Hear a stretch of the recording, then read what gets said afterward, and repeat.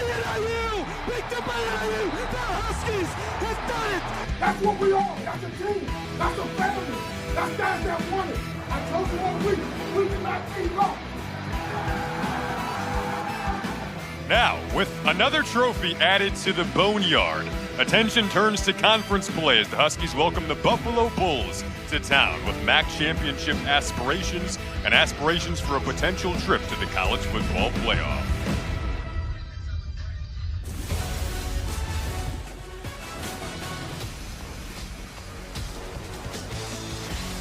Boy, if that tease doesn't give you chills, I don't know what does. Coming off the upset win, heard around the world. Number 23, Northern Illinois, fresh off their biggest win in program history over Notre Dame, hosts Buffalo in the MAC opener for both teams. This home crowd in DeKalb welcoming home a ranked team for the first time since 2013, set to make their run out onto the Husky Stadium field. And off we go. Welcome up and inside of the booth, Jason Ross Jr., Tioka Jackson, pumped up for this one. Buffalo's playing much better football than a year ago. Northern Illinois, especially with the expanded college football playoff this year, optimism, Tioka, is as high as it's ever been around here. Yeah, I think the takeaway from everything you just said, though, this is a flip the focus game. Look, Buffalo came off a big win last week, and then you talked about NIU's huge win, right? Conference coming up, right? But as Coach Hammock told us, they don't hang banners for beating Notre Dame. They hang banners for winning conference championships, and today starts that journey. You ready to go? MAC play underway, conference Beautiful. play. What? Ready to go, partner? Let's do it. Go, man. Let's do it.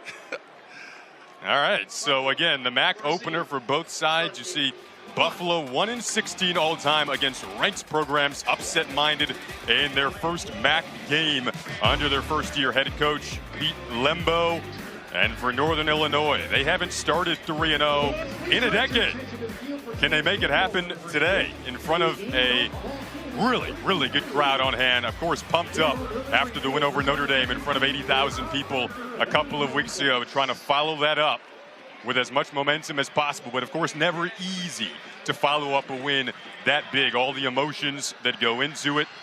The start of conference play, as you mentioned, Tioka, head coach Thomas Hammock said, you know, as big as that win was, he doesn't win us a championship. That's what starts today, trying to get to the MAC title and win it. Goal is still in front of both of these teams on a crispy, hot day. Still feels like summer, late 91-degree summer afternoon in DeKalb. We in Michigan or Miami? Right. 91 degrees. Are you kidding me? There's Thomas Hammock. Of course, an alum of Northern Illinois. We asked him, ballpark, how many texts, how many calls? I mean, how many letters, how many handwritten letters from alums, former teammates? The number was very high. Well, look, it comes with the territory. If you're going to knock off one of the storied programs in all of college football, you got to accept all the love that comes with it, right? Yeah, first conference game under Pete Lembo for Buffalo. Had a stint at Ball State, so of course familiar with the MAC. Cannon Whittle will kick us off. And back to return for Buffalo, Aljay Henderson, Terrence Shelton, Lamar Sperling, but we'll get a touchback to begin. This Buffalo team coming off a 34-3 win over UMass a week ago, beat Lafayette in week 1, were shut out by a top-ranked Missouri team in week 2. And coming out, their new QB, CJ Agbana, won the job in camp. They felt like he's made great strides since the spring. Originally transferred in from Southeast Missouri State before last season. Atlanta native going up against a really experienced defense today. Dynamic athlete who can hit you with his legs. He's an improving passer, though. They'll roll out, little dump off to get him going. Able to connect with Taji Johnson. Gets cut down out on the edge. So a gain of 2 there on the opening play, and the tackle from Jayshon Prophet, who's going to play a key role for this NIU defense. Well, key role because he's going to have to make tackles in the open field, and you saw right there, they're trying to get Agbana on the move. That's where he's most comfortable. I like it, though. Get him a little bit of an easy completion to get him going. They want balance, go to the ground game on play 2. This is the kind of energy that Northern Illinois had right from the gates against Notre Dame a couple of weeks ago. Roy Williams on the tackle there. coming off the edge, brings up third down.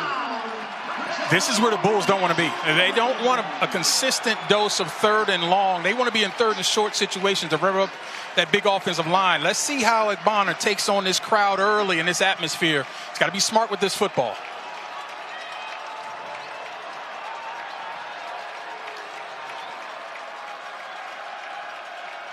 Agbana's first third down throw of the game, trying to set up a screen, in and out of the hands of Victor Snow.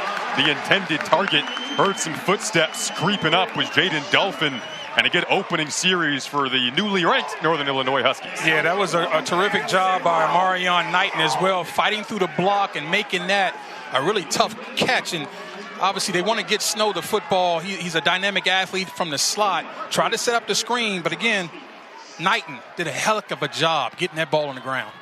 Brings out an earlier punt than Buffalo wanted from the Aussie, Ethan Duane. Dane Partridge back to return.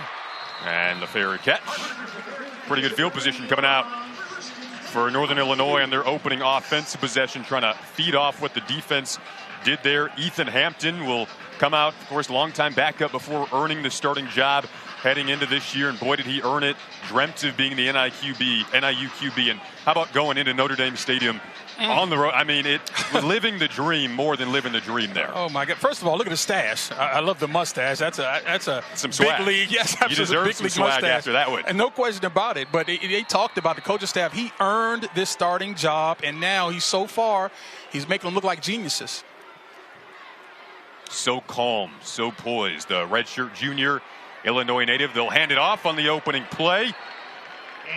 Ontario Brown, who will play a pivotal role in the offense as well, gets swung down for a loss. Sean Dolak coming up to make the play. When you talk this Buffalo defense, Teoka, you talk Sean Dolak. Yeah, get used to hearing his name because you're going to hear it a lot. Nobody gets more tackles in college football than number 52, Sean Dolak. He is going to be the guy getting off the pile more often than not. And when it's not him, it's his buddy, Red Murdoch. They're going to be all over the place today. Has 43 tackles coming into today. You see most in the FBS. He was second in the nation a season ago. Led the MAC.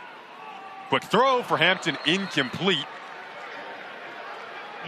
Hit 8 different targets 2 weeks ago. So they like to spread it around in this offense. In the past, an offense that we have associated with running, but Ethan Hampton's been the most efficient passer in the FBS to this point in the season. And one of the reasons is because of these short throws. You're going to see them do a lot of bubble screens, tunnel screens, really easy throws for these wide receivers, but they get them in movement and in open space, and they really make big plays one-on-one against DBs.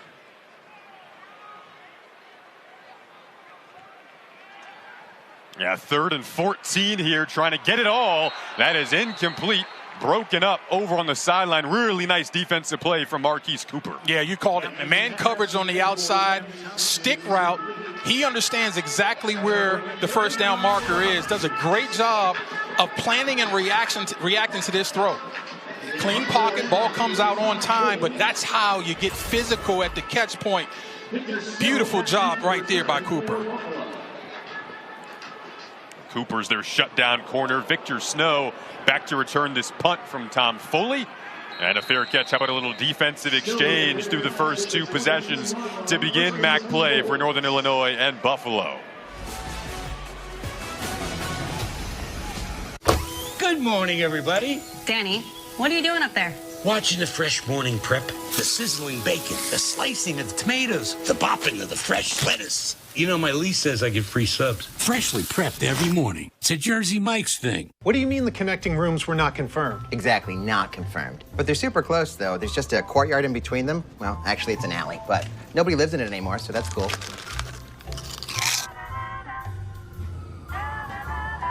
Go ahead and lock the door. What? When you want your kids in a room that's actually connecting, Lock the door! Why would I lock the door? it matters where you stay. Hilton for the stay. Welcome to Nada Yada Island. Things started off great, but once the new wore off, they changed. In the beginning, I got gifts like a phone. And then next thing you know, it's like I'm invisible. So I switched up and got me a new phone carrier. Don't put up with wireless yada yada. Now with Metro Flex, new and existing customers are treated the same. Free 5G phones when you join. Same deals as new customers when you stay. Only at Metro.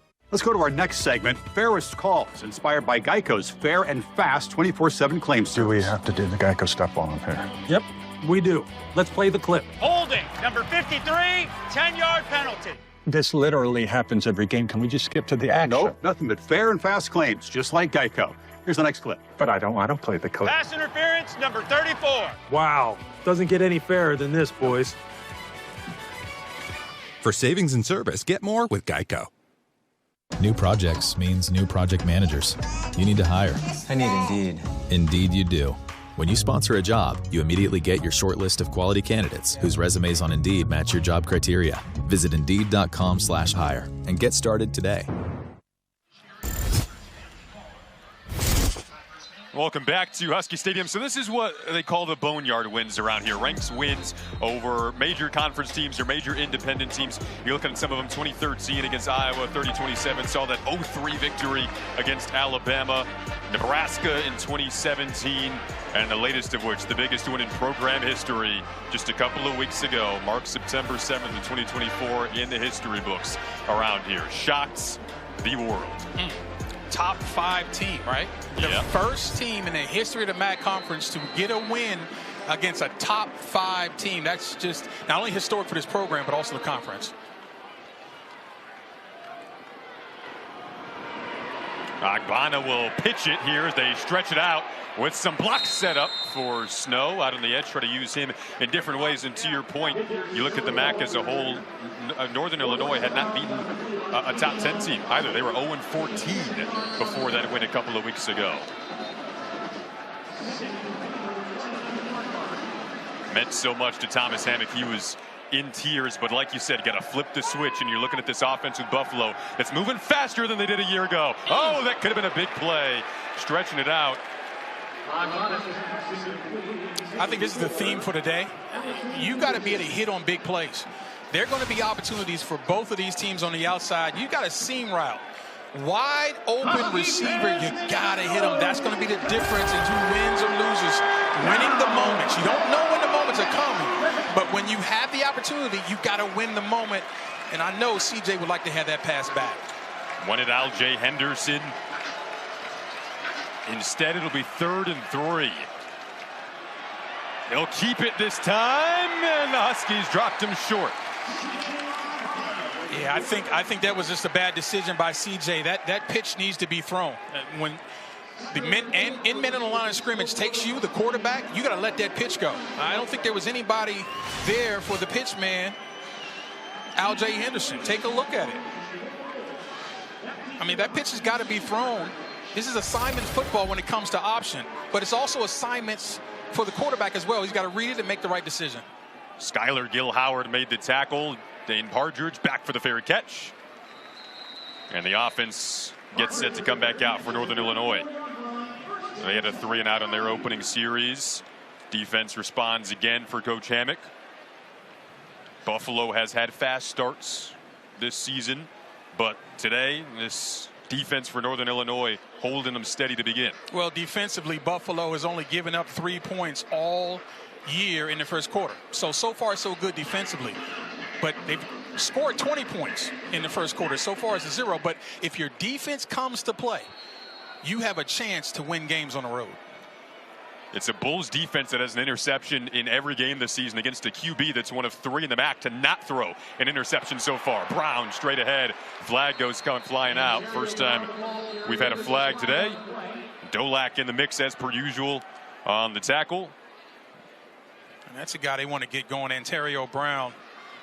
If you haven't seen him, boy, you're in it for a real treat. This is one of the best running backs. Offense, number 65. 10-yard penalty. Repeat. First down.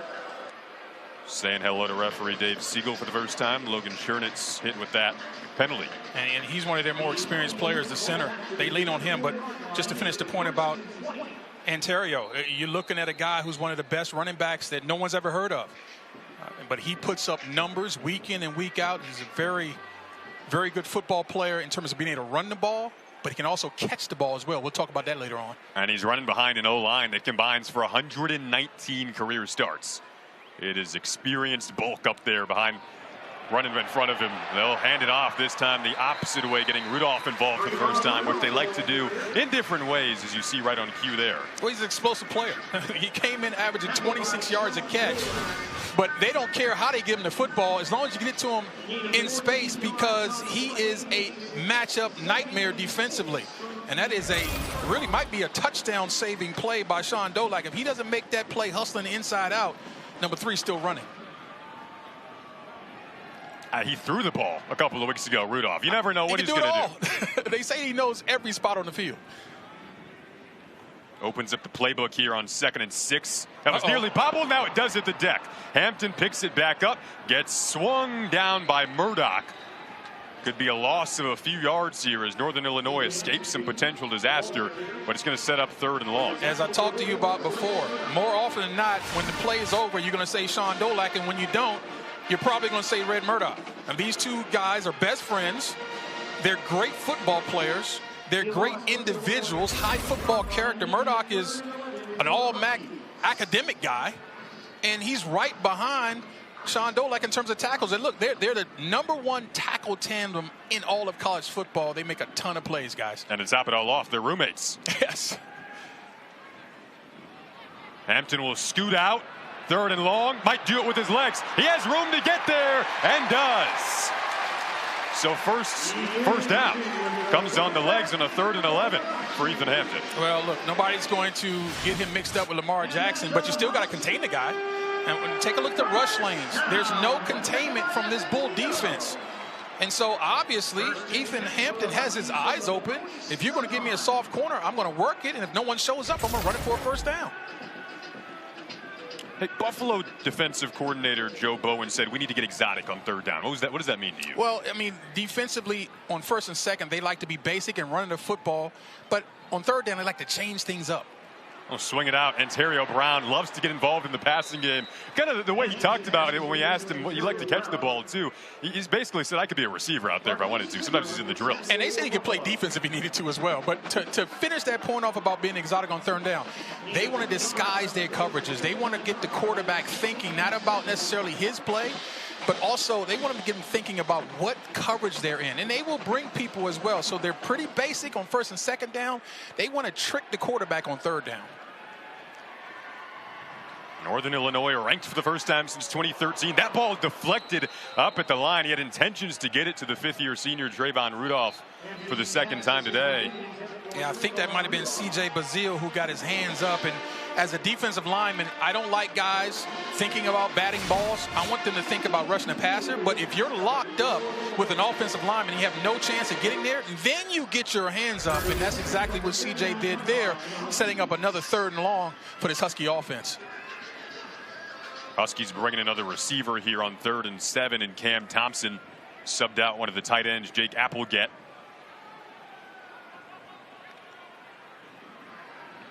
Hampton down the seam, has Thompson right on cue. Right into the game and right into the stat sheet. Got him on a slant. Slant against off coverage. And that's all about timing. If the ball comes out when it's supposed to, you can't do anything about it if you're playing outside leverage as a corner. Easy pitch and catch there. Hampton rolls out, promptly hit. This time was Grayson Barnes. Got stuck immediately. And Murdoch out there. Wow. I mean, that's what you'd like to see Ethan Hampton sort of work the defense a little bit. He let that ball go a little bit too early. Go ahead and continue to run outside. There was no containment, and force these defensive players to make a decision. Should I come up and get the quarterback? Should I stay back? Then he could have developed something with that route. He got rid of that ball a little too early for me. Finishing drives was an important part of the upset against Notre Dame. They're trying to creep up on the red zone here with Brown back to his legs, but right back into the arms of the Buffalo tacklers, and then the ball came out. Ball came out towards the tail end. We'll see who came out with it. Buffalo thinks they have it. Question mark will be, was he down before it came out? Officials coming on together. The field, a fumble recovered by the defense. 1st down. All right. Wow. There it is. First turnover of the game.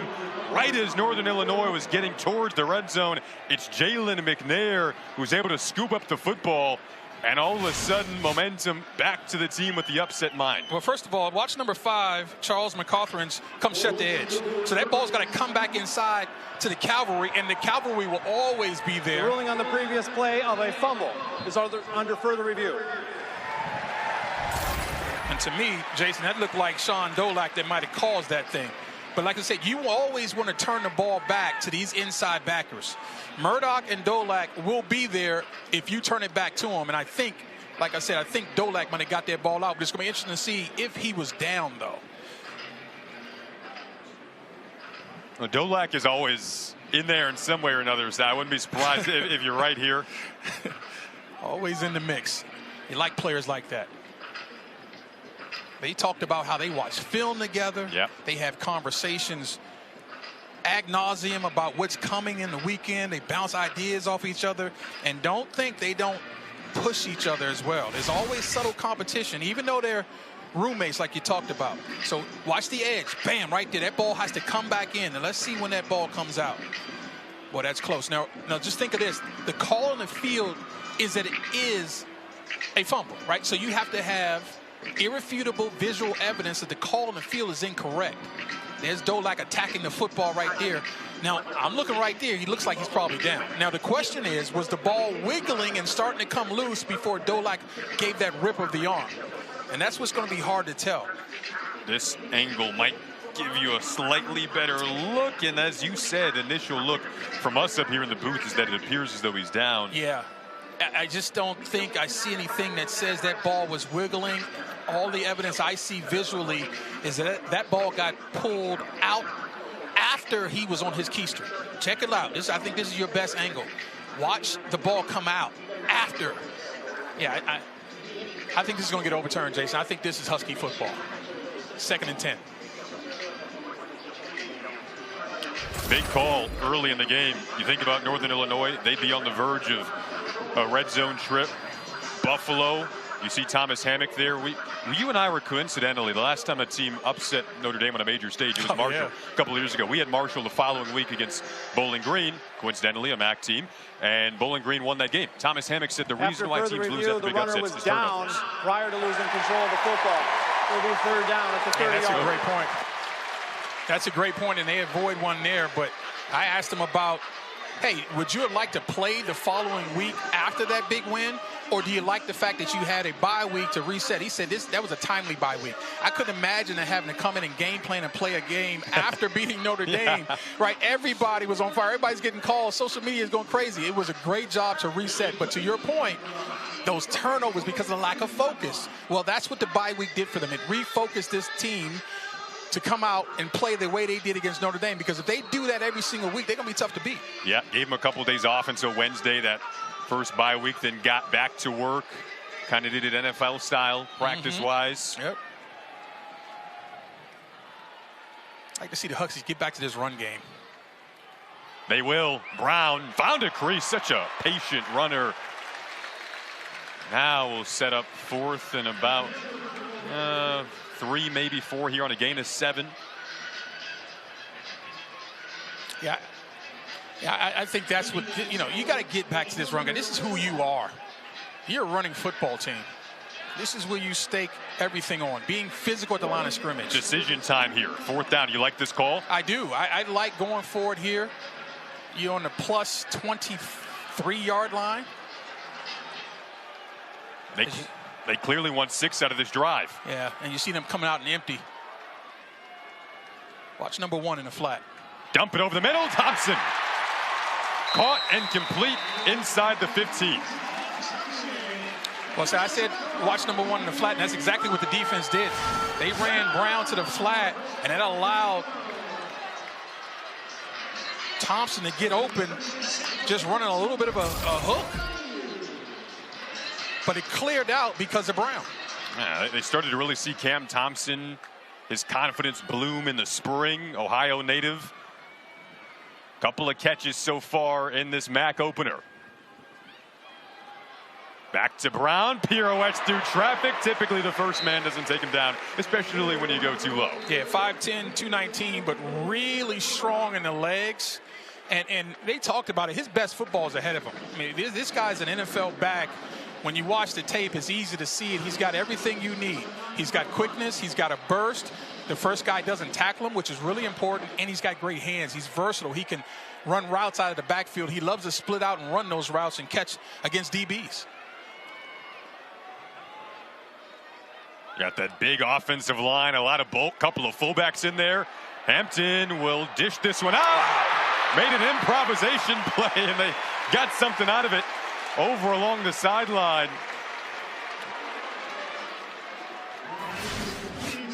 Justin Lynch on the grab. Well, this is the type of play that I talked about before. Ethan is going to hold the football. That allows things to get a little bit more defined. If he throws that early, they got nothing. He held it. He forced the eyes of the defense to come to him and allowed his back, Lynch, to get open on the outside and makes a heck of a throw under duress. So now again, you got this heavy set formation. One of your fullbacks in there on 3rd and 2. They can get the first down without the touchdown, but Brown, he wants the touchdown!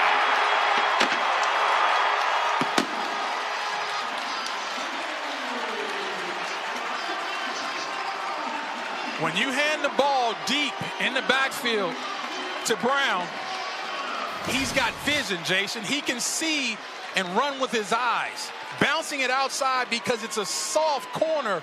You got to get it up the field and turn that ball back, because if you don't, number one will find the goal line.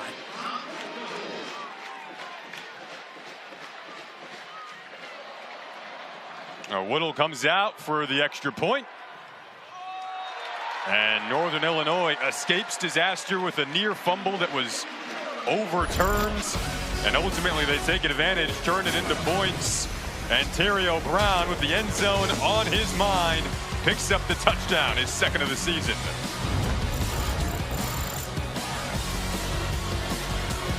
Coach Gecko! Coach G. Laura, Dan, I didn't realize the media would be here. Oh, this isn't for work. We're just really big fans. And we're scouting for our fantasy insurance teams. Geico has all the top prospects and 97% satisfaction rating. That's unreal. Oh my gosh, it's true. True!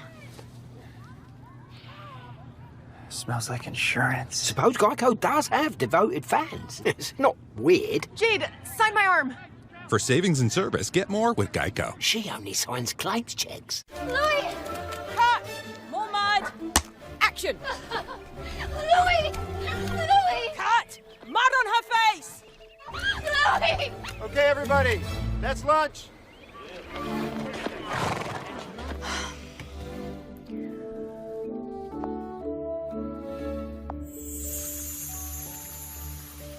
Mud mask? No. No. No. Compare hotels in the Hotels.com app.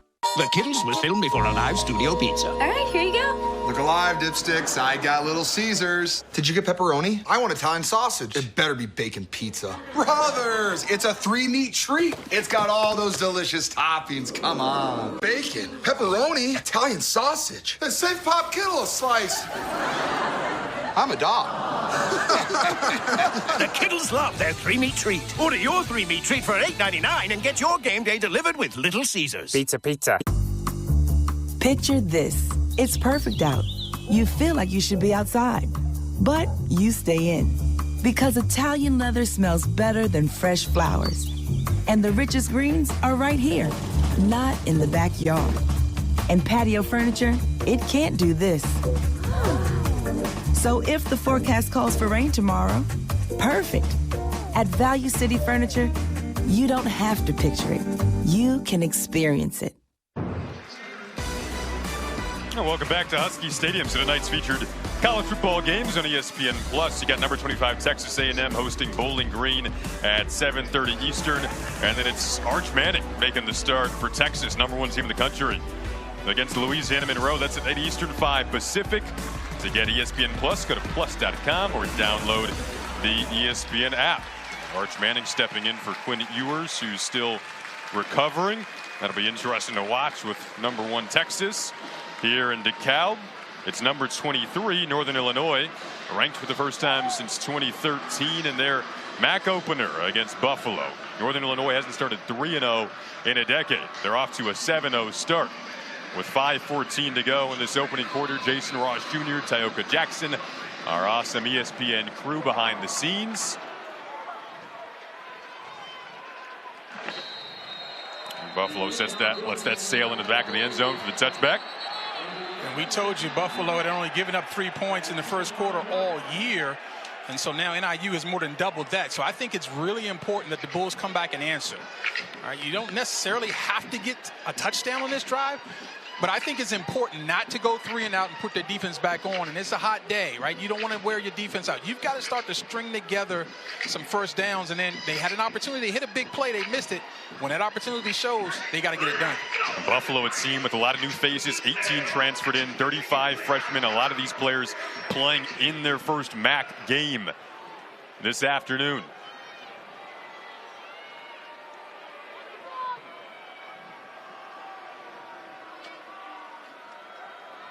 Agbano with a quick adjustment at the line. They'll run it, but right into the teeth of the NIU interior. Christian Furman came down to make the play. A lot of penetration up front. There was nowhere to run that football. Roy Williams was up inside, 3 yards deep. You can't run anything. They're just trying to run really an inside zone. But there is no zone to run through if defenders are going to be 3 yards in the backfield. A lot of those guys, Northern Illinois' defensive line, put an emphasis on bulking up weight-wise. It's not the hugest defensive line in the world, but they're quick. Empty backfield this time for Agbana. Pocket collapsing in, just has to throw this away. Again, credit the defensive line for that. Jelani Williams was up in his face. You talked about the size of these guys. Buffalo's averaging per man 6'4.5", 314. And NIU is just under 6'3", 279. So that's really a 40-pound difference, right? But the big difference also, the Huskies are quick. And so you don't want to get into obvious passing downs like they're in right now, because you're playing right into this defense's hands. Right into this crowd's hands. On 3rd and 10, Agbana drops it off. Got it into the hands of his target, Jaquez Barksdale, who was able to work his way up, but short of a first down. Well, that's an excellent pass rush by this Husky defense, and Agbana putting the ball at risk a little bit, stepping up into the pocket. But I do like the dump off, and that's a tough tackle right there. Barksdale, he's tipping at 230 pounds, so not surprised he's running through tacklers, almost gets the first down, ends up 3 yards short. Pierce Opong finished it off. Now Dane Partridge can go back to return this punt. High boot from the Aussie Dwayne, opts to return it. It swung down promptly at about his own 28. And the Northern Illinois offense that found themselves in the end zone in their last drive. Same goal when we come back.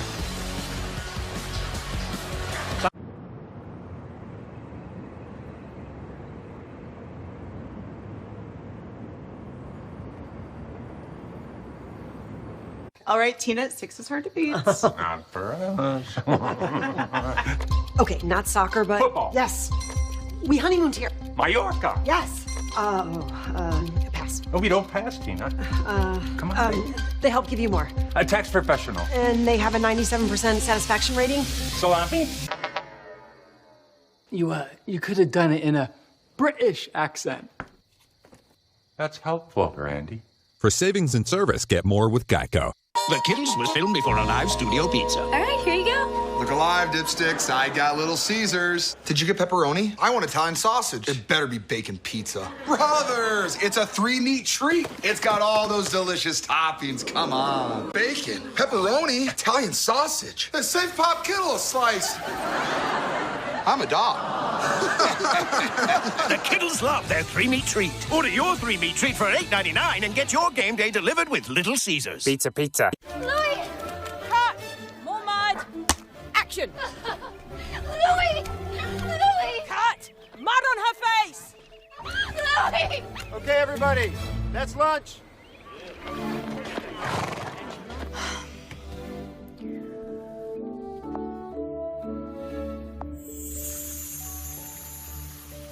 Mud mask? No. No. No. Compare hotels in the Hotels.com app. Picture this. You're binging your favorite show, and you're not getting up because your sofa has it all.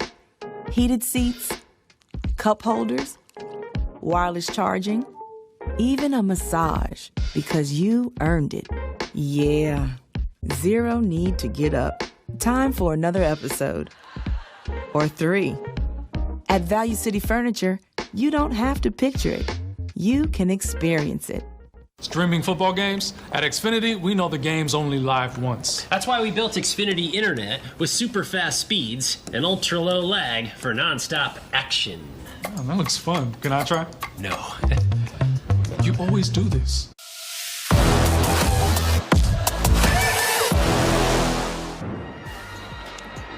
Sean Dolak, Red Murdoch, the dynamic duo of this Buffalo Bulls defense on the left, leading tackler in the country. On the right, you got the reigning MAC Defensive Player of the Week. I mean, these are two of the most fun linebackers to watch in the country. No question about it. If you want to see guys hustle to the football, and when they get there, make the play, you're watching the right two guys. As I mentioned before, the #1 tackling tandem in America early in the season. I guarantee you at the end of the season, they'll be right at the top as well. Fantastic crowd today here at Husky Stadium, as anticipated after their biggest win in program history a couple of weeks ago over Notre Dame.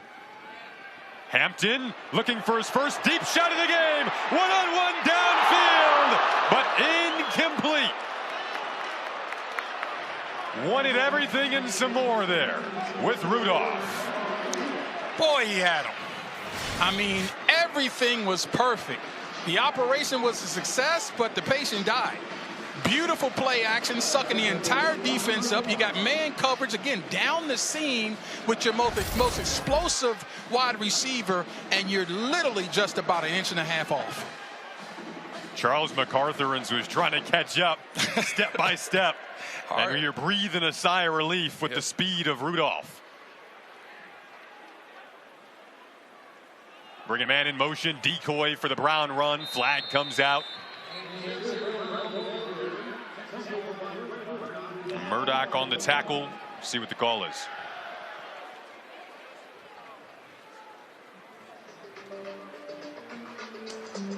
David Personal Siegel, foul. our referee. Hands to the face.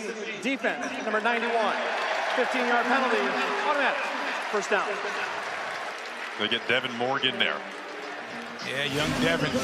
I've known Devin since he was 10 years old, and he's really come a long way mature-wise. But, yeah, he got his hands up in the face mask, trying to slingshot around the offensive lineman. I know what he's thinking. He thought he was grabbing the inside of the shoulder pads, right, up under the neck. And sometimes you get those hands a little high. If you play lower, you can get those hands lower. You know, not intentional, but foul nonetheless. So sets up 1st and 10 for the Northern Illinois offense. Allows them to go back to their bread and butter, the ground game. Buffalo anticipating it.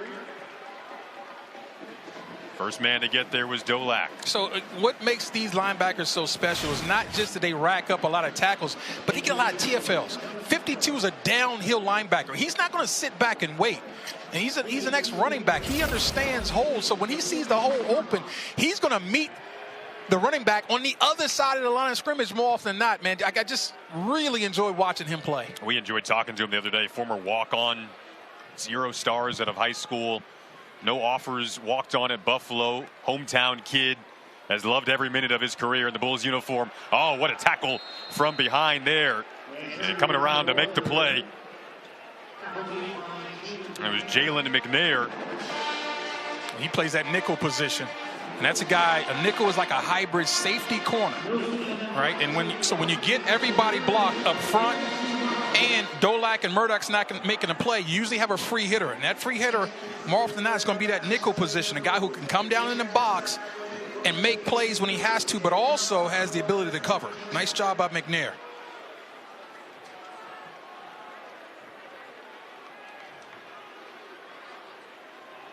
It's man coverage, Jason. And McNair stayed home that time, trying to make another tackle. He does out of the edge, but this will be right up near that first down marker on the Rudolph catch, and it will be a first down. So we talked about getting exotic on third down as they go with some pace, but that motion lets Ethan Hampton know it's man coverage. He knows exactly where to go with the football. When you are playing man coverage and they send guys in motion, you're giving the quarterback answers to the test before the test is given. He knows where he wants to go given the coverage. Tackle made by Murdoch. They give it to Williams, gain of 3 inside of plus territory. And then a flag comes in behind the play.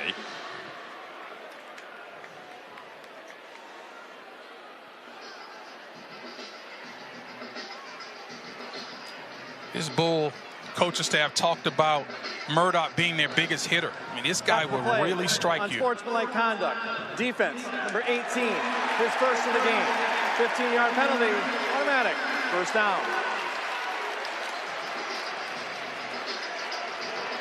Well, Buffalo head coach Pete Lembo won't like that. That's the kind of thing, the self-inflicted mistake you can't make when you're trying to get your second ever win over a ranked team. There's Pete Lembo, his first year as head coach of Buffalo, one of the winningest coaches on the FCS level of all time during his run at Elon and Lehigh. Also coached at Ball State, so not his first run in the MAC.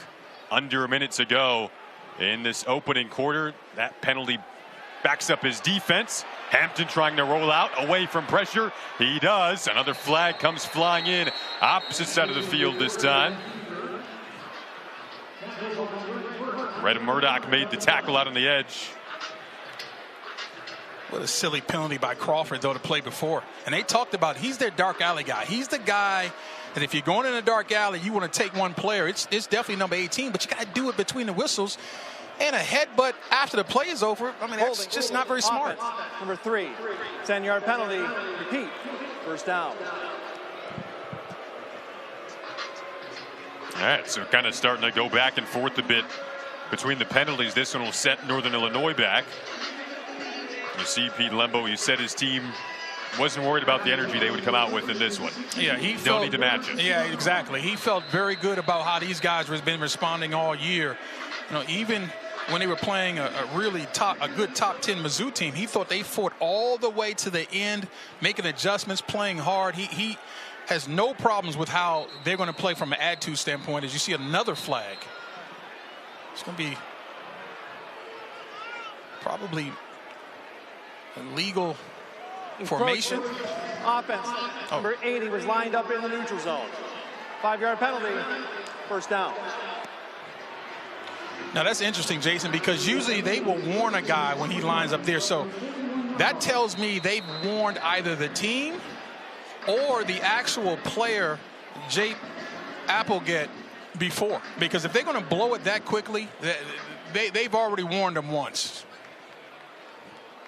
All right, so now they've been set way back to what might look like a 1st and 20-ish now. That's the end of the first quarter. 1st and 21, and they're going to wind down the opening quarter. Northern Illinois up 7-0 after the Ontario Brown touchdown here in DeKalb. They added another victory to the Boneyard a couple of weeks ago. Buffalo coming in here upset-minded, looking for a big stop when we come back in the second quarter.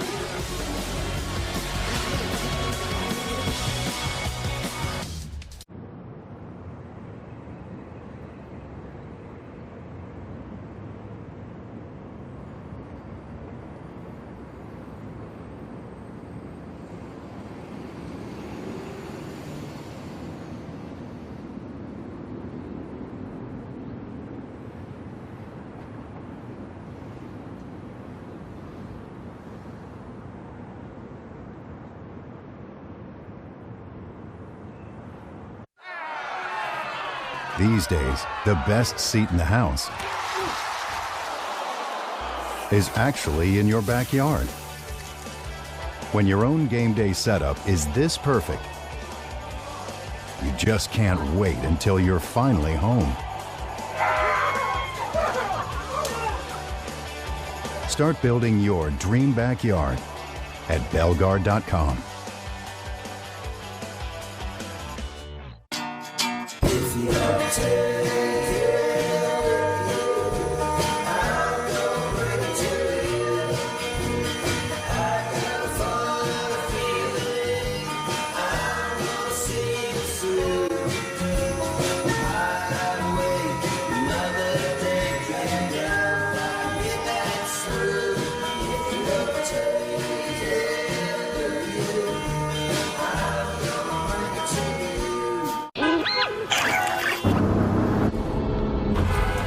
Hey Lexus, show alternate routes.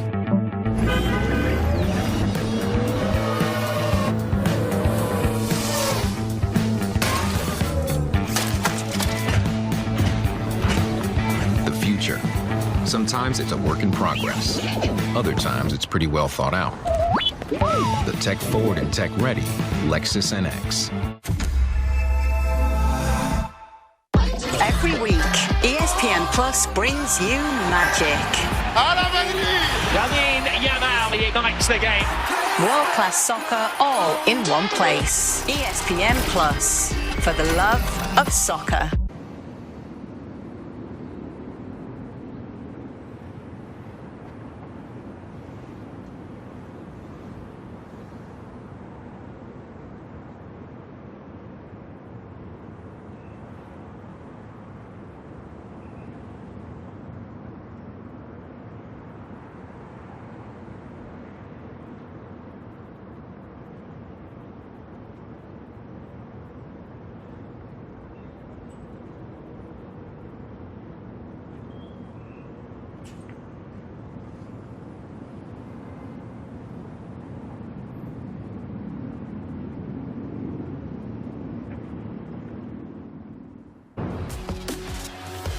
Welcome back to DeKalb, the campus of Northern Illinois. 7-0 start for the Huskies. Both teams journey to their goal of a MAC title starting today. Crowd knows it here at Husky Stadium. Northern Illinois' last MAC title came in 2021. Have a lot of players, quite a few that were on that team still on the roster, setting up in plus territory, but on 1st and 21, getting a good chunk of that yardage back with the legs of Ontario Brown. Got pretty much all the penalty yardage back. As I said, if you're not familiar with his work, you're going to enjoy this. The vision, the patience. He's got great feet, and he's elusive. He makes people miss in the hole. That's rare. Open field, a lot of guys can make people miss. In the hole, generally, when you're one-on-one, some guys can't get it done, but I guarantee you number one can. I like that you said if you're not familiar with his work, because he told us, I love the art of football. Like he does his artwork with the running game. Yes. Put it up on the canvas in the museum. The Ontario Brown Museum. This time a direct snap for Brown. There's another Picasso to add to his mix. He's the fastest guy on this offense, but it's important when you're a fast guy to play with patience. A lot of times fast guys like to get up to that line of scrimmage too quickly. They don't allow their offensive linemen to work the blocks and allow the holes to open, but you'll see patience from Brown. So again, slow to the hole, fast through it, and if it's someone showing up, he's either going to run through that tackle for extra yards or make the guy miss. Talking with his head coach, who also played running back for Northern Illinois. And coached a ton of great backs, and we'll talk about that as this thing goes on, but he thinks Brown compares favorably to most of them. Hampton, plenty of time, on-time throw, and complete over along the sideline. They'll be about a couple of yards short here as he found Grayson Barnes on the connection. Well, I'm telling you right now, the Bulls defense is lucky that he got rid of that to Barnes, because they had a receiver break open late behind Barnes because the defender fell down. And I'm not faulting Hampton for throwing it to Barnes. You take what the defense gives you, but there was something behind him that could have ended up in 6 points. Instead, they'll go for 3. So now Cannon Whittle, who hit the go-ahead, what turned out to be game-winning field goal with 32 seconds left in the Notre Dame game.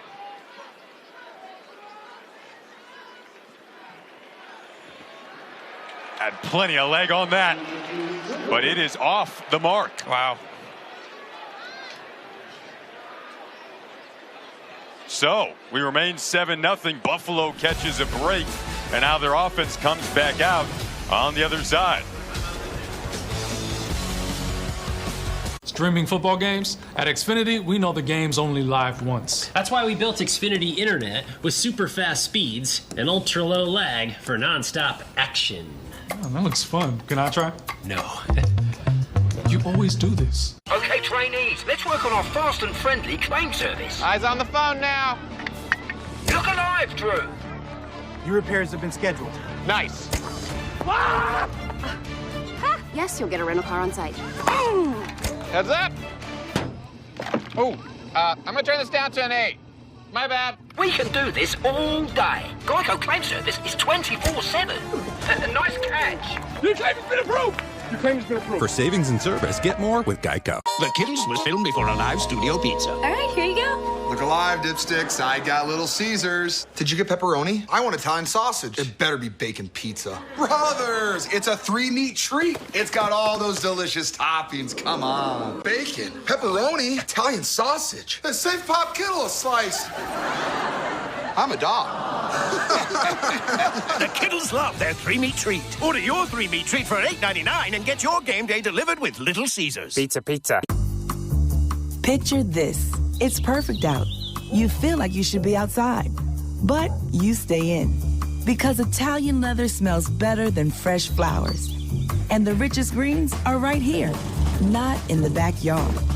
And patio furniture, it can't do this. So if the forecast calls for rain tomorrow, perfect. At Value City Furniture, you don't have to picture it. You can experience it.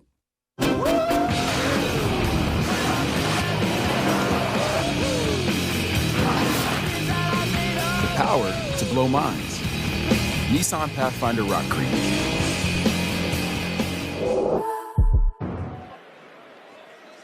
There's Pete Lembo, the first-year head coach for Buffalo, assistant on the South Carolina staff the last few years. Second quarters haven't been kind so far to his offense.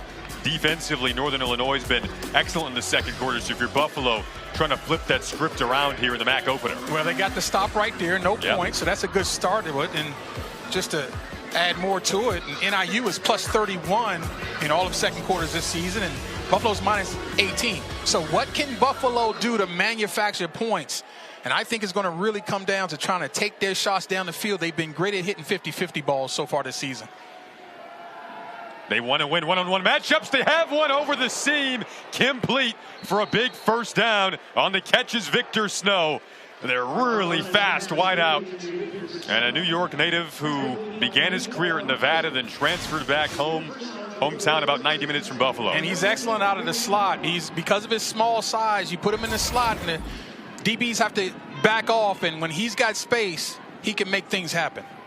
Mike Bonnet does a great job of studying defenses during the week, looking for holes. They found one that time, then trying to carve his way up the sideline is Lamar Sperling on the catch this time. Redshirt freshman from Akron, Ohio. He had 16 carries, 86 yards last week. Former Mr. Ohio football. Put up video game numbers in high school. Yeah, incredible high school player. He was the USA Today National Offensive Player of the Year. But his production is historic in Ohio high school football history. So his future as just a redshirt freshman, boy, is really bright. Had 59 touchdowns his senior year of high school. It's ridiculous stuff. His senior year. 59 more than I had my senior year. So this time, the Northern Illinois defensive line was ready for the run game on 2nd and 4 with Sperling again. So we'll see what the decision here will be. Davis made the tackle, so now if you're Buffalo, what are you going to right now? Well, first of all, I think his Husky defense was angry that we were talking about that young freshman. But I think what here's going to come down to, first of all, the protection, right? You have got to block this front and give CJ a chance to read it out.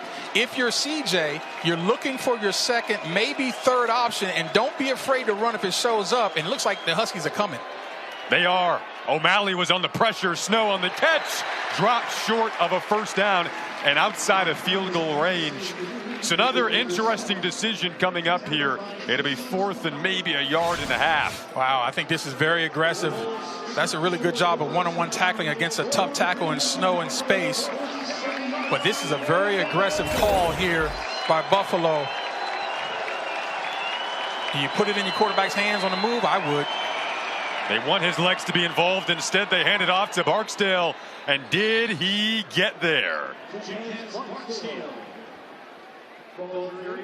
No signal just yet as to where they're marking this, but now it appears as though they are going to give him the 2 yards he needed for the first down. So a gutsy call pays off. No question, and the officials are making you work for your money. They moving the chains without giving the signal, though.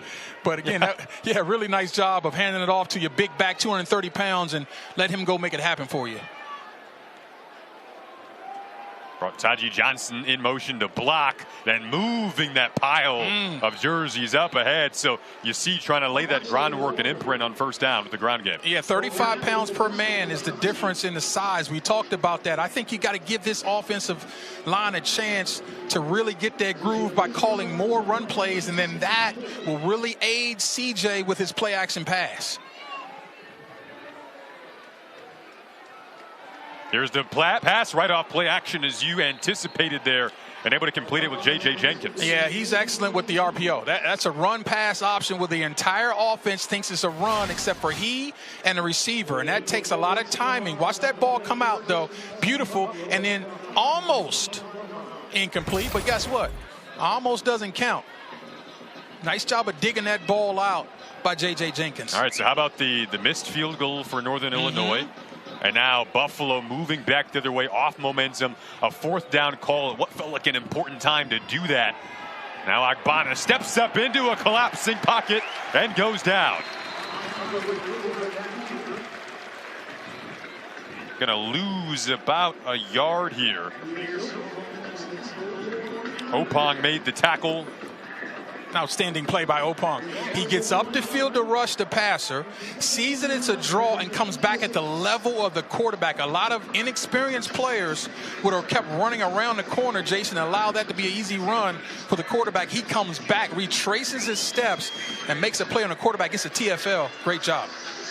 A second quarter that has not been the Bulls' quarter this season, but they're trying to make it their quarter on this drive. Very important play here. You've got to get a nice chunk to set yourself up for third and manageable. Screen set up. They want to go to Barksdale.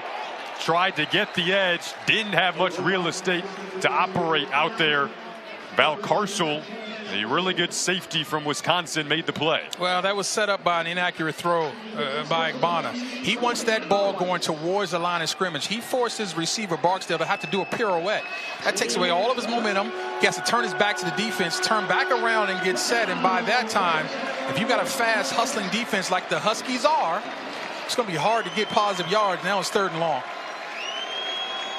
You're in Upton Bellenfant's field goal range, but they have a mindset of trying to tie it down here. Agbana should not be greedy here. Stays patient. Tough throw. Broken up. Incomplete. Over on the sideline. Amarian Knighton was there to break things up. A very smart player. And they said he's really worked on his body. He's gained 10 pounds of muscle. He's a lot more physical than you think. I'd like to see the receiver work back to the quarterback. Don't stop. Work back. Keep coming back. Taji Johnson, you make that catch if you keep working yourself back. I know what he's thinking. He wants to be at the sticks, but you got to come back and make the catch first. All right, so Buffalo made a kicker switch last week. Upton Bellenfant came in for Nick Reed. It was a kicker competition in camp. Can they hit this time? Upton Bellenfant does to put some Bulls points on the board. 7-3. Buffalo with the good answer, getting on the board. 4-point game here in DeKalb.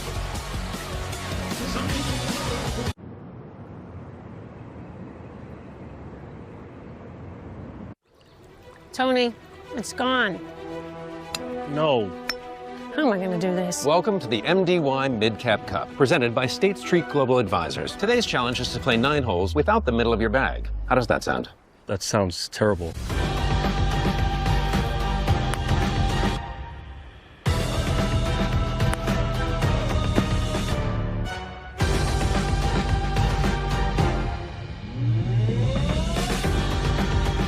He looks down at his queen and says, Au revoir, mon amour. Au bientôt. Let's work on that French, shall we?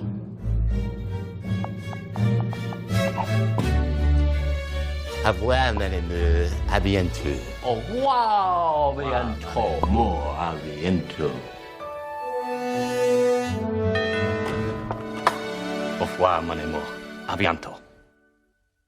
Now search with AI Assistant in the Hotels.com app. The Kittles was filmed before a live studio pizza. All right, here you go. Look alive, dipsticks. I got Little Caesars. Did you get pepperoni? I want Italian sausage. It better be bacon pizza. Brothers, it's a 3-meat treat. It's got all those delicious toppings. Come on. Bacon, pepperoni, Italian sausage. The St. Pop Kittle slice. I'm a dog. The Kittles love their 3-meat treat. Order your 3-meat treat for $8.99 and get your game day delivered with Little Caesars. Pizza, pizza. This is Formula One!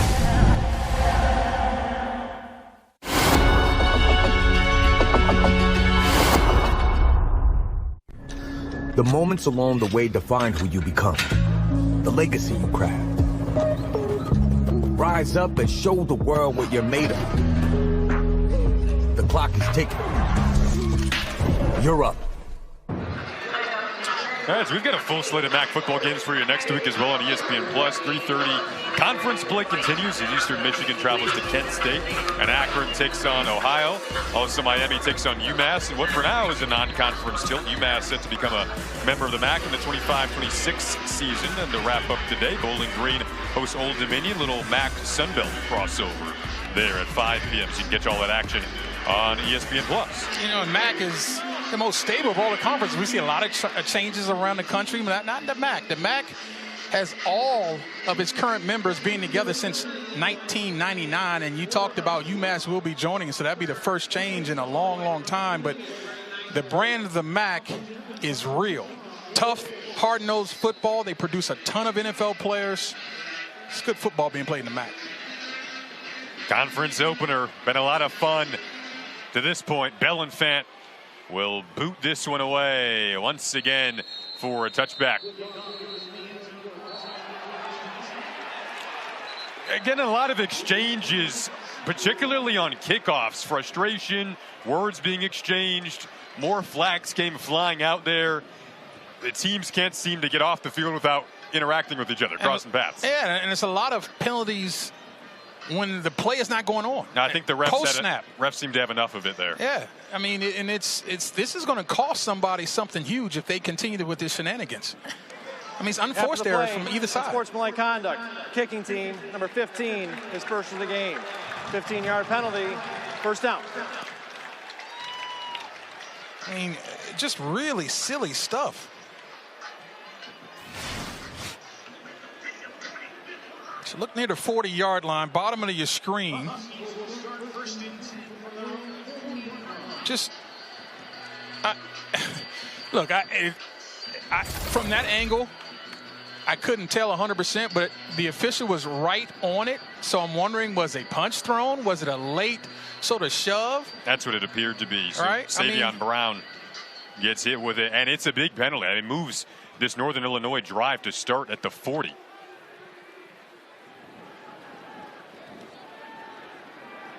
Quick dump off.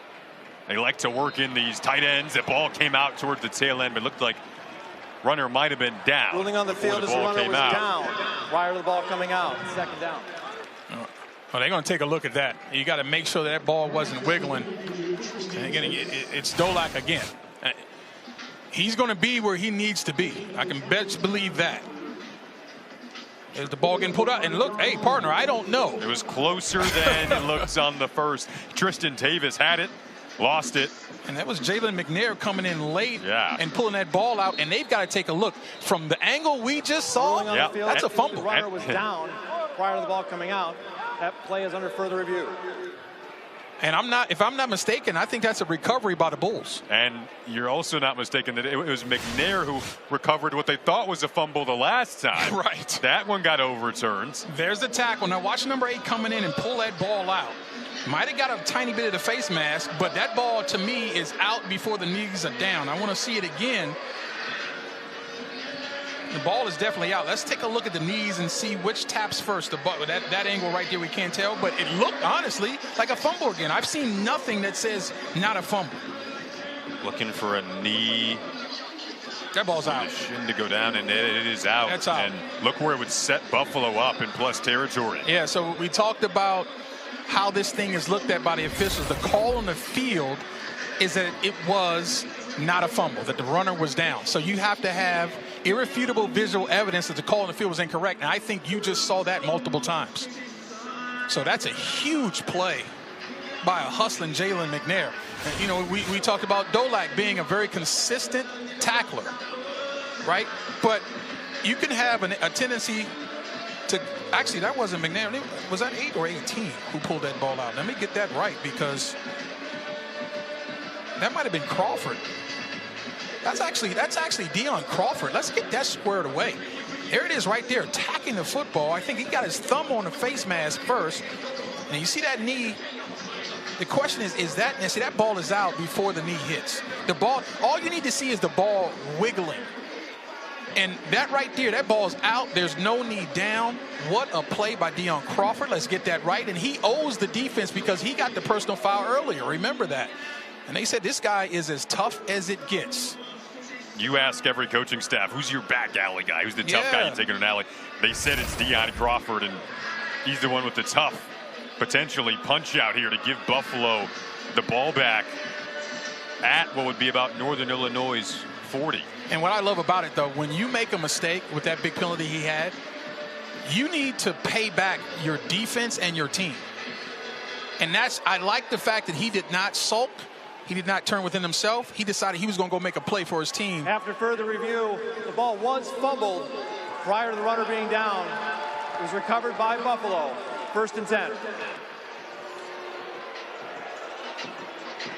Well, there it is. Flip the charts, partner. I mean, another momentum shift that Buffalo's trying to take advantage of. The name of the game for their defense has been forcing turnovers. They've now done it in every game this season. No question about it. I mean, it's hard to play straight up defense. Down in and down out, driving and drive out. You got to make plays for your offense to set them up. And it would not shock me one bit if we see some sort of play action shot being taken, because Buffalo loves to throw the 50-50 ball, and it appears to have man coverage on the outside.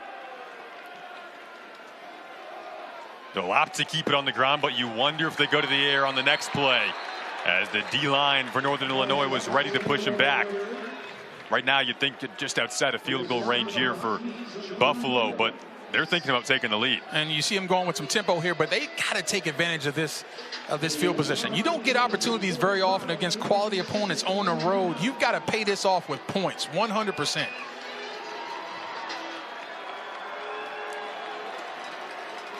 Quality opportunity, big stage in this game against a ranked opponent. They go back to Barksdale. Going to be 3rd and long here.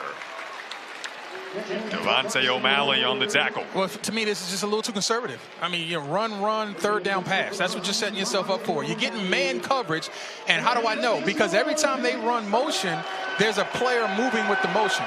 You've got man beaters. You've shown it on tape. Plus, you've got a dynamic athlete. You can get him on the move. I just think it's been a little conservative here on 1st and 2nd down.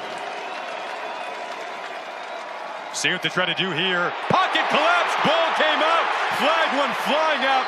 Northern Illinois recovers. If they rule it a fumble, O'Malley has it. Huskies think they have it. And this is what I'm talking about. When you go run pass, the defense knows exactly what's coming. Offense, number 73. The penalty is declined. Ruling on the field is a turnover. 1st and 10 for Northern Illinois. Nave Sanders, undersized defensive end, only 220 pounds, number 28, but he's 6'4", long and athletic. And you're saying, obvious pass, just go get the passer. You don't have to do anything else. What a beautiful inside charge. They're running a game, and he splits the gap and makes a play on the quarterback. But when you have a big offensive line who has a size mismatch, but they are behind the 8 ball with quickness, if you go run and don't get anything out of it, you're setting yourself up for exactly what happened. That's a move from the defensive lineman I know you love. Oh, yeah. Hang it in the loop. All right, so Northern Illinois takes the ball right back. Penalty didn't hurt him whatsoever. Now they go to Rudolph looking for the edge. Gets up to the 50. Well, it's a very slick play. I love the design on that.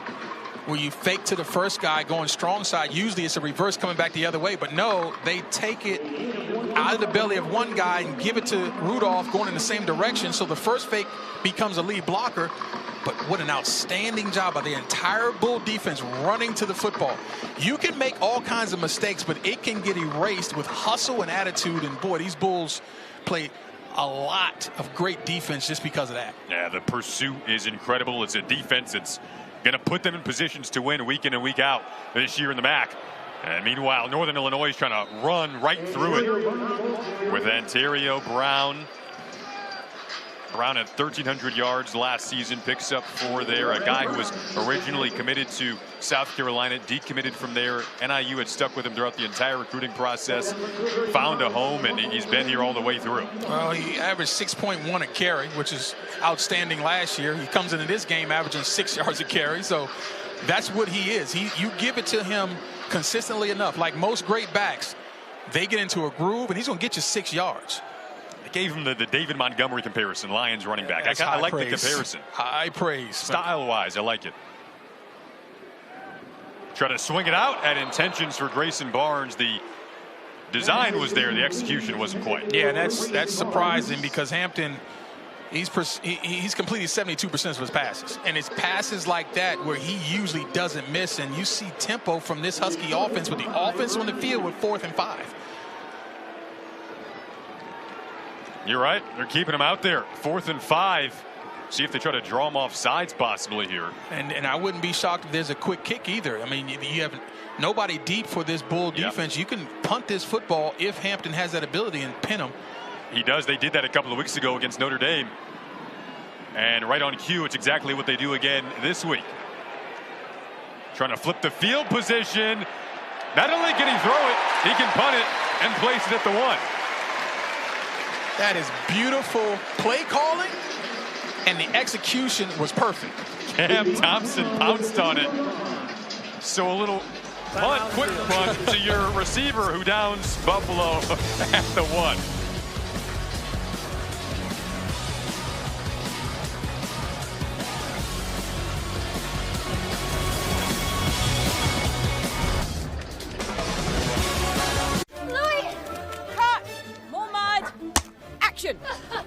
Louis! Louis! Cut! Mud on her face! Louis! Okay, everybody, that's lunch.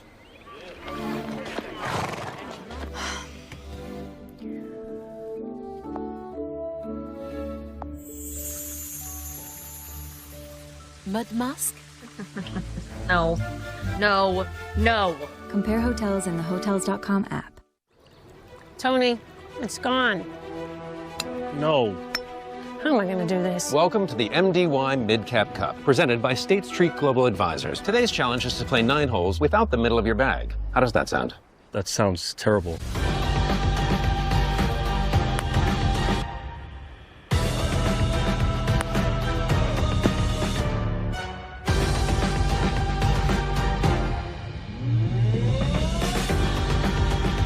The Kittles was filmed before a live studio pizza. All right, here you go. Look alive, dipsticks. I got Little Caesars. Did you get pepperoni? I want Italian sausage. It better be bacon pizza. Brothers, it's a 3-meat treat. It's got all those delicious toppings. Come on. Bacon, pepperoni, Italian sausage. And save Pop Kittle a slice.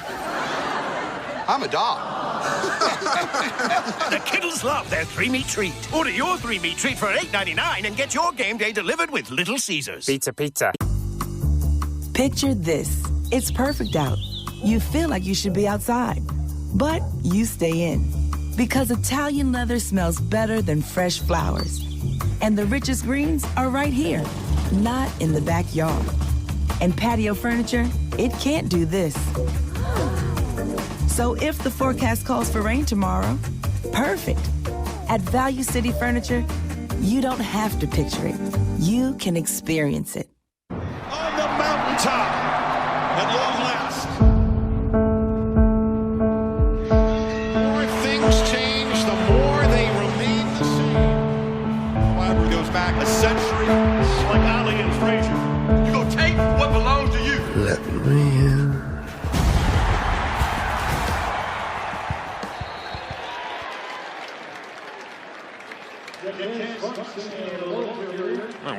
to DeKalb. Jaquez Barksdale trying to create some breathing room for this Buffalo offense. They did lose a yard, so you are backed up in some scary territory right now against a defensive line in Northern Illinois that's been coming after you. Yeah, look, you've got man coverage on the outside. It takes a very courageous person to go play action on a deep shot. I wouldn't do it. Playing it safe. Goes down at the 1 again.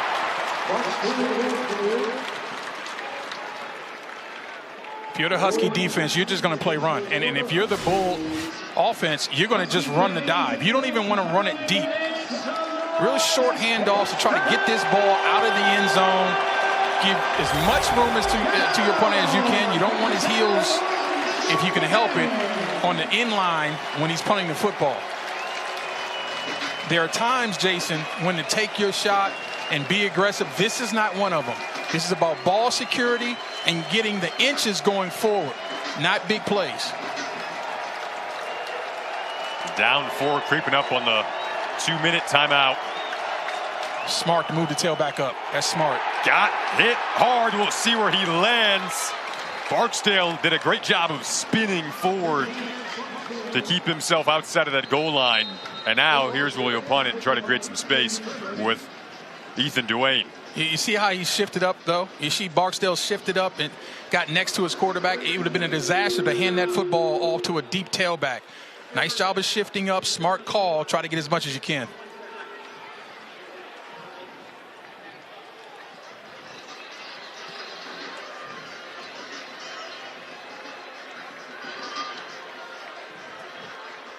So now the punter, Duane, will head out.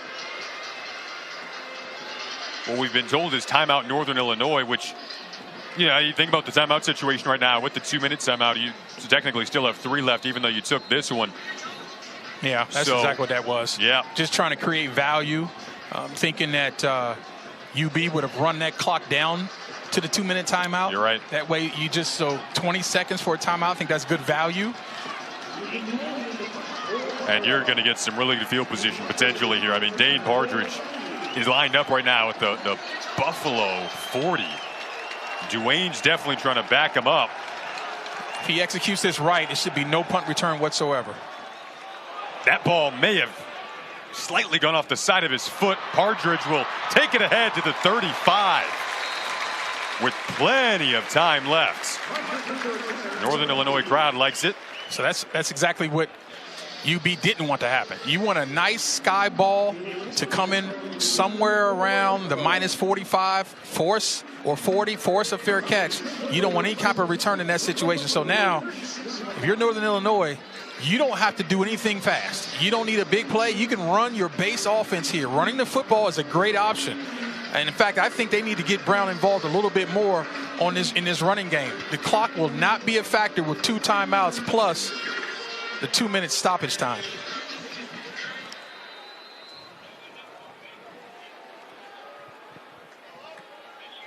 One of Ethan Hampton's mindset is business as usual. They're trying to make this a business drive to close out the half. Flags do go flying here. The way that tackle came in, you're thinking possibly horse collar here. No question. Which is an emphasis this year. Would be a gain of 8 for now. Jalen McNair made the tackle, but was it a legal tackle? Yeah, it was right in front of the official. I think that's an easy call. He had his hands on the back. The question is, did he get enough of a yank? His hand was back there. There's no question about it. Did he get the pull? Was that the impetus for the tackle? Because that's when it becomes dangerous. You see a lot of knee injuries, ankle injuries from running backs and wide receivers being pulled down from behind. It's a point of emphasis, and it should be.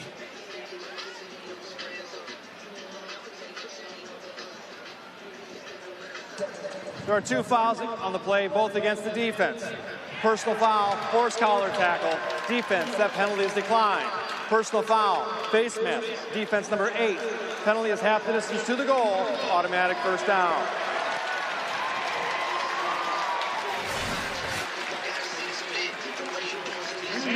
So the penalties are starting to mount against this UB team. And there's the pull on the jersey.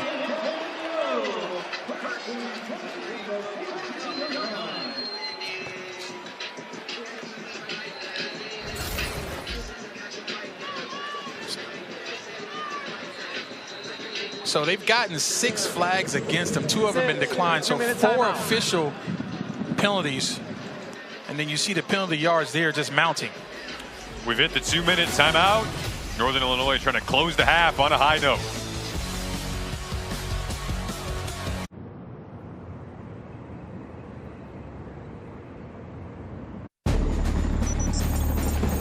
When you're the leader in disaster cleanup and restoration, how do you make like it never even happened happen? Let it rain, Randy! Woo! Yes! By being prepared for anything! Woo! Whatever comes your way, there's a pro for that. Serve Pro, like it never even happened.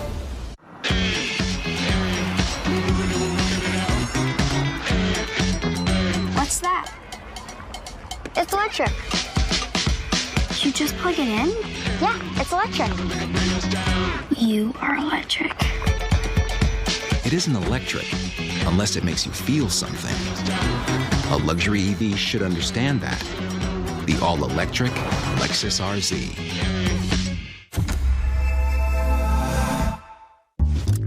Style in sports, it's a 1-2 punch. Originality, that's style. Today we're going to be helping style some high schoolers. We're about to get some style in there with some student athletes. We're going to take these kids to the next level. This is fire. You know what I mean? Something different. So the swag. Get it. Under Armour we here, man. Style is all about a representation of yourself. If you look good, you feel good, you play good, it goes all in one.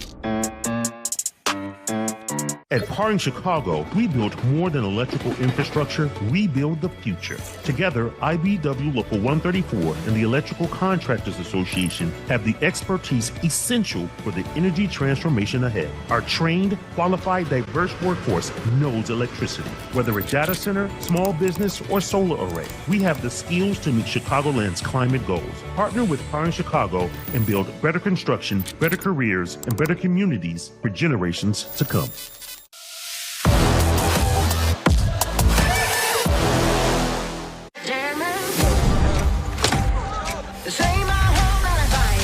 Formula One at its absolute finest. This is Formula One.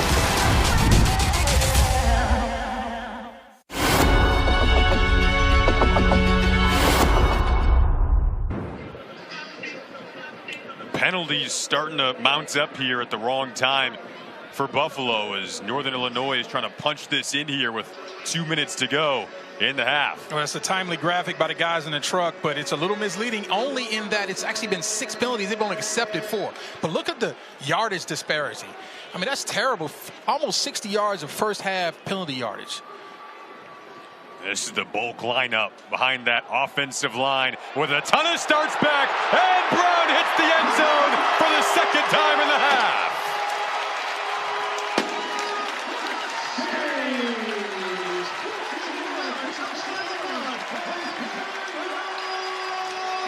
This is NIU, quintessential Husky football. They bring big people in, and they want to challenge you at the line of scrimmage. And when you got one of the best backs in America with his vision and patience, he's going to find it. A little loosey-goosey with that football, but he goes the chucks the deuces because, that was an easy touchdown once he had the cutback. But it's the vision. This guy's the MAC Offensive Player of the Week, setting a career high of 126 receiving yards, 225 all-purpose against Notre Dame. So he was the guy, but man, what a terrific running back he is, Jason. And watch the vision. The cutback. A lot of players, again, can go where the ball's supposed to be, but do they have the patience to pick and choose when the front side's not there? He can put them up and put them down, folks, as well as anybody. He's going to find where the gap is, and when he sees it, he exploits through the crack.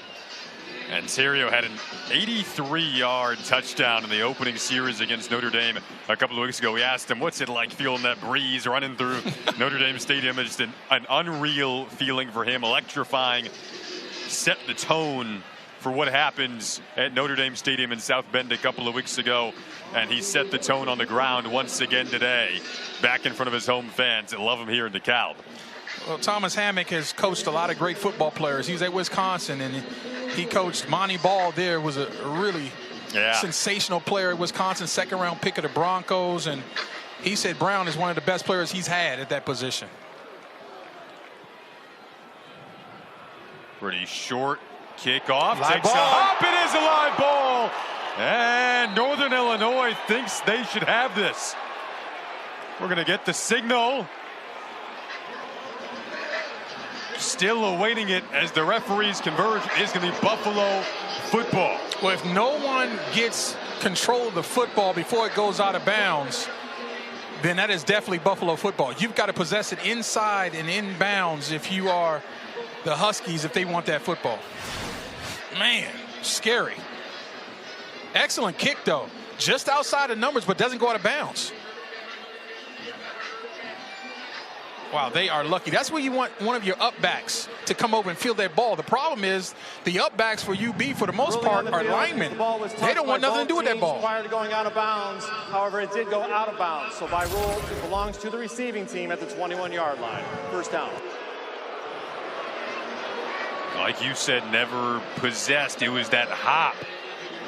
Before the returner could even try to get it to run up to it, it caused that collision. Please adjust the game clock to 1:54, 1:54. Thank you. And what you'd like to see is the return man have a call to tell the up back to take it, because they're looking to make blocks. They're not even looking at the football. You want to see a call be made and someone come over and field that with a fair catch.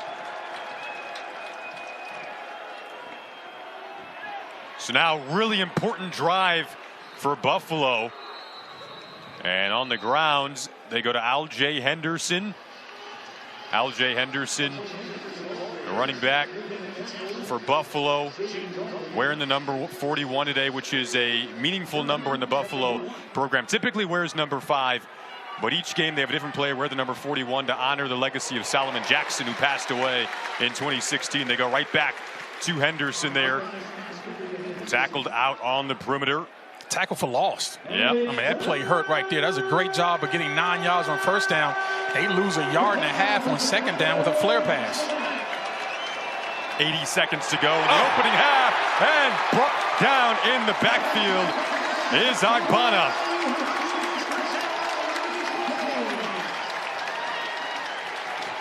Nave Sanders came up to make the play.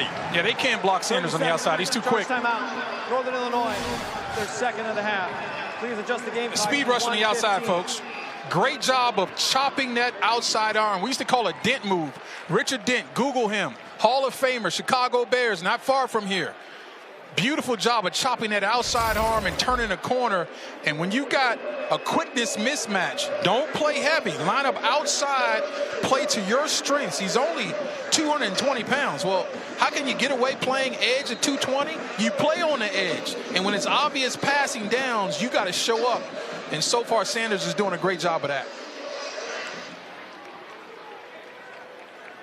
So this defense, again, they've seemingly stepped up in each big moment, and now the punting unit comes back out for Buffalo. Still got a minute 15, one timeout left if you're Northern Illinois, and might have some good field position here to try to tack onto this lead. First of all, they need an excellent punt by Ethan here. No more bad punts.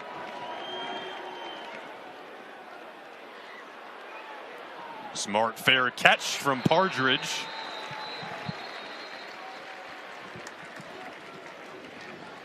So first part of this deal, complimentary football, is getting a punt. Great job of forcing the fair catch. Now, if you're the UB defense, you've got to come up big now. This is a critical moment in this ball game where you cannot allow any points.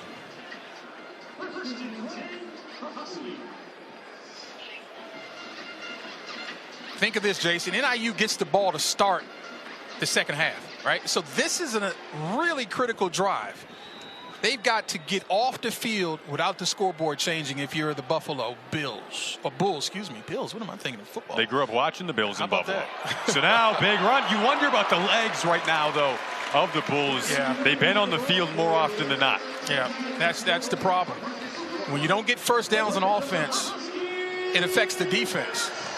So not only do you need to move the football offensively, score points and all of that, you also got to give your defenders an opportunity to catch their breath and rest. Too many 3-and-outs offensively, So, yeah, the Bulls defenders are sucking wind a little bit.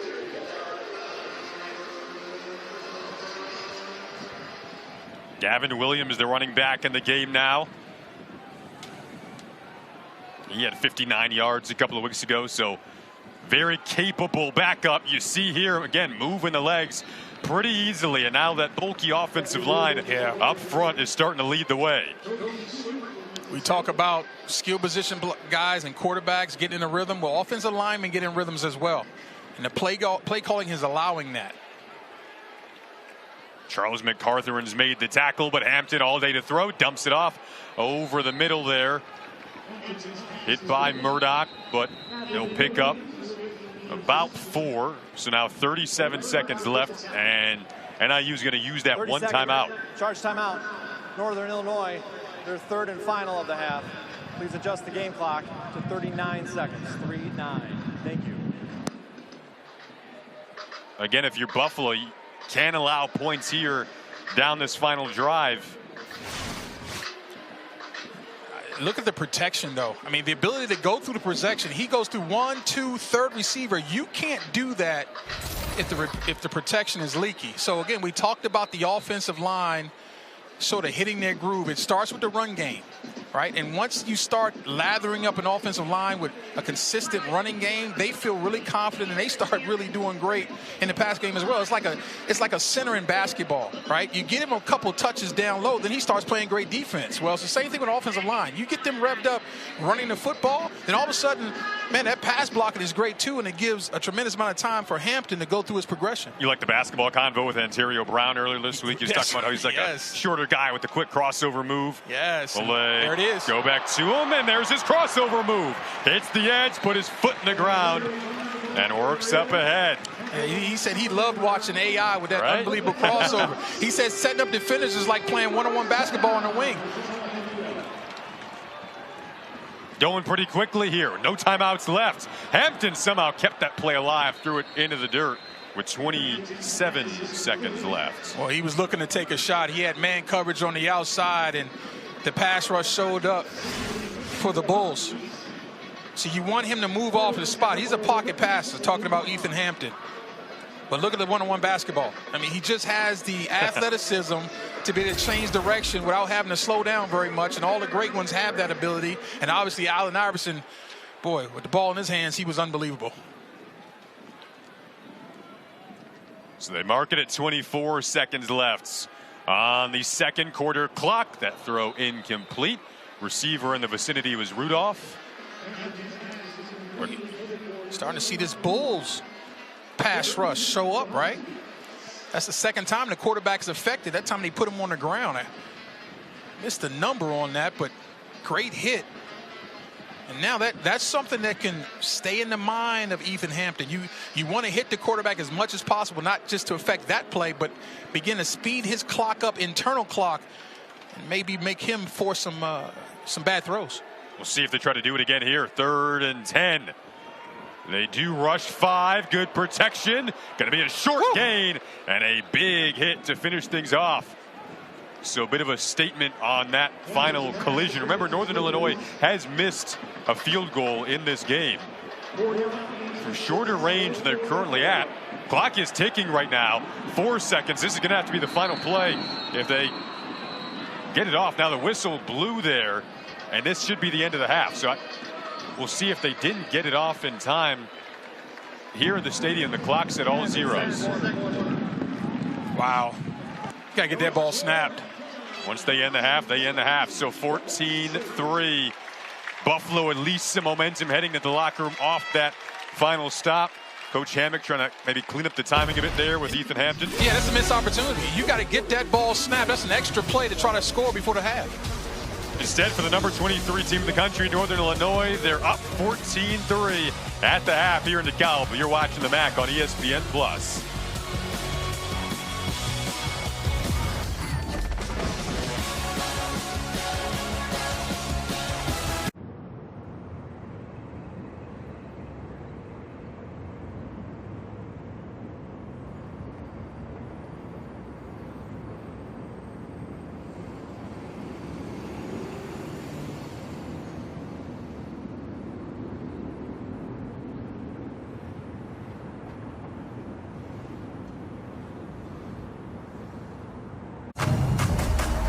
The world's largest sports book in Las Vegas is now right at your fingertips in Illinois. It's sports betting the way it should be, with high betting limits, tight money line splits. Start betting like a pro from anywhere in Illinois. It would be the best story, not only in tennis, but maybe in sports. Raise your hand, Serena. I looked different. I played different. I was something that no one had ever seen before. Ever. What a wonderful atmosphere. Nos ponemos las pilas, arranca el partido. Somos los que siempre ganan. Every week, ESPN Plus brings you magic. Yamin Yamal ignites the game. World-class soccer all in one place. ESPN Plus, for the love of soccer. Somos los que siempre ganan.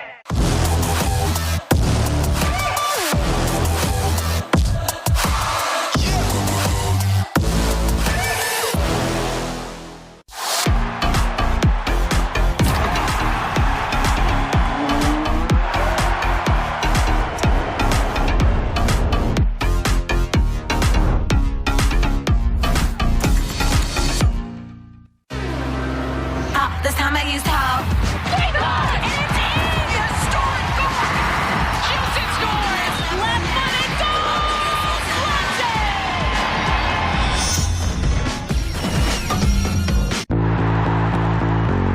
This season, ESPN Plus has hundreds of games across 20 conferences. That's more action, more touchdowns, more college football. Yeah, that's how I get by. Streaming now.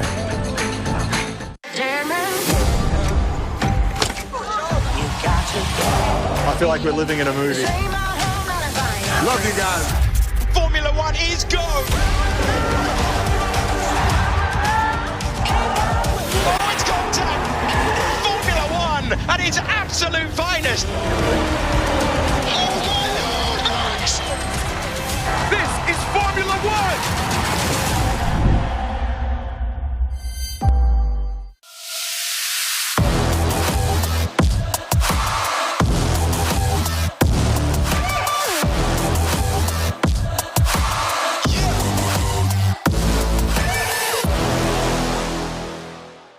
It would be the best story, not only in tennis, but maybe in sports.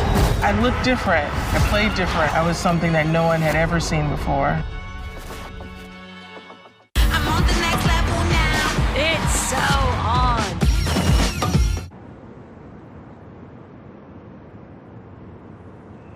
on. Dash to the new 12-team playoff is on, and already several traditional power conference elites have stormed out of the gates. But this season, it's important to remember, the group of 5 now has a seat at the table, a guaranteed spot for the highest-ranked conference champion among the American, CUSA, Mid-American, Mountain West, and Sun Belt.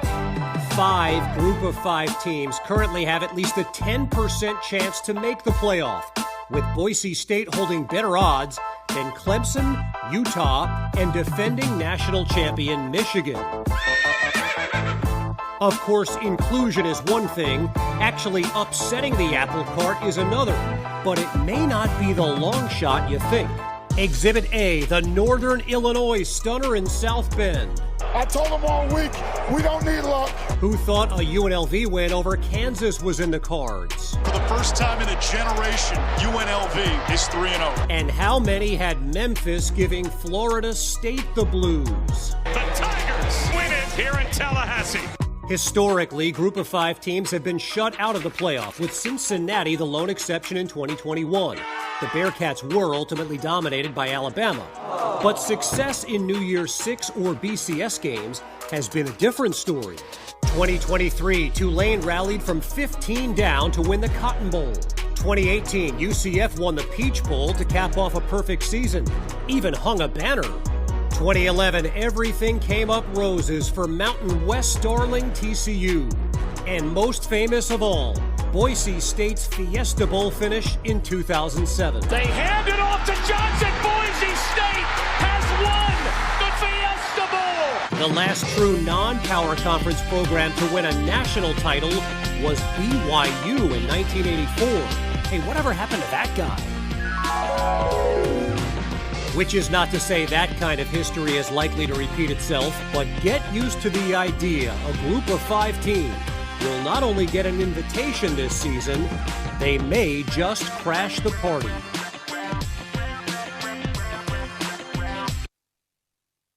All right, Tina, 6 is hard to beat. Not for us. Okay, not soccer, but football. Yes. We honeymooned here. Mallorca. Yes. Pass. Oh, we don't pass, Tina. Come on. They help give you more. A tax professional. And they have a 97% satisfaction rating. Salami. You could have done it in a British accent. That's helpful, Randy.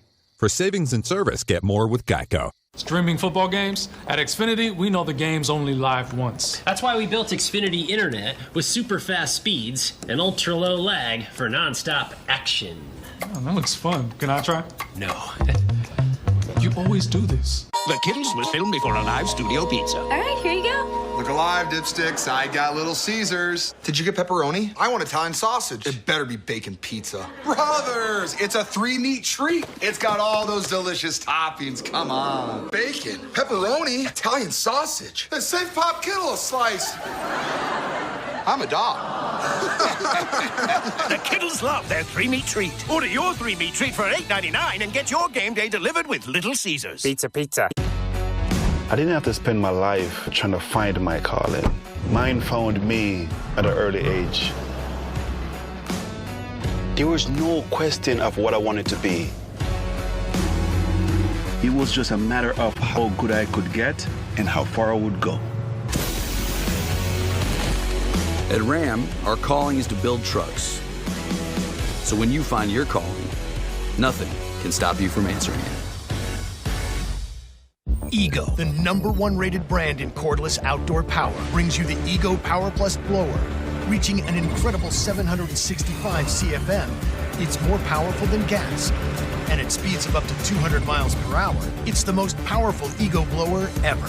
Featuring Ego's patented 56-volt arc lithium battery technology, it runs up to 90 minutes on a single charge. Plus, the same battery powers all Ego tools. Exclusively at Lowe's, Ace, and Ego authorized dealers.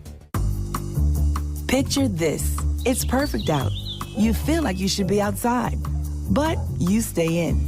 Because Italian leather smells better than fresh flowers. And the richest greens are right here, not in the backyard. And patio furniture, it can't do this. So if the forecast calls for rain tomorrow, perfect. At Value City Furniture, you don't have to picture it. You can experience it.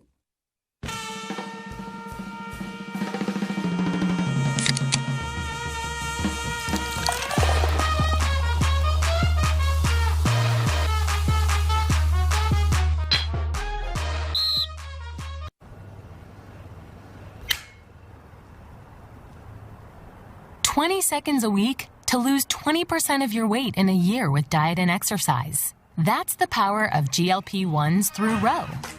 Ro helps find the medication that's right for you, based on cost, availability, and your weight loss goals. Losing weight with GLP-1s is possible through Ro. Connect with the provider today at ro.co/20. One of 2 touchdowns today for Ontario Brown, who has his team up 14-3, leading the way on the ground game for the Huskies here in DeKalb.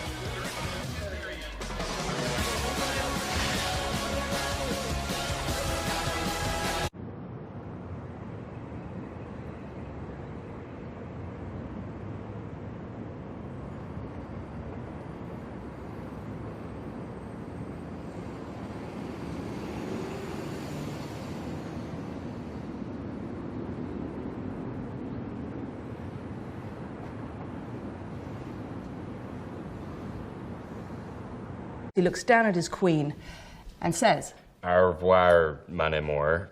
Au bientôt. "Let's work on that French, shall we?"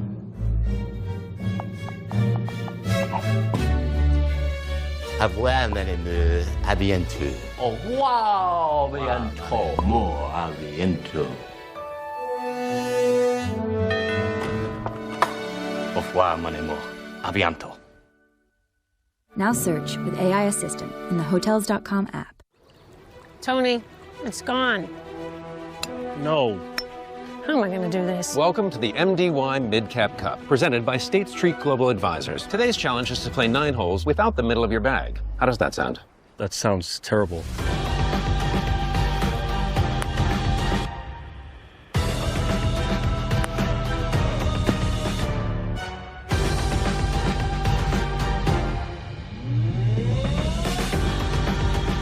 The Kittles was filmed before a live studio pizza. All right, here you go. Look alive, dipsticks. I got Little Caesars. Did you get pepperoni? I want Italian sausage. It better be bacon pizza. Brothers, it's a 3-meat treat. It's got all those delicious toppings. Come on. Bacon, pepperoni, Italian sausage. The St. Pop Kittle slice.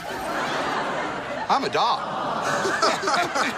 The Kittles love their 3-meat treat. Order your 3-meat treat for $8.99 and get your game day delivered with Little Caesars. Pizza. Picture this. You're binging your favorite show, and you're not getting up because your sofa has it all. Heated seats, cup holders, wireless charging, even a massage because you earned it. Yeah, zero need to get up. Time for another episode. Or 3. At Value City Furniture, you don't have to picture it. You can experience it. Streaming football games? At Xfinity, we know the game's only live once. That's why we built Xfinity Internet with super fast speeds and ultra low lag for nonstop action. Oh, that looks fun. Can I try? No. You always do this. I didn't have to spend my life trying to find my calling. Mine found me at an early age. There was no question of what I wanted to be. It was just a matter of how good I could get and how far I would go. At Ram, our calling is to build trucks. So when you find your calling, nothing can stop you from answering it.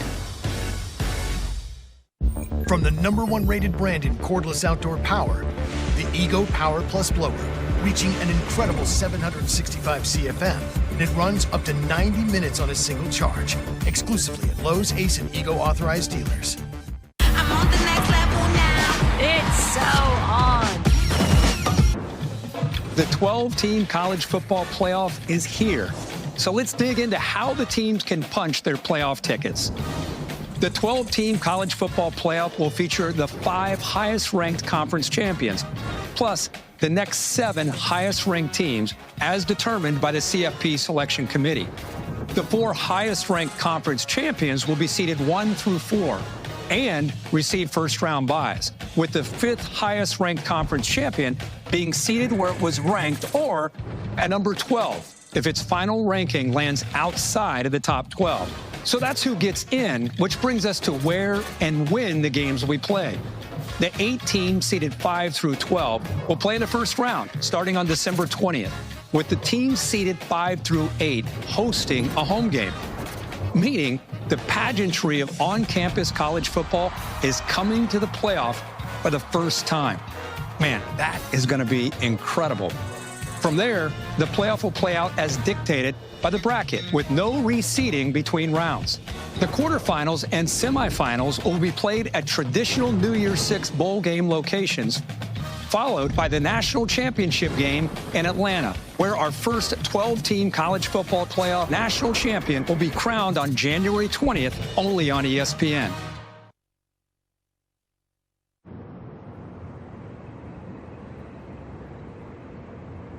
All right, Tina, 6 is hard to beat. Not for us. Okay, not soccer, but Football. Yes. We honeymooned here. Mallorca. Yes. Pass. Oh, we don't pass, Tina. Come on. They help give you more. A tax professional. And they have a 97% satisfaction rating. Salami. You could have done it in a British accent. That's helpful, Randy. For savings and service, get more with Geico. He looks down at his queen and says, Au revoir, mon amour. I'll be in tow. Let's work on that French, shall we?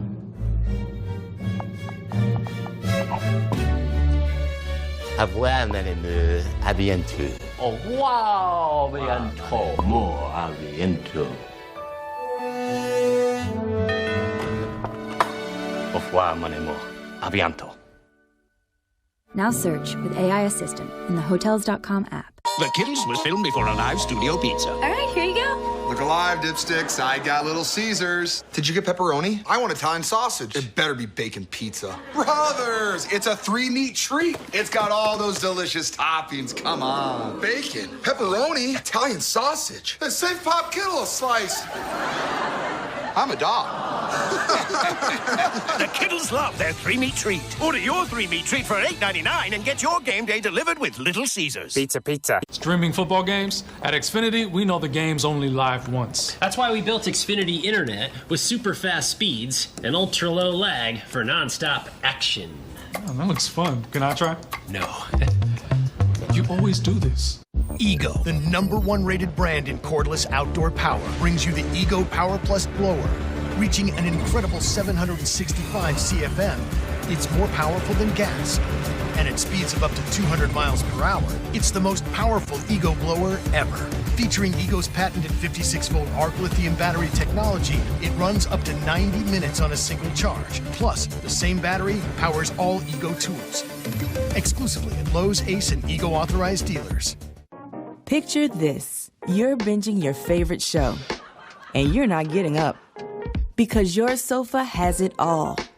Heated seats, cup holders, wireless charging, even a massage. Because you earned it. Yeah. Zero need to get up. Time for another episode. Or 3. At Value City Furniture, you don't have to picture it. You can experience it. I didn't have to spend my life trying to find my calling. Mine found me at an early age. There was no question of what I wanted to be. It was just a matter of how good I could get and how far I would go. At Ram, our calling is to build trucks. So when you find your calling, nothing can stop you from answering it.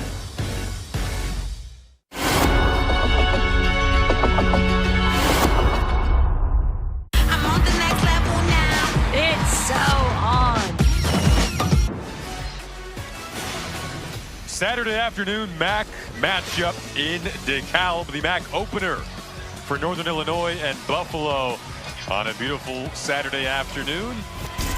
Late September, 14-3 Huskies ranked for the first time since 2013. Both of these teams with intentions of winning a MAC title. Those intentions, the groundwork gets laid today. Jason Ross Jr., Tayoka Jackson with you up here in the booth. So, Tayoka, really the story of that opening half. Buffalo 0 for 8 on 3rd down. If you're looking for a stat that tells the story, it's that. No question about it. You can't sustain anything if you're not getting 3rd downs. Well, they haven't gotten any, right? So that's the problem. So the play count is mounting against their defense.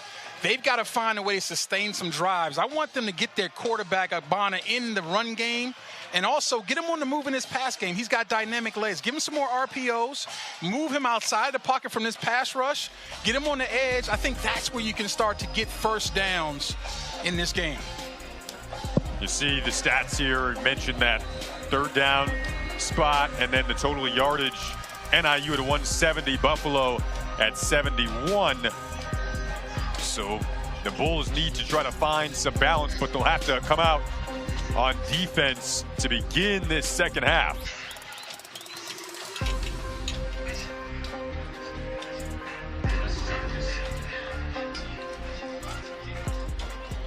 Really good crowd on hand, as expected.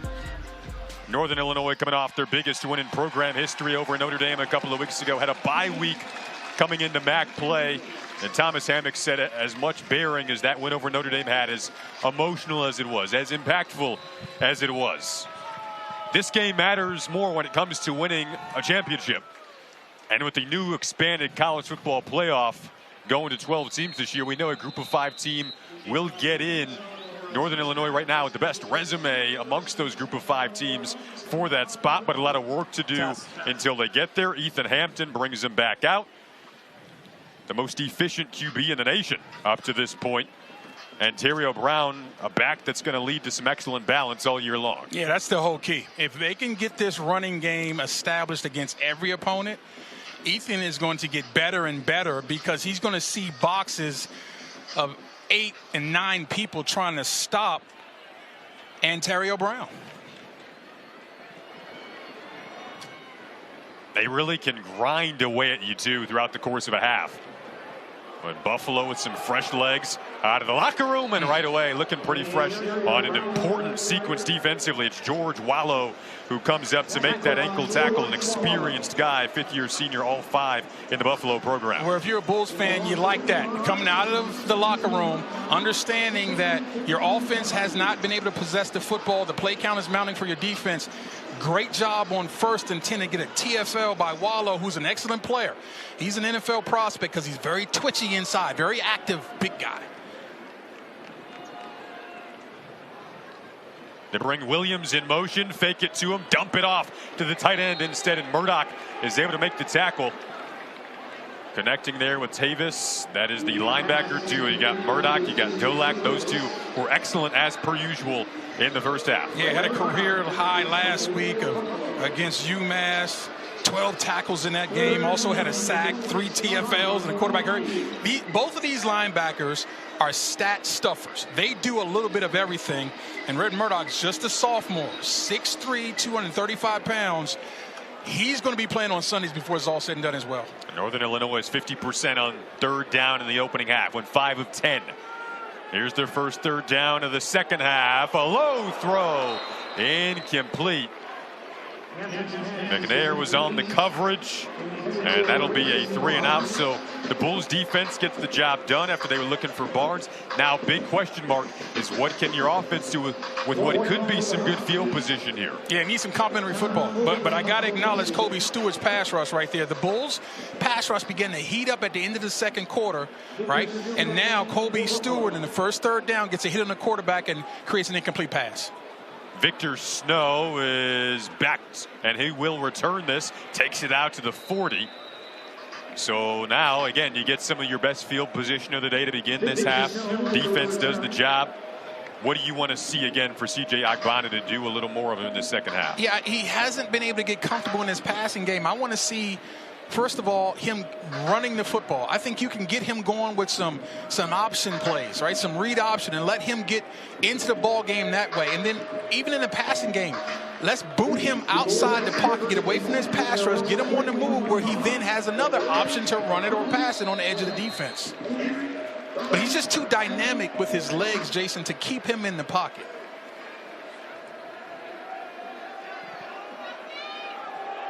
We'll stretch it out, hand it off. Block set up on the outer edge there. Going to Messiah Birch, the redshirt freshman from Staten Island. So go with a jet sweep, trying to get the ball on the edges of the defense. I like that. Test the edges. They have been playing really offense inside of a phone booth within the tackle box. Let's test the legs of these defensive ends and linebackers, getting them, running them to the perimeter, and see if we can break a tackle or two. Back to Birch, patiently running to the outside, going into the depth of that running back group that lost a good chunk of yardage a year ago. New faces stepping into that backfield this year for Buffalo. Their lone win over a ranked opponent as Birch goes down here. Came against Ball State back in the 2008 MAC championship game.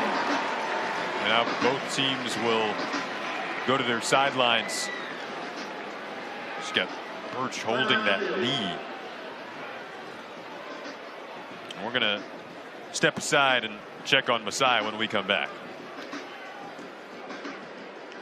He looks down at his queen and says, Au revoir, mon amour. Au bientôt. Let's work on that French, shall we?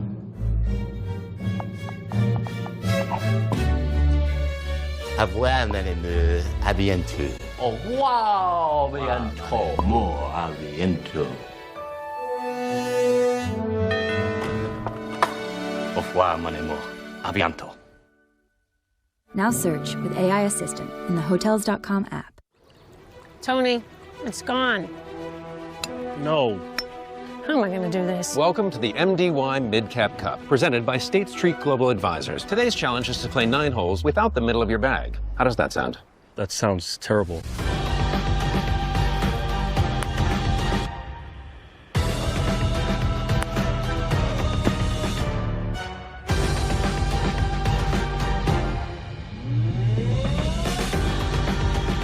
The Kittles was filmed before a live studio pizza. All right, here you go. Look alive, dipsticks. I got Little Caesars. Did you get pepperoni? I want Italian sausage. It better be bacon pizza. Brothers, it's a 3-meat treat. It's got all those delicious toppings. Come on. Bacon, pepperoni, Italian sausage. And save Pop Kittle a slice. I'm a dog. The Kittles love their 3-meat treat. Order your 3-meat treat for $8.99 and get your game day delivered with Little Caesars. Pizza. Picture this. It's perfect out. You feel like you should be outside, but you stay in. Because Italian leather smells better than fresh flowers. And the richest greens are right here, not in the backyard. And patio furniture, it can't do this. So if the forecast calls for rain tomorrow, perfect. At Value City Furniture, you don't have to picture it. You can experience it. Back into Cal. Messiah Birch did get up, so a good sign there. We'll monitor his status of coming back in the game. You see the first year offensive coordinator Dave Patenaude in the midst of the huddle there, was the OC at Georgia Tech from 2019 to 2021, trying to find a way for his offense to sustain drives. They're 0 for 8 on 3rd down right now. That's been the big stat.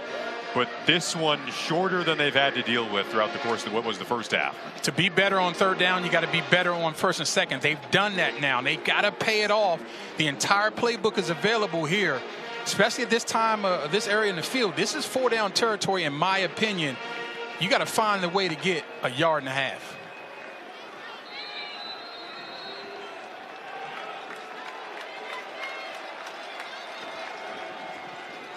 They brought Jenkins in motion, go up the middle. And where they're marking it, they're going to have to go for it on 4th down. And it would go to now 0 for 9 on 3rd down, despite having a 3rd and 1 there. Again, no movement up front. And you got offensive linemen going laterally, and you got defensive linemen pushing them back. That was a great job by Skylar Gill-Howard to get penetration and force the running back to cut back up inside to red jerseys. I'm going quarterback sneak. There's no way I'm turning and handing this ball off if I'm the Bulls. Like you said, feels like they need to go for this. A second push, then the ball came out at the tail end. It looked like Agbana tried to stretch for the marker, and the ball was jarred loose because of it. Who recovered, and where was it recovered? First of all, the defensive line got out of their stance, immediately pushed CJ back, and he had to try to lunge with a second effort to get the 1st down. And the signal is that it's Buffalo football and a 1st down. The initial push, boom, pushed him back. Nice job by Agbana trying to find a way. And how is that not Huskies ball? How did they not get this recovery? Escaping disaster by a hair. Well, I think you know what it was. It was Amari Knighton deciding trying to, for Buffalo, as we hear the officials saying it's 1st and 10 Buffalo, but I think that's Knighton not falling on the ball. When you're in traffic, you have a loose ball, Jason, you jump on the ball. You don't try to pick it up. He tried to pick it up. His teammate knocked it out of his hands, and that's why the Bulls were able to get it back. All young players, when the ball's in traffic, fall on it. Now they'll pitch it out. Sperling gets hit. Valcarcel was leading the way along with Knighton again there. But you're inside of NIU territory. You've had one field goal, then a turnover on downs. So trying to capitalize here will be very vastly important for Buffalo to begin this half. Yeah, again, you're resetting downs now. You got to be efficient on 1st down. Was not a great look on 1st down, just getting 2 yards. You need 4 or more yards here to set yourself up for 3rd and short. They've got vertical threats. Haven't seen this often today. Victor Snow's the intended target. Did he come down with that? Or was it picked? Oh, no, wow. a touchdown! Oh, my goodness. Launched it down the field to Snow. They said they needed to win some one-on-one battles. That wasn't one-on-one. That was like one-on-three. That's right. And he pulls it out for the first Buffalo touchdown of the game. And we talked about the 50-50 balls. They've been very successful in the games, the first 3 games of the season. And now this is your #1 receiver at this point. 5'8", finding a way to make a play between 2 defenders. And how about the pass, though, by CJ? I mean, he dropped that thing in a thimble-sized hole for a beautiful touchdown, much-needed touchdown by the Bulls. Belenfant coming out for the extra point. Gets it.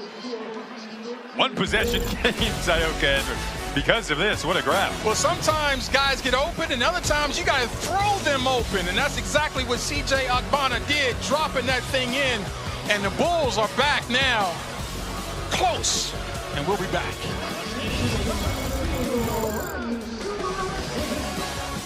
Streaming football games? At Xfinity, we know the game's only live once. That's why we built Xfinity Internet with super fast speeds and ultra low lag for nonstop action. Oh, that looks fun. Can I try? No. You always do this. Coach Gecko! Coach G. Laura, Dan, I didn't realize the media would be here. Oh, this isn't for work. We're just really big fans. And we're scouting for our fantasy insurance teams. Geico has all the top prospects, a 97% satisfaction rating. That's unreal. Oh my gosh, it's true. True! Smells like insurance. Suppose Geico does have devoted fans. It's not weird. Jade, sign my arm. For savings and service, get more with Geico. She only signs claims checks. The Kittles was filmed before a live studio pizza. All right, here you go. Look alive, dipsticks. I got Little Caesars. Did you get pepperoni? I want Italian sausage. It better be bacon pizza. Brothers, it's a 3-meat treat. It's got all those delicious toppings. Come on. Bacon, pepperoni, Italian sausage. The St. Pop Kittle slice. I'm a dog. The Kittles love their 3-meat treat. Order your 3-meat treat for $8.99 and get your game day delivered with Little Caesars. Pizza, pizza. Picture this. It's perfect out. You feel like you should be outside, but you stay in. Because Italian leather smells better than fresh flowers. And the richest greens are right here, not in the backyard. And patio furniture, it can't do this. So if the forecast calls for rain tomorrow, perfect. At Value City Furniture, you don't have to picture it. You can experience it. I didn't have to spend my life trying to find my calling. Mine found me at an early age. At Ram, our calling is to build trucks. So when you find your calling, nothing can stop you from answering it. All right, welcome you back. So looking at what's described as percentage chance, according to the All-State Playoff Predictor for Group of 5 schools. Northern Illinois, by far, has the best win amongst these groups. So UNLV, they've got to win over Kansas. Kansas has not been the team we thought they would be. Memphis has beaten Florida State. Florida State has certainly not been the team we thought they would be. Boise State lost to Oregon. So Northern Illinois, you're definitely putting yourself at the top of this list despite the percentage numbers here. Even I think that should be a reshuffle. Oh, 100%. I mean, 24%, and you lost your big game against Oregon, and NIU knocked off a then 5th-ranked Notre Dame team at Notre Dame. Yeah, I don't know. Don't know about that one. I'd switch it up a little bit. Remember all those Boise State years, though, were like back like 2010s? If there was a 12-team playoff back then, Boise State would have been in it almost every year. And I think the computer knows that. Yep, they're giving them a little payback. There you go.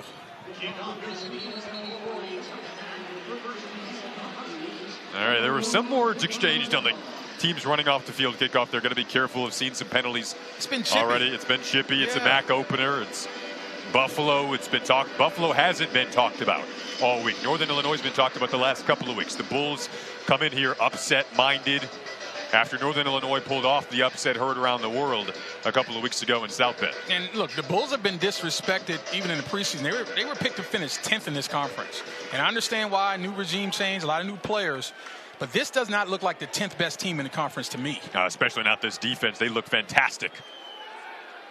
Hampton, a dart. Oh, he threw it behind him, and Boy, if they had hit Barnes in stride there was a lot of room to roam. Looks like Gavin Williams. And you talked about the #1 quarterback in passing efficiency in America, but I just cannot stress enough what the pressure does to a quarterback. We talked about those hits and the quarterback remembering that. He rushed that throw, Jason. You got a wide open seam player. How do you miss that? Well, you get hit a few times. You begin to think, I need to get rid of this ball before I get hit again. You start seeing ghosts, and you get incomplete passes. Had been very efficient up until really the last couple of drives. So now they hand it off, and the defense is ready, especially out on that edge. Murdoch in the mix to finish it off there. Yeah, great Devin play. Morgan, your guy. Yeah, great job by Devin there. DMV product. His dad was a linebacker in college. His brother, John Morgan III, played at both Pitt and Arkansas, was in camp with the New England Patriots. So he's got football up and through his blood. And now if you're Buffalo, you're also thinking of getting a stop here and having some good field position for the offense. Yeah, so they gave up 50% efficiency in the first half. They're up 0-1 in the second half. They bring the heat again on 3rd down, squeezed it into a tight window for Cam Thompson. A gutsy throw brought down by McCarthans, but not after a significant gain of 18 up to the 44. Now that's the Ethan Hampton I saw on film. Watch him fit this in a tight window you talked about. That's a great throw. Had that ball been behind, it had been incomplete. Moving and grooving with some pace now. It's Gavin Williams bursting up the middle. They're going to mark him down. Gain of 9 after the gain of 18. For losing the ball. 2nd down. But this ball has been out multiple times from backs from NIU, and guess who was at the bottom of the pile? Sean Dolat. I mean, so not only does he make tackles, he forces fumbles, especially he and Red Murdoch. We talked about all day. You'll see them around, but they're very physical and attacking the football when they're making plays.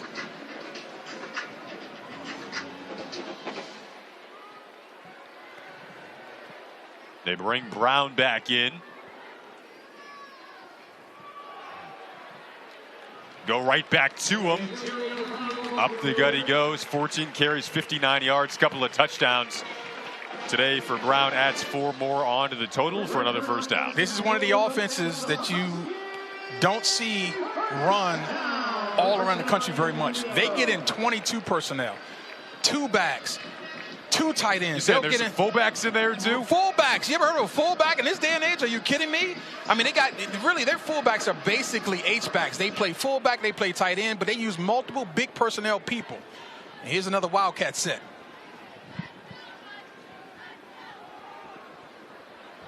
The patience from the man they call Slime because of his elusiveness and ability to wiggle.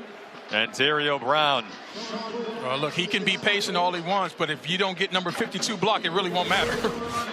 and we talked about his ability to be patient as fast as he is. Watch him slow down and find it, right? But then there's number 52.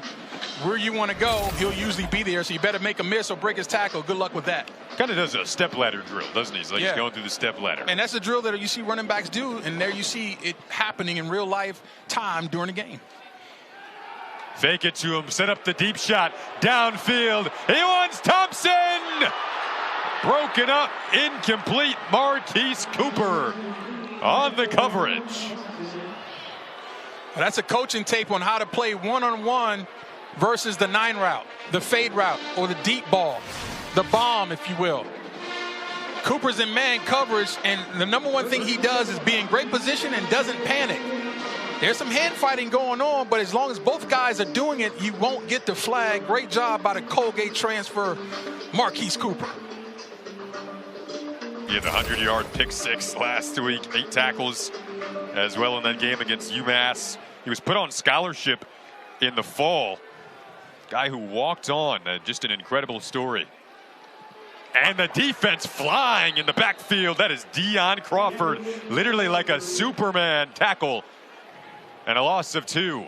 Yeah, Jalen McNair right there.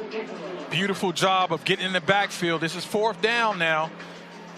And I think this is a situation where you have that quick kick. Again, look for that.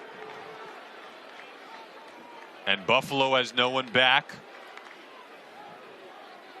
Yeah, this is, and when he backs up like that, to me, this is quick all day. I don't think you're going for it here on 4th down. We'll see.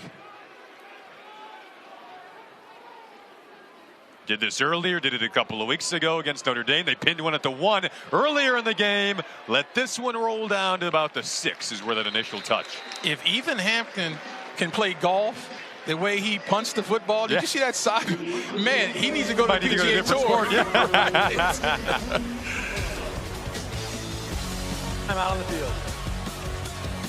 Let's go to our next segment, Fairest Calls, inspired by Geico's fair and fast 24/7 claim service. Do we have to do the Geico stuff on him here? Yep, we do. Let's play the clip. Holding, number 53, 10-yard penalty. This literally happens every game. Can we just skip to the action? Nope, nothing but fair and fast claims, just like Geico. Here's the next clip. But I don't play the clip. Pass interference, number 34. Wow, doesn't get any fairer than this, boys. For savings and service, get more with Geico. Streaming football games? At Xfinity, we know the game's only live once. That's why we built Xfinity Internet with super fast speeds and ultra low lag for nonstop action. Oh, that looks fun. Can I try? No. You always do this. The Kittles was filmed before a live studio pizza. All right, here you go. Look alive, dipsticks. I got Little Caesars. Did you get pepperoni? I want Italian sausage. It better be bacon pizza. Brothers, it's a 3-meat treat. It's got all those delicious toppings. Come on. Bacon, pepperoni, Italian sausage. Then save Pop Kittle a slice. I'm a dog.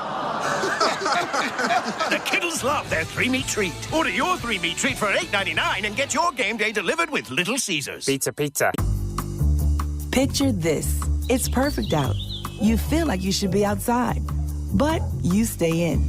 Because Italian leather smells better than fresh flowers. And the richest greens are right here, not in the backyard. And patio furniture, it can't do this. So if the forecast calls for rain tomorrow, perfect. At Value City Furniture, you don't have to picture it. You can experience it. I didn't have to spend my life trying to find my calling. Mine found me at an early age. There was no question of what I wanted to be. It was just a matter of how good I could get and how far I would go. At Ram, our calling is to build trucks. So when you find your calling, nothing can stop you from answering it.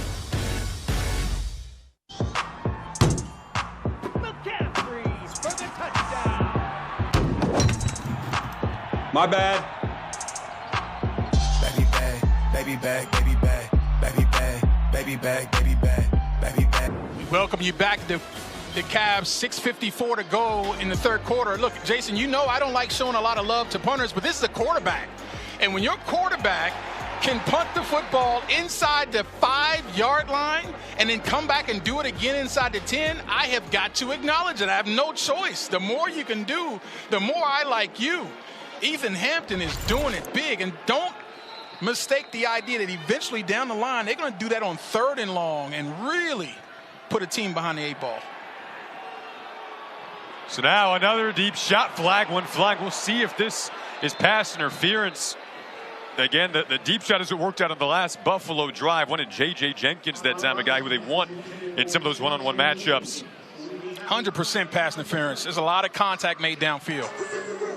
Pass interference, defense, number 3. 15-yard penalty, automatic.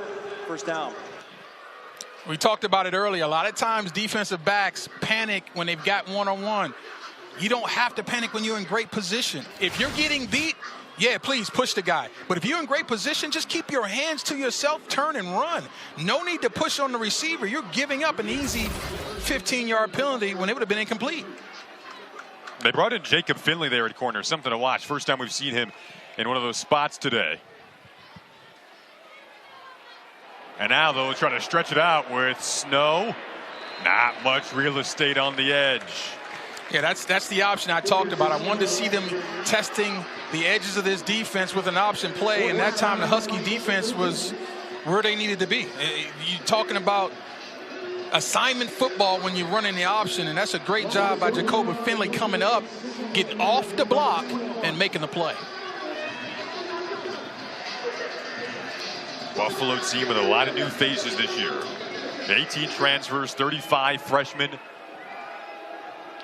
Gelling the chemistry together on the move in their first MAC game with a lot of these new players. You mentioned an issue in the opening half was not having good chunks on first and second down. Going to get third and medium here. Yeah. But they're 0 of 9 on third down so far. So number one on this situation, you see them go with tempo. They're going to get this front block. And this tempo is helpful because now they can't sub in guys like Nave Sanders to rush the passer. So can they block this base front?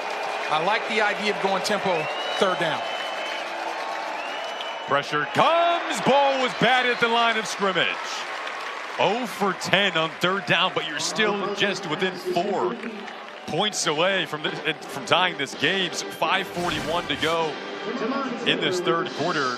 Somehow you've managed to overcome the third down woes. Yeah, Damon Taylor's stoned to the line of scrimmage, but again, get your hand up. If you're not getting penetration, if you're not getting into the backfield against the pass, get your hand up, and you can bat a lot of passes. C.J.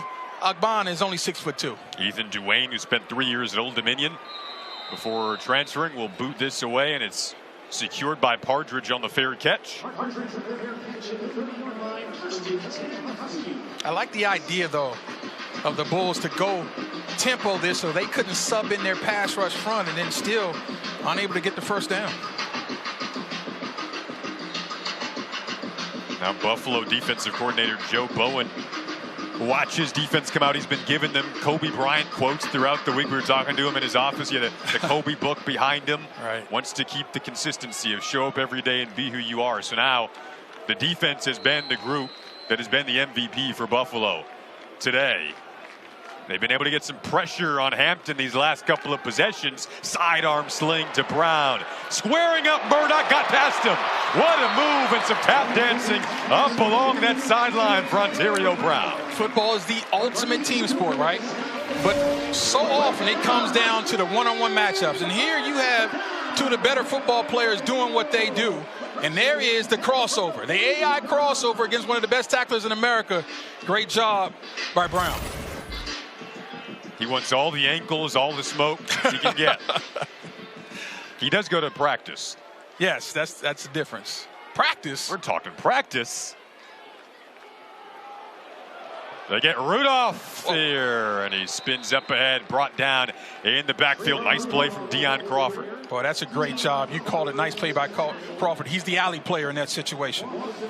You're unblocked, be aggressive, come downhill, and make the play. If you don't make one-on-one tackles in space against the Huskies, you're going to struggle defensively. But so far, the Bulls have done a great job of that today. What do the Huskies do offensively to get back on schedule after TFL? I say you run the football with Brown. But that's Williams in the ballgame. Yep, they bring him in. And for a second, it looked like a rare empty backfield, but then they brought him over to run it up ahead. Gavin Williams said, look, I can run the football too. So that's positive yards. Still third and long now. Now, what do you do if you're the Bulls? Haven't had a consistent pass rush early in the game. Lately, though, the pass rush has begun to heat up. I think you rely on that four-man. You found a four-man rush. I think you rely on that. There's no need to bring pressure. I think you go zone behind that and ask this four-man rush to get after Ethan Hampton. Both of these teams aren't afraid to bring it on third down. They do bring it. They brought it from the backside. It is caught, exposing them in the passing game on the blitz. Really good job to stand tall from Ethan Hampton there and connecting with his target. First time today, Dane Partridge makes the grab. Well, that's the danger. You try to fool the offense by bringing pressure, but you had better get there. And he was a step and a half behind. He being Charles McCaughthrins. Great job by Hampton, staring down the barrel, taking the hit, but delivering an accurate throw across the middle. They brought the house, they brought the gamble. 24 yards on that last gain, and now set up shop here at the 25 of Buffalo.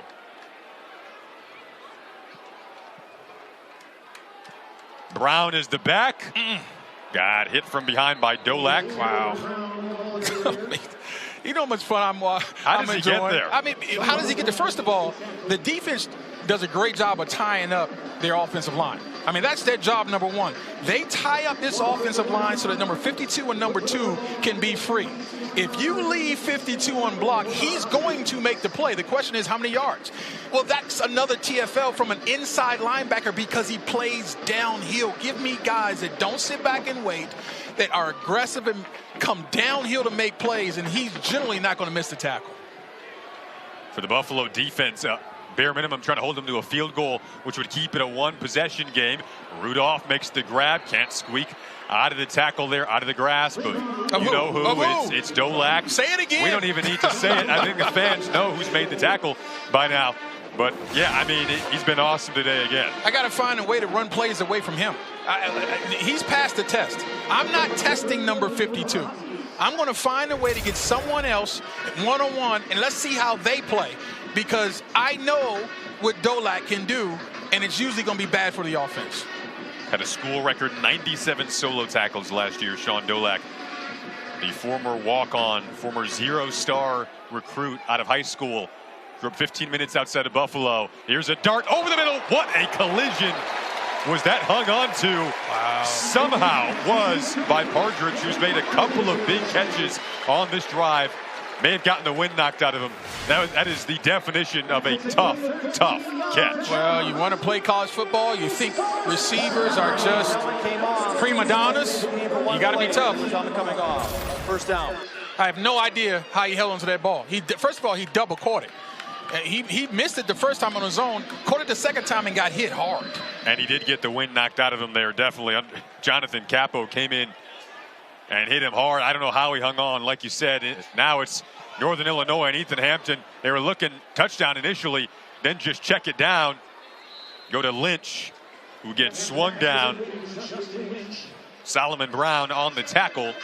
Continues to be a really important chess game here down in the red zone. You called it. They brought in big people again, and this time they go the old spider 2-wide banana, where they go play action and try to sneak the tight end on a banana route or a corner route. That was covered. The back out of the backfield was the only thing left. Nice job of checking it down, but that's really good eye discipline by this Bull defense. Play action, hard play action generally will fool you, not that time. Thomas Hammock, the head coach for Northern Illinois, strolling the sidelines, watching his group, trying to punch it in. They have twice today with the ground game. And Terrio Brown, who has both of those touchdowns, scooting ahead as the clock ticks on the third quarter in this MAC opener for both teams. Quick quarter, huh? They're putting the fours up, Zayoka. Yeah. Here we go. It's that type of ball game. Who's going to be able to execute when it matters the most in the last stanza? 4-point game. Put the fours up. Fourth quarter coming up.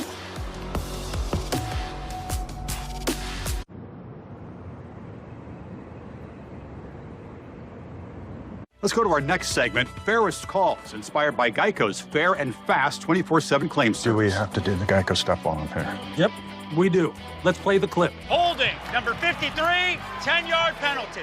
This literally happens every game. Can we just skip to the action? Nope, nothing but fair and fast claims, just like Geico. Here's the next clip. But I don't play the clip. Pass interference, number 34. Wow, doesn't get any fairer than this, boys. For savings and service, get more with Geico. Being the best takes hard work. It takes early mornings, planning, precision, sweat, sacrifice, and teamwork.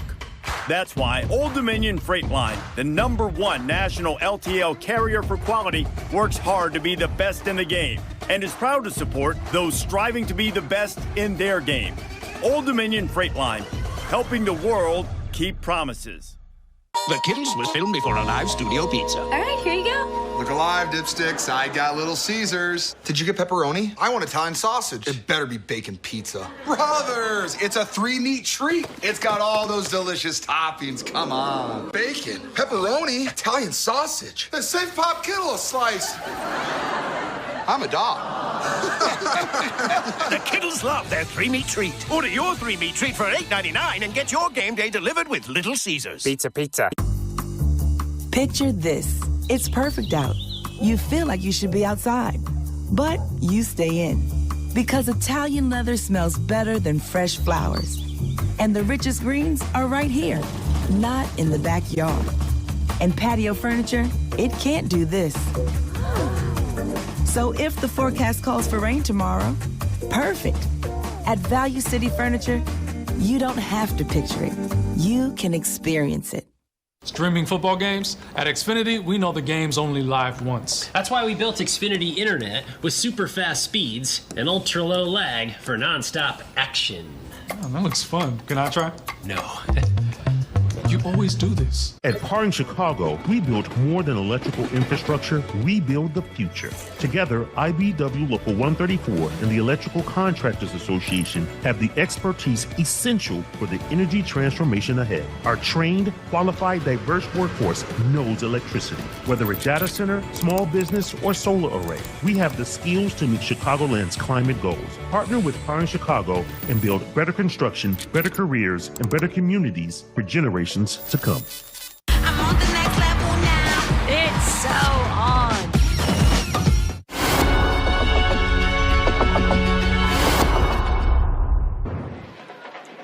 All right, here we go. Fourth quarter, MAC opener.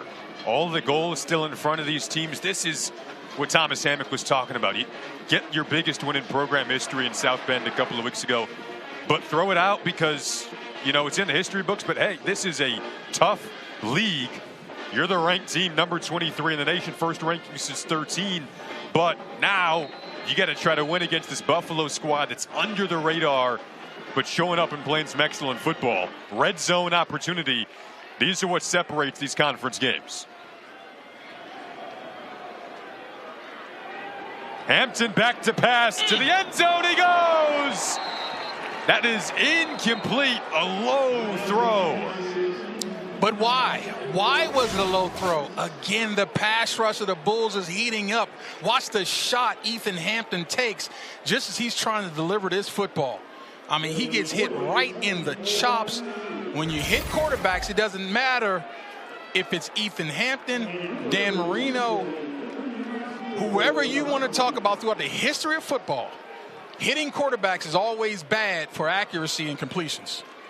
31-yard attempt hasn't been a guarantee today. That is good. Cannon Woodle able to knock it through after he missed one earlier in the game, but it's a win for the Buffalo defense because you keep it a one-possession game. No question about it. And you just hit it right on the head.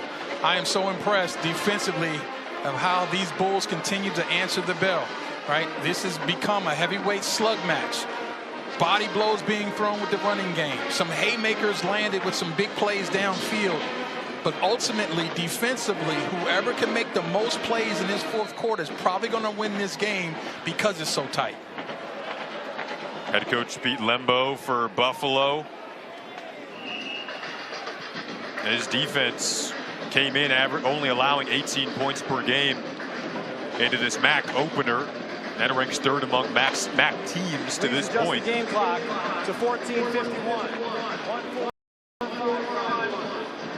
Thank you.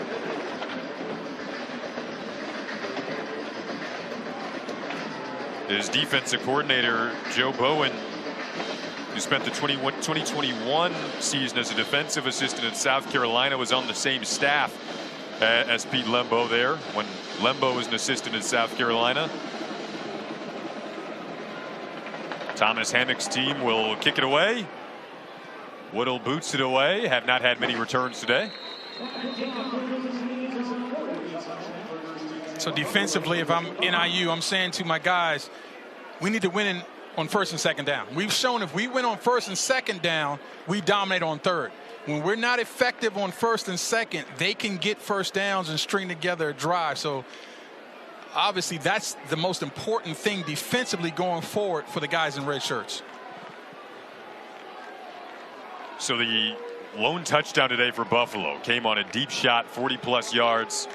Victor Snow made an incredible catch that'll certainly go down in the highlight reel of the season for Buffalo.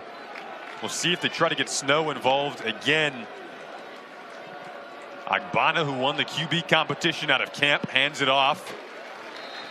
Big push back from the NIU D-line. Yeah, I admire the patience of Dave Patno, the offensive coordinator of the Bulls, continue to try to run the football. Call it.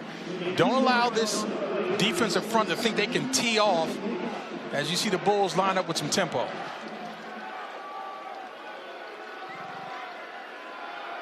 Agbana flips it out this time. Al-J. Henderson wearing the number 41 this week. Pushes ahead. Really good yards after the catch that time from Al-J. Henderson. And that's basically a sweep, Jason. That swing pass with big guys out in front blocking little people, that is just like a sweep play. It's just as good as a run game. And that sets them up for third and minuscule. That's where this Bull offense wants to be. Yeah, third and about a half inch to go. 0 for 10 on third down today, and that includes even a 3rd and 1. Yeah, and remember, they got the 4th down conversion. That's how they would keep the ball.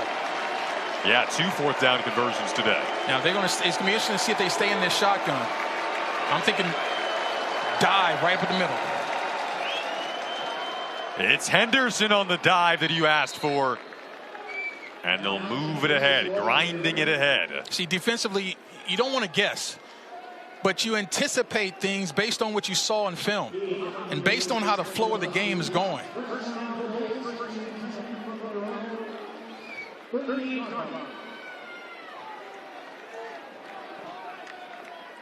I think early down passes, this is when you can catch this NIU. They're playing run on defense on first down.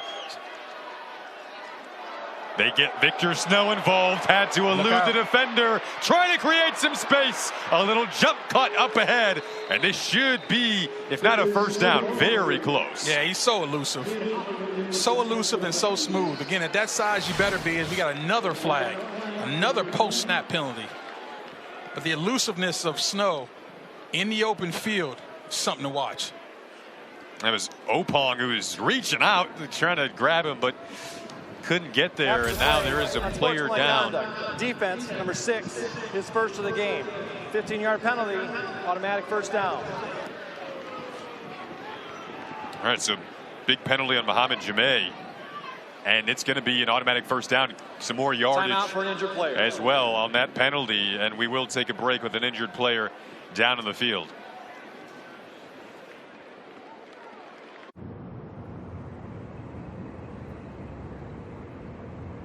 Streaming football games? At Xfinity, we know the game's only live once. That's why we built Xfinity Internet with super fast speeds and ultra low lag for nonstop action. Oh, that looks fun. Can I try? No. You always do this. Okay, trainees, let's work on our fast and friendly claim service. Eyes on the phone now. Look alive, Drew. Your repairs have been scheduled. Nice. Yes, you'll get a rental car on site. Heads up. Oh, I'm gonna turn this down to an 8. My bad. We can do this all day. Geico claim service is 24/7. Nice catch. Your claim has been approved. Your claim has been approved. For savings and service, get more with Geico. The Kittles was filmed before a live studio pizza. All right, here you go. Look alive, dipsticks. I got Little Caesars. Did you get pepperoni? I want Italian sausage. It better be bacon pizza. Brothers, it's a 3-meat treat. It's got all those delicious toppings. Come on. Bacon, pepperoni, Italian sausage. And save Pop Kittle a slice. I'm a dog. The Kittles love their 3-meat treat. Order your 3-meat treat for $8.99 and get your game day delivered with Little Caesars. Pizza, pizza. Picture this. You're binging your favorite show, and your sofa has it all. Heated seats, cup holders, wireless charging, zero need to get up. At Value City Furniture, you don't have to picture it. You can experience it.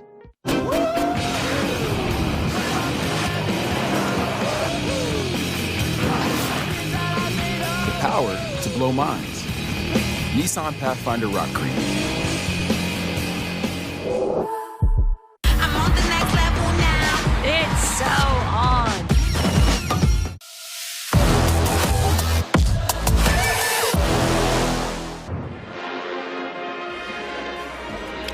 We've got a full slate of MAC football games for you next week on ESPN Plus at 3:30 p.m.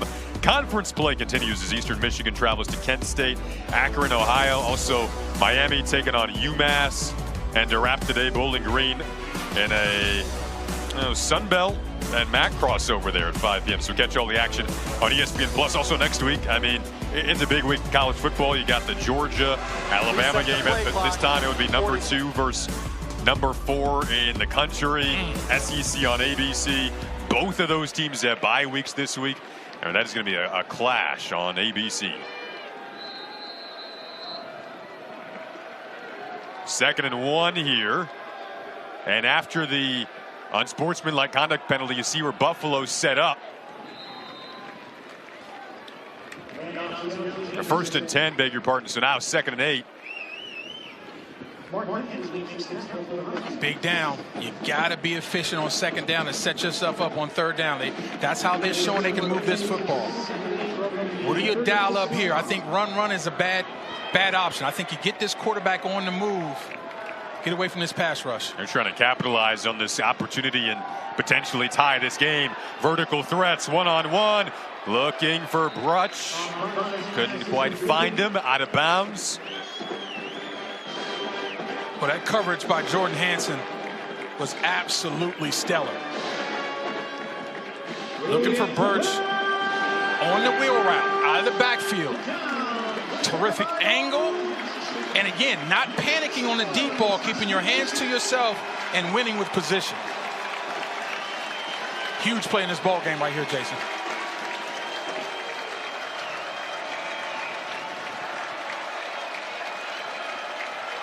Just 1 for 11 on 3rd down today. Up to run it, and a big gaping hole up the middle. New ball game. Henderson goes the distance and a chance to tie. No flags. What a play by Henderson, but the offensive line set that whole thing up with a gaping hole, and to me, that was a play that you're looking to set up for a field goal. But number 41, Al-J. Henderson says, no, forget the field goal, I'll pop it for a touchdown run. What a call on 3rd down, the down that they had been struggling on all day. Pete Lembo in his first MAC game as head coach of Buffalo. What a call, what a run, what a touchdown to potentially set up a tie game here. And we do have a Buffalo player injured back at the 41.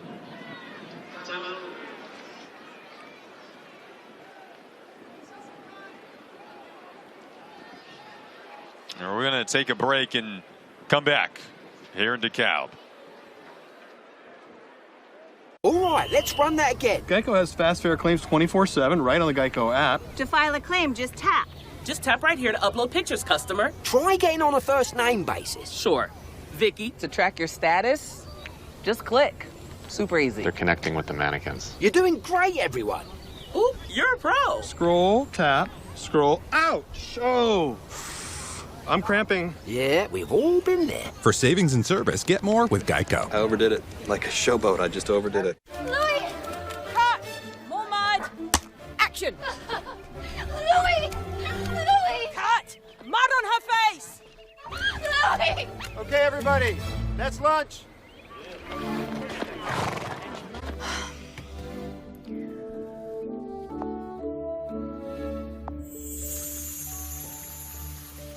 Mud mask? No.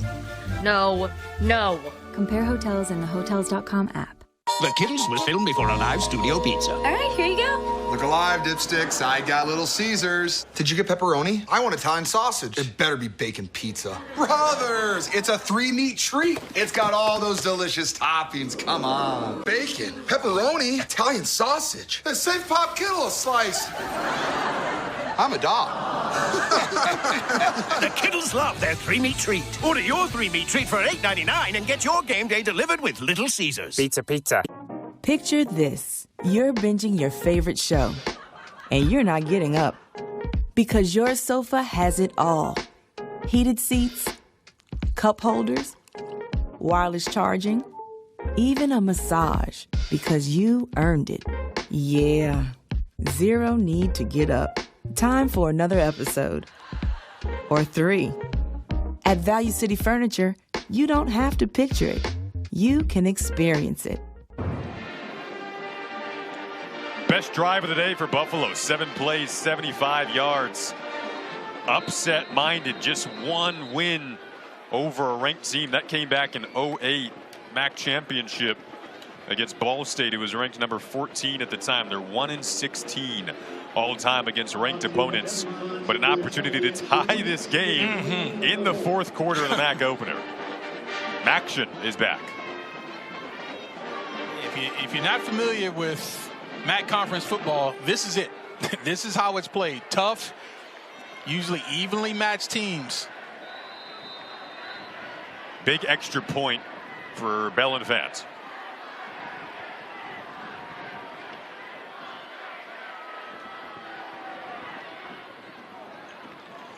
Got it. So Buffalo's trying to spoil what's been a party around here all week at NIU. I mean, they've got the celebrities coming in after the ranked win a couple of weeks ago, the biggest win in program history over Notre Dame in South Bend, number 5 at the time. And they're eating good, Tayoka. They're eating good. This is TikTok chef. Big night tonight. Got a phone call to feed some hungry boys, so let's do it.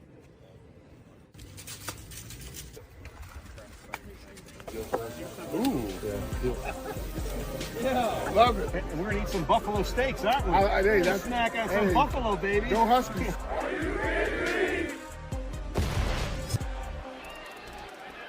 That's TikTok chef cooking with Daryl. And he comes in, NIU alum, pumped up, serving the buffalo steaks, the Polish sausages. He's cooking with the players. They were cooking the last couple of weeks, but now they find themselves in a dogfight. Well, listen, you and I are hungry, boys. Where's ours? I'm just being honest. I'm a little disappointed I don't have any of those buffalo steaks. The 2.9 million followers on TikTok. I mean, I feel like maybe one of those followers could have brought us up some food, you think? Exactly. And it won't be 2.9 in one because I'm a little upset. You know, I get a little sensitive when people deny me food. So I'm a little angry with Chef Darrow. We'll talk about that after the game, though. But I'm telling you right now who's not angry. Bulls fans. They've showed up. In this second half, they've cut down on the penalties. They've heated up a pass rush. And offensively, they've been better on first and second down to set them up for multiple third and shorts to keep drives alive. That's a recipe to get back in the ball game. So Ethan Hampton back out onto the field with his offense in this tie game. They go up the middle into that D-line for Buffalo and a defense that you played the position. Does it then jack you up a bit more when the offense gets a touchdown like that? Sure it is. I mean, that's exactly what happens. You know, complimentary football, you need your offense to show up and do their part. Now you're saying, okay, we make plays, it will pay off. And so no question about it. You want to be competitive no matter what the situation is, but we're all human too. When we see good things happen from our teammates, it inspires us to do better.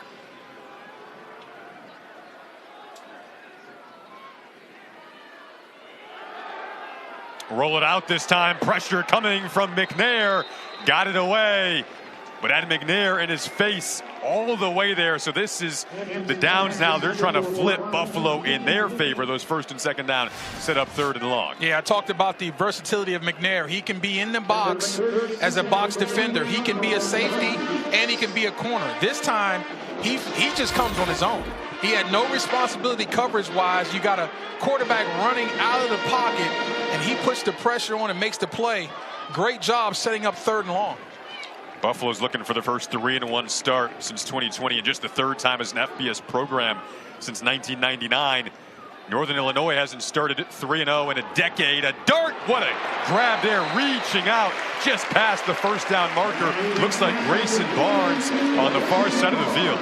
Yeah, that's an excellent job by Barnes. So much of this stuff is timing. This is just a stick route. Beautiful job of running it out, just enough yardage to get the first down. You hate when you see receivers run short of the first down. He's past the line to gain. The ball's a little bit inaccurate, but he showed great ball skills of reaching out and making a great catch. Barnes was a captain a couple of weeks ago. The senior makes a big grab. They needed 7, picked up 8. And now in the run game, stretching it out, it's Williams. A little dance with McNair out on the edge there.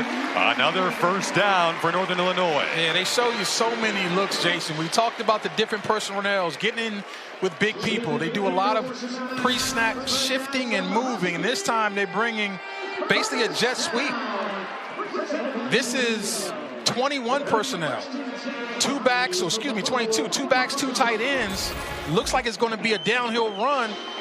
They bring a wing across the field formation, handed it to him on a sweep. Great job of execution right there.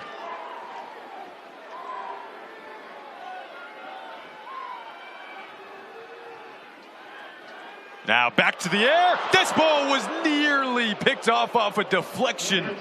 Charles McCarthyans was out there. It went in and out of the hands of Ontario Brown, who's usually very sure-handed. Well, that could have been dangerous. Yeah, first it went out of the hands of Hampton. So he fumbles the ball, gets it back, and then throws it out. It's like it's something on the ball. Oh.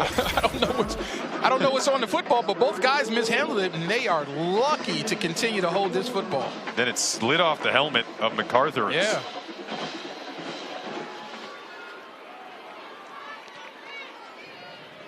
They got 2 backs in, Williams and Brown. On the plus side of the 50, trying to create holes. Again, Northern Illinois ranks number 23 in the country. We will have a group of 5 team in the playoff this year with the expanded 12-team college football playoffs, which is my favorite part of it. And for Northern Illinois fans who have been on the edge of their seats today and a bit more of a thriller than maybe even they anticipated, there is a lot on the line thinking down the road. Of course, for Thomas Hammock, their top priority is winning a MAC championship. It would be their first since 2021 if they can. Long way to go to get there. But they knew what they were getting into today with this Buffalo team that went under the radar in the preseason conversations. 3rd down and 11. It would be a big stop for the Bulls if they can get it. Hampton pressured again, and that once again might have been to allude to what you were talking about, Tioka, what's leading to some of these errant throws. It's the pressure. And that time, again, it was another guy, but I can just tell you right now, Ethan Hampton has been hit multiple times. And that plays in the mind and heart of any quarterback. I don't care how tough he is. And so this is something that's shown up time in and time out by multiple guys in his front. And that time it's Malin White coming around on a stunt to get in the throwing area of Ethan Hampton.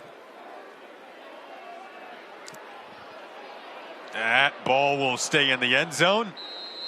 When Hampton's punted today, they've had 2 down inside the 10. I thought they were going to let him punt again, but they don't. And it's 17-17 Buffalo ball when we come back. Louis! Cut! More mud! Action! Louis! Louis! Cut! Mud on her face! Louis! Okay, everybody, that's lunch.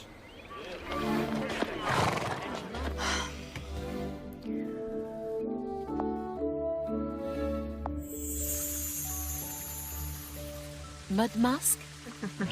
No. No. No. Compare hotels in the Hotels.com app. The worst part about being a caveman is the upkeep. I'm a hairy guy, but my razor has to be available 24/7. Available 24/7. Sounds like Geico's fast and friendly claim service. Oh, I see. Okay, funny man, why don't you come up here and tell some jokes? Yeah. What do you call a gecko who helps with insurance? My hero. For savings and service, get more with Geico. This is amateur hour. I was so excited when I heard this sandwich was back. I was like, Cloud 9. 2 words, Cloud 9. What's up? This is Mike. And this is Celia. And a little thing we love about the Chick-fil-A Honey Pepper Pimento Chicken Sandwich is the symphony of flavors. You can always count on that crispy, tender, juicy chicken, and it's got pickled jalapenos, and it's so good. My favorite part is the pimento cheese. Topped off with the honey, it all comes together perfectly. I like the original. I like the spicy chicken fillet. But either way, you're getting a winner. Real customers paid for their testimonials.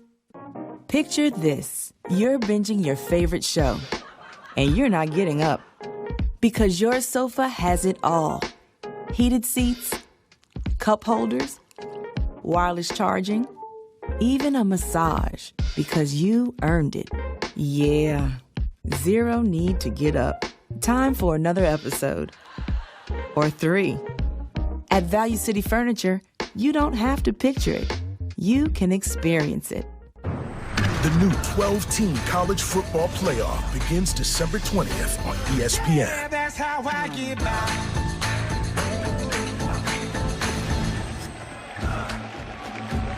Can't wait for December 20th, 8 p.m. Eastern Time on ABC and ESPN. First round action also continues on December 21st. This is a game that could have implications on that playoff because Northern Illinois wants to be the group of 5 team that gets in. Right now, they're in a battle, 17-17 with the Buffalo Bulls, and this crowd is starting to get back into it. Agbana rolling. He likes to do that, just has to throw it away this time. Terrific coverage downfield, and that's what I wanted to see. I wanted to see them get Agbana outside the pocket, rolling. And that time, the Husky defense was just terrific downfield. Nobody to throw it to. And they had pressure on the quarterback, so we had to throw it away. Kind of a coverage sack there. No question. And Jelani Williams was the late pressure, forcing the incomplete pass, obviously out of bounds. Smart play there by Agbana.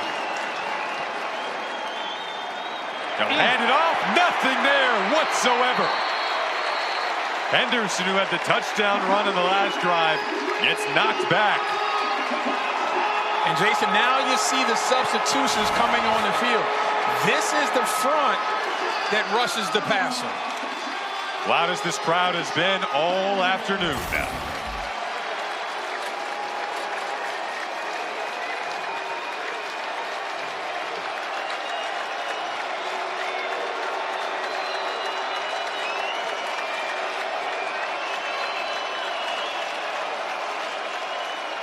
More pressure on the backside.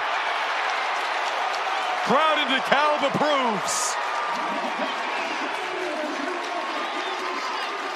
Neve Sanders on tackle. Yeah, I'm so excited. I'm talking over you, which is all wrong, but I can't sit still. They can't block him.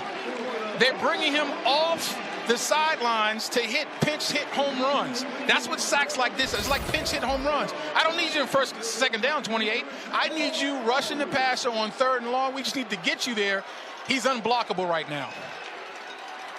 Dane Partridge, the returner here, wants to set NIU up with some good field position. Fair catch. Fair decision at the 50. But how did they get there? 1st and 2nd down defensive efficiency. They've shown it all game. When they are great on 1st and 2nd down, they're lights out on 3rd. If they're sort of iffy or not very good on 1st and 2nd, BU can move the football on 3rd and short. Northern Illinois is very often in one-score games. Just happens to be their thing right now. They're 28-28 in the 56 one-score games they have played since 2016. And here we go again. Yeah. Here we go again. They're comfortable in this situation. These fans are comfortable being on the edge of their seats. They're going to slip off eventually. Fall. You got to be careful around here. Do you take a shot right here with this momentum? Play action? They've got the threats to do it. Hampton wants it on the sideline. Really good job to adjust to the football from Grayson Barnes. Gain of 14. It's the back shoulder. When it's done properly, there's no real defense for it because the defender is worrying about the 9 route. He's worrying about getting beat deep. So when that ball is placed on that back shoulder, you can forget about it. It's going to be a completion as long as the receiver doesn't drop it, and Barnes does not. They really like Barnes. 6'5", with sort of long extension, catching the ball. He can do a little bit of everything. In this new era of tight ends, he can be an NFL player as a receiver.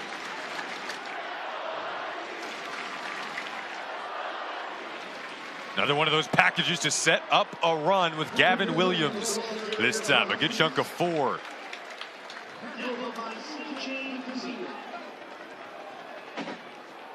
Again, you and I, the last time a team went into South Bend and upset Notre Dame on a big stage, it was Marshall a couple of years ago. We just happened to have Marshall the following week. They lost to Bowling Green, coincidentally a MAC team. Not easy coming off a big win like that against Notre Dame. And they didn't have a bye week. And I think, again, I agree with Coach Hammock. That bye week allowed them to reset because sometimes not clearing a win can be just as bad as not forgetting about a loss.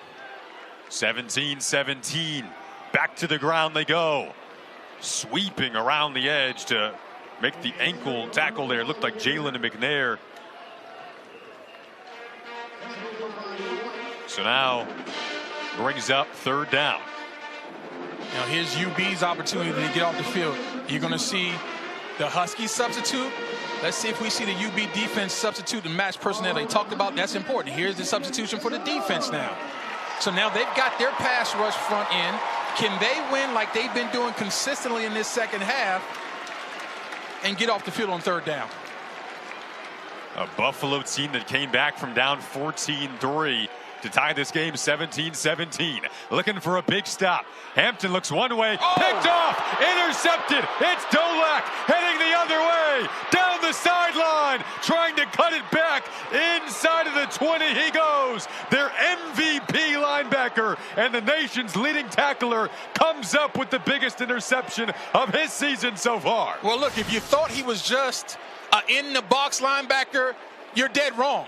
He can do it all, folks. He gets back in his passing lane, and he catches the football. Think of how many defenders Jason get in position but can't make the catch. Not only does he make the catch, then he becomes the running back that he was in high school. Excellent job of getting to your zone drop, seeing the ball being thrown, catching the football, and turning into offense right away. I love it. We talked to them earlier this week about when he played running back in high school. We didn't think he was going to maybe play a little running back today. Like he's got the ball in his shirt there, trying to keep it hitting. That's great. All right, well, here we go. Agbana using his legs goes down quickly. That was a quarterback draw, but the defensive line of the Huskies said nothing doing. Great job of just mulling up, and there was nowhere to go for CJ. Buffalo has not led today. Creeping up on 5 minutes to go. Both teams with all 3 timeouts and the 2-minute timeout. So it's really important for Dave Patnode and for CJ to understand where they are in this field. You're in position to take the lead. Don't do anything to put the ball at risk. They'll tuck it, run with Agbana again. NIU defense there again. You see, I'm okay with this call, Jason. We're in a point of the ball game where any points are at a premium. Now, you don't want to keep going backwards and make this a tougher kick. You obviously want the ball to be going forward, but I like the idea of not putting the ball at risk. You just need better execution from the offensive line and give your quarterback a chance now. Jaden Dolphin made the big tackle. 3rd and 14.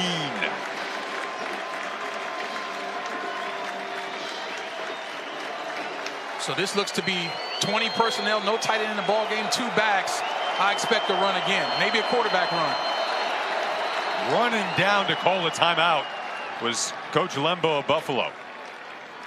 Well, he recognizes the moment. Please adjust the game clock to 4:12. 4-1-2. Well, I mean, when he was the head coach at Ball State, 2011 to 2015, they had some big upset wins during his tenure. I think he wants to talk about it because he understands that he needs to be in range to get a good kickoff for a potential lead-changing field goal. So this is obviously a huge point in this ball game. Number one thing, though, is ball security. Buffalo just 1 win versus a ranked team in program history. Again, that came in 08 in the MAC championship against Ball State. Northern Illinois searching for a 3-0 start for the first time in a decade. Every fan at Husky Stadium on their feet on this 3rd and 14 here. Any positive yardage is a win.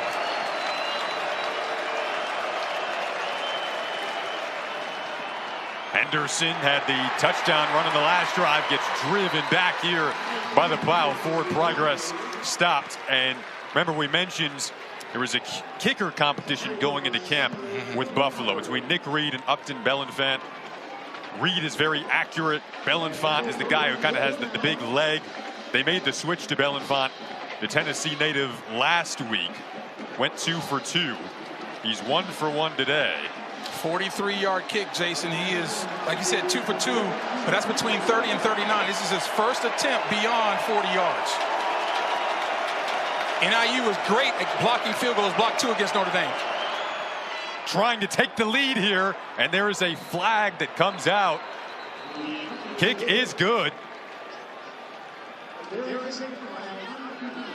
If this is against UB, that's potential disaster. They'll decline it if against NIU, though.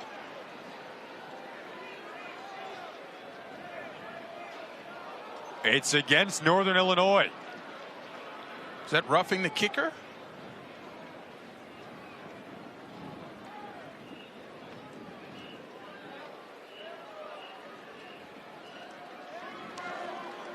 Running into the kicker.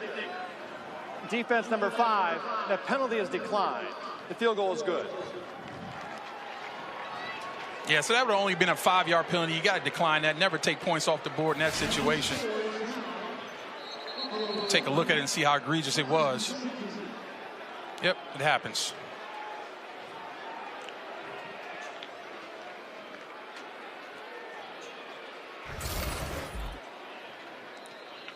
So 20-17, Buffalo takes the lead, their first lead of the game. Yeah. With 3:28 to go. Upsets on their minds. And I mean, you got to give Pete Lembo and this staff a ton of credit. First MAC game with this staff.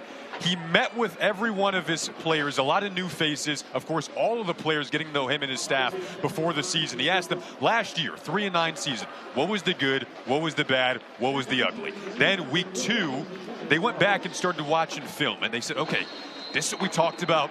We're starting to see it here. We're getting better at it. We're working on it. This is what we're doing here.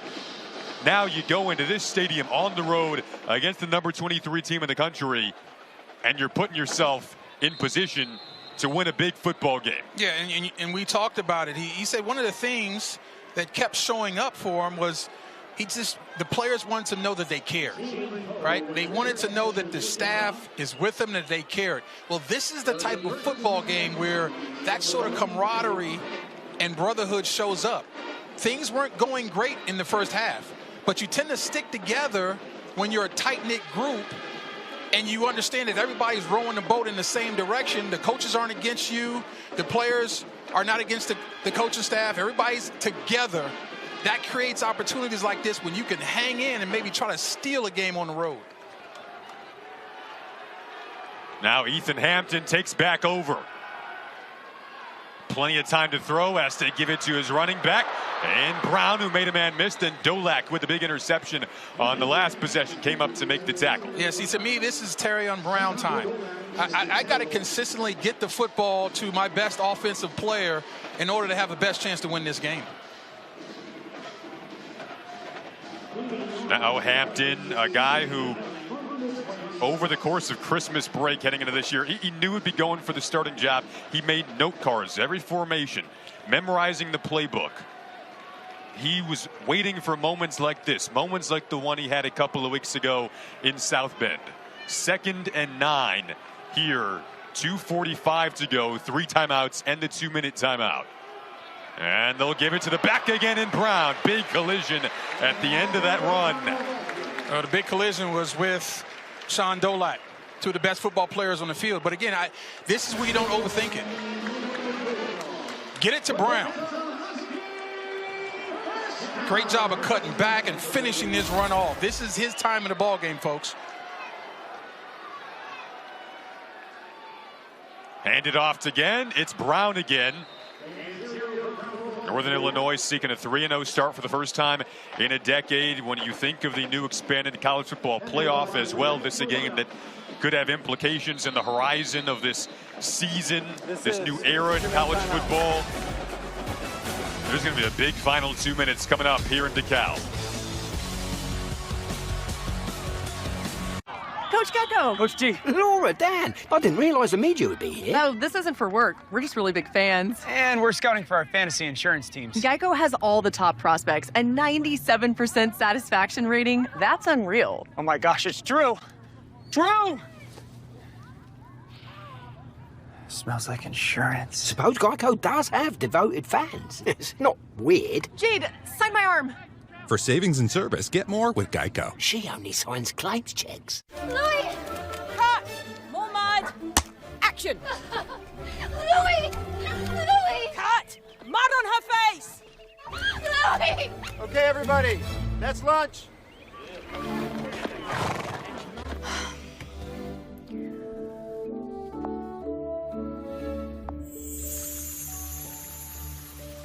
Mud Musk?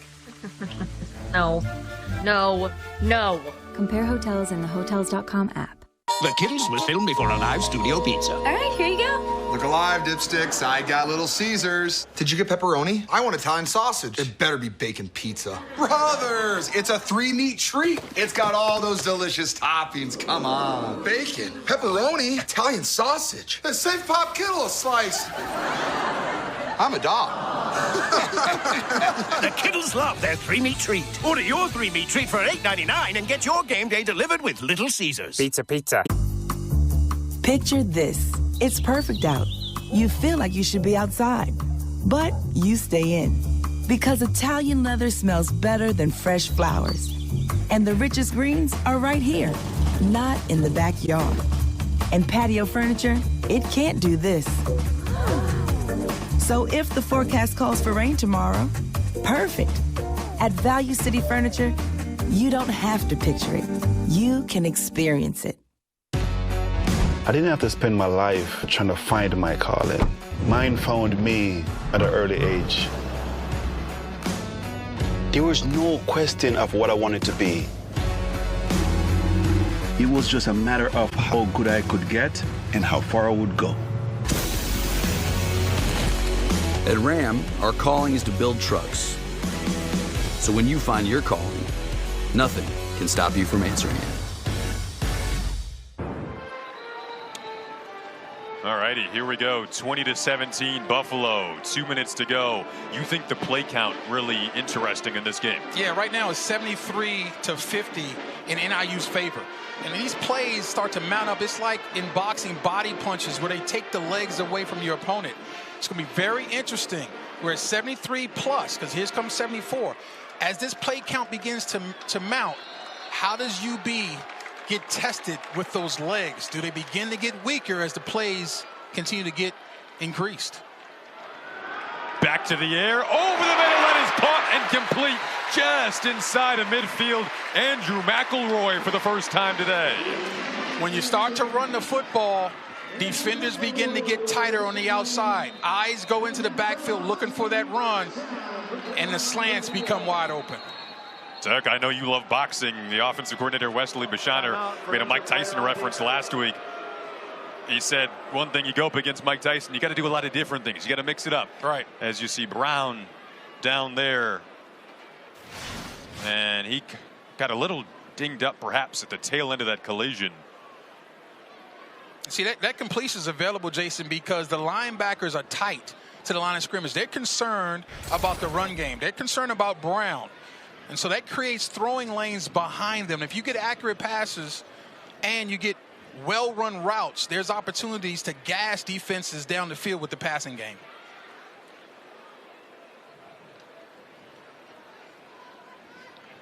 .152 to go. 2 timeouts left for Buffalo. Remember, Pete Lembo ran down the sideline and called one of them. And Brown down at the moment here at Northern Illinois with all 3 of their timeouts. And inside of the final 2 minutes here on a first down. Well, if Brown can't return, well, that's a tough loss for the Bulls because they really like him. They say he's the biggest surprise on this defense coming out of spring, where he was hurt in the spring, couldn't show him anything, but man, he's really shown up in fall camp and in these first 3 games. Very consistent tackler and playmaker in this secondary. Yep, we'll go out for at least this play here, see if he comes back. We're inside of the final 2 minutes here. Clock will stop when the chains are reset on a first down.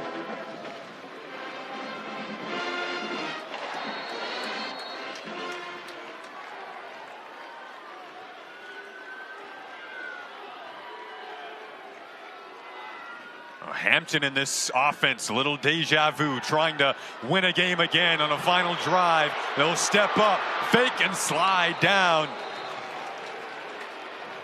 That coverage downfield was excellent. Hampton had nowhere to go with the football, did as best as he could, and that's the first down efficiency defensively that you want to see to get a team off schedule. 1:22 to go after the slide. Clock ticking. Back to Brown. An aspect of the timing here. You have the 3 timeouts, but it's an offense that likes to move and groove on the ground. So they might start to have to use these timeouts pretty soon here. Good thing you do have all three of them. Yeah, and they're right on cue. You do. Yep, there you go. They're first. Please adjust the game clock to 1:12. By the way, thank you. 16 tackles for Dolak now, 16 and counting. Racking them up, the nation's leading tackler, plus the interception that led to the now game-leading, what they hope could be potentially a game-winning field goal.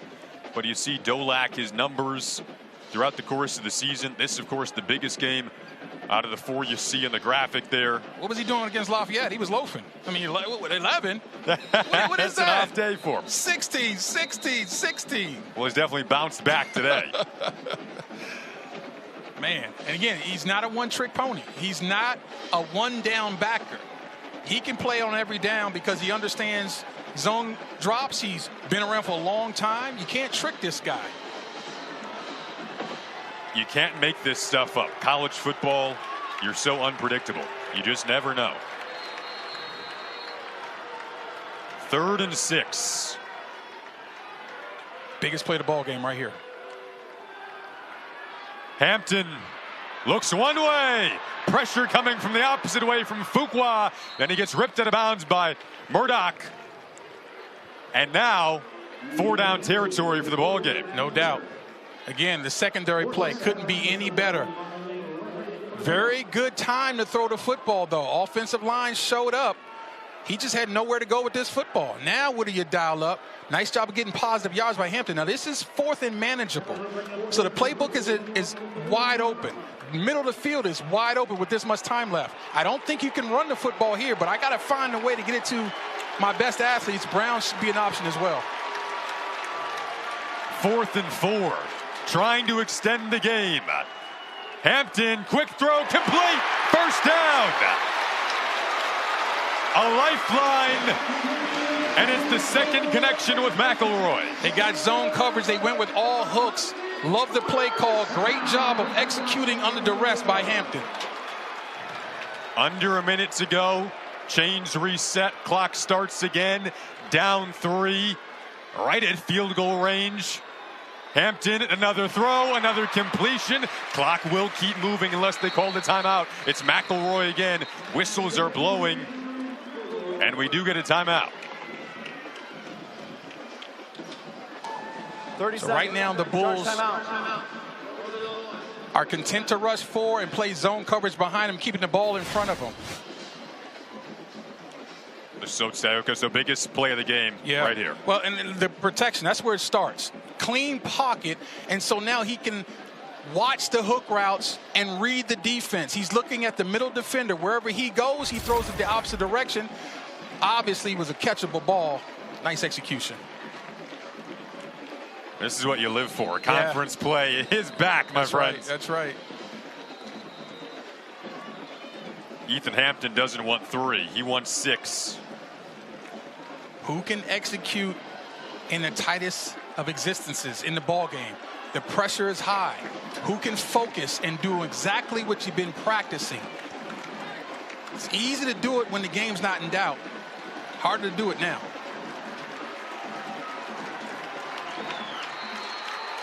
'56 one-score games for Northern Illinois since 2016. Most in the FBS. Hampton back to throw. Look into the end zone. Flag goes flying. Could be pass interference. And the most crucial penalty of the game. McElroy again was the target. Yeah, it looks like he came through the back, trying to reach around and make a play on the football. And I think MacArthur's made some contact from behind. Pass interference. Defense, number 5. 15-yard penalty from the previous spot. 1 minute. First down. Wow. So first of all, you got inside leverage. You can't let the guy cross your face, and that's where he's lost right there. See how he let the receiver cross his face? You can't allow that to happen. And he knew he was in trouble right there. That's a great route by Andrew McElroy to get inside. And now that sets up a really good situation for the Huskies. 1st and goal just inside the 10-yard line. Every soul in DeKalb standing up Everybody in DeKalb has a heartbeat that's racing a little faster than usual right now. If I'm the Bulls, I'm rushing the passer. I don't think they can run this football with this under 40 seconds left. Hampton, that ball dangerously deflected over to the sideline and out of bounds. Wow. All these guys standing up, they held their breath right there collectively. A lot of hands on top of heads, almost like they're winded around here. Woo! They're losing breath around here. Woo! Take your breath now. Heartbeats. We've seen multiple batted passes, though. Again, we talked about it. If you're not getting a pass rush, that's when you get your hands up. Can this protection hold up when they need it the most, Jason? Second and goal. Hampton, that is broken up. Excellent coverage from Sean Dolak, who's playing like the best linebacker in the country today. Yeah, Ethan Hampton, I mean, that's Sean Dolak. Test someone else. He's going to answer the call. I got to find someone else to test. This man coverage across the board, especially underneath. I'm going somewhere else. He's not going to be out of position, and he's not going to foul. Would you have run it there? No, I'm not running the football. I'm throwing the football, no question about it. But I'm also trying to spread this defense out and look over the middle. Chess match. And a timeout from Buffalo. 30 seconds. Charge timeout. Buffalo. Their second of the half.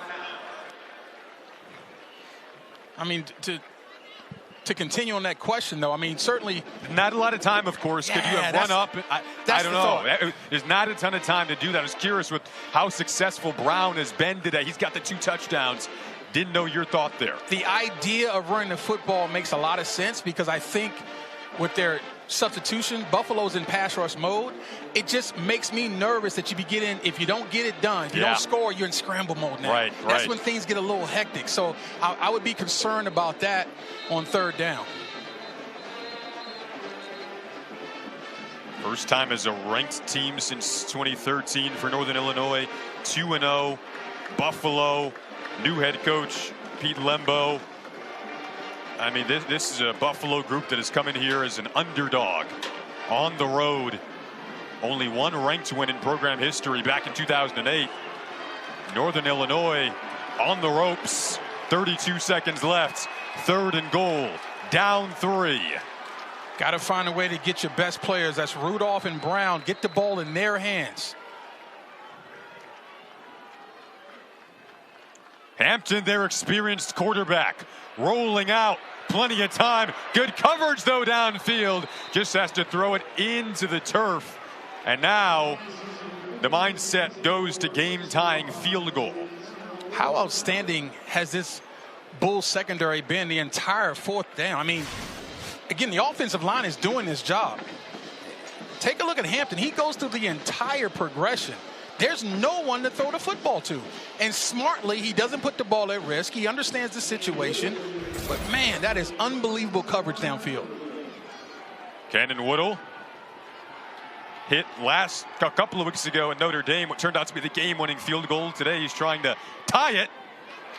And he does just that. 20-20. Well, the Bulls defense came into this game not great in the red zone. But they showed up today. Just think of this, Jason. In 7 attempts inside the red zone, they've given up 6 touchdowns. That's not very good. But none of that matters today. Have stepped up to the plate. 20 all. 24 seconds left. Could we be destined for overtime? That's Solomon Brown, who's down on the field. Well, he's been down a couple times, and he's gotten up and continued to play. We talked about his toughness and consistency. Was injured during the spring. Didn't see a lot of him.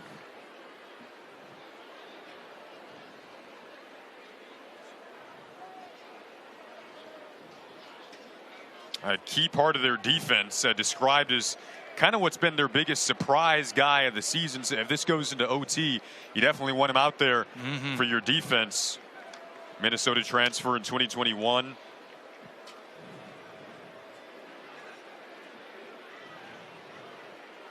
Pete Lembo had no doubt the mentality his guys would bring on the road today. Brown's walking off under his own power again. Don't be shocked if you see number 7 back in this ball game. This Buffalo team, one of their helmets, not today, but one of their helmets has the 716 area code, the Buffalo area code on the side of it. They truly play for the city of Buffalo. You know, Sean Dolak, who's made big plays today, a walk-on guy, Buffalo area native. He said he wants to finish his legacy and play for kind of the kids of Buffalo who oftentimes go under the radar recruitment-wise. So they love pulling off upsets. Coach Limbo talked about we don't do a lot of slogans and all that stuff, right? Right. We're about just coming to work every single day and putting our best foot forward. Not that there's anything against teams and who do that. A lot of teams have won a lot of games doing it that way. That's just not the Pete Limbo way. We just show up and work and play. Still got 24 seconds and 1 timeout. They feel Belenfant has a big leg. But they would need a pretty big play before setting him up. And they like to go downfield with 50-50 balls. I mean, 1-1 earlier with Victor Snow. I mean, I wouldn't have a problem with you taking a shot on first down to see if you can get yourself something. Maybe you get a pass interference or maybe make a circus catch or something like that. But, I mean, certainly they don't want a disaster on their own 25-yard line with a tie ball game with less than 30 seconds to go. They're coming off the 34-3 win over UMass. Lost to a top 10 team in Missouri the prior week. They're going to kneel on this ball, looks like to me. Play for overtime. Yep. As the road team, I'm okay with going to overtime. Here we go. Extra football. Action has returned with some punch. If it's free football, you know my motto, if it's free, it's for me. You know how I am. I know you're frugal. And I'm usually and it's usually when it comes to food and getting food at these stadiums, but you know, the chef let us down. But again, I'm not hurt about that. I'm not upset. Sounds like you are, well, but you're not hurt about the free football that's on the horizon. Give me all that I can get, please. Head up to the buffet. We got some extra football coming your way. For the fourth quarter. End of regulation 2020. Here we go. Kick out. All right, Tina, 6 is hard to beat. Not for us. Okay, not soccer, but football. Yes. We honeymooned here. Mallorca. Yes. Pass. Oh, we don't pass, Tina. Come on. They help give you more. A tax professional. And they have a 97% satisfaction rating. Salami. You could have done it in a British accent. That's helpful, Randy. For savings and service, get more with Geico. He looks down at his queen and says, Au revoir, mon amour. Au bientôt. Let's work on that French, shall we?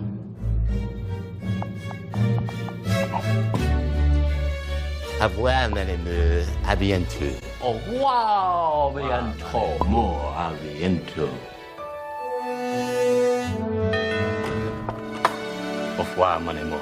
À bientôt. Now search with AI Assistant in the Hotels.com app. The Kittles was filmed before a live studio pizza. All right, here you go. Look alive, dipsticks. I got Little Caesars. Did you get pepperoni? I want Italian sausage. It better be bacon pizza. Brothers, it's a 3-meat treat. It's got all those delicious toppings. Come on. Bacon, pepperoni, Italian sausage. Then save Pop Kittle a slice. I'm a dog. The Kittles love their 3-meat treat. Order your 3-meat treat for $8.99 and get your game day delivered with Little Caesars. Pizza. Picture this. You're binging your favorite show, and you're not getting up because your sofa has it all. Heated seats, cup holders, wireless charging, even a massage because you earned it. Yeah, zero need to get up. Time for another episode. Or 3. At Value City Furniture, you don't have to picture it. You can experience it. Start of overtime here in DeKalb. 20-20 after regulation. Buffalo trailed 14-3 in this game. Came back to tie it 17-17. Then the Dolac interception, followed by the ensuing field goal, made it 20-17, and Northern Illinois with the drive at the tail end of the fourth to tie it up. Coin toss always big. No question about it. No question. And I think we might have a chance to watch it live, which is super exciting. But why is it so important? Because if you win the coin toss, you get to decide who gets the ball first. And the conventional wisdom says allow your opponent to get the ball first so that you can get it second and know exactly what you need to do to either win the ball game or extend the overtime. Ben, it's been a great game. Overtime rules, each team's going to get one possession for the 25-yard line. The winner of the toss is going to be able to choose offense, defense, or direction. Again, here's the coin. The MAC logo is heads. This side is tails. What is your call? Tails is called. It is tails. You have won the toss. Defense first. You want to go on defense first? Means you're going to go on offense first. Which end of the field would you like to play? Okay. Northern Illinois first down at this end. Good luck. Those were the two captains, J.J. Lippy for Northern Illinois, Sean Dolac for Buffalo. You heard Buffalo won the toss there. Like you said, they opted to defend, playing to your formula. And here's the overtime rules. So we just saw the coin toss. Now each team gets possession from the opponent, 25-yard line. You get to the second overtime, you have to attempt the two-point conversion after the touchdown. Then the third overtime to avoid those marathons is now the alternating two-point conversion. So here we go. Buffalo on defense first. Northern Illinois will take the field on offense with Ethan Hampton. Finds himself once again in a clutch situation. Thomas Hammock trying to lower the heart rates of these Husky fans that have come out today and got a great game. Maybe a little too good for their liking. Right. So the personnel is going to tell you a lot about what NIU's thinking. And they're in 12 personnel. I think they're going to run the football here, folks.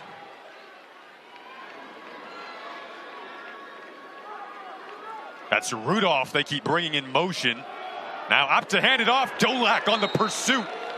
Right up there with speed. Right after win the coin toss, get an interception, then go make a tackle in overtime. Yeah, I don't know how you keep this guy off your All-American list. And again, he had a blocker assigned to him that time. He just ran away from him. His ability to diagnose and go without any hesitancy is amazing. Career high 18 tackles now for Dolac. And it drops, importantly, Northern Illinois back to 2nd and 13. Screen set up. Oh, it's Barnes gracious. on the tackle. I'm sorry, Jason. What number 52 just did to a potential blocker. I mean, I want guys like this. He chooses violence at every opportunity. Watch number 52 and what he does to this blocker to the right side of your screen. That's unfair. So not only did he destroy the block, he still goes and makes the play. Give me linebackers that choose violence, and I'll find a way to win. Not on the field only. Off the field, be a pacifist. On the field, I need violence. Just like you. 19 tackles and counting here for Dolac. 3rd and 10. He's made both plays so far in the first couple of overtime downs. Hampton hit as he threw that. One-on-one battle out on the edge. And defensively, it was Charles MacArthur. And remember, he got hit with that PI call. Tail ends of regulation, comes up with a big play against McElroy. Those two have been lined up against each other. So if you're the Buffalo defense, you did your job. You're forcing the field goal. The offense is trying to go win it with a touchdown. Well, as big a play as that was, the pass rush was just as big. I believe that was Kobe Stewart coming around that corner with a tremendous outside rush to force an incomplete pass. Cannon Woodall. Oh, that was blocked. That was blocked. What a play out on the edge there. Marquise Cooper makes the play. I saw the get off, Jason. That get off was tremendous. Watching him, he's like a rocket out of his stance. Now the question is, was he offsides? And there's nobody throwing a flag, so I guess he was not. That get off was unbelievable. That kick was blocked at the snap. What a tremendous play by Cooper. Wow. And remember, NIU blocked 2 field goals against Notre Dame. Now they're a victim of a field goal block in overtime. Deja vu, flip the script was the theme for Buffalo today. Yeah. Now, you can win this with a field goal. Unbelievable. Yep, and that's the point. That's why you choose defense when you win the coin toss. They went with tails never fails. It worked out for Dolak. He's been hot all day. Why not? Now you need a field goal only. That takes a tremendous amount of pressure off the play caller. He can do whatever he wants now.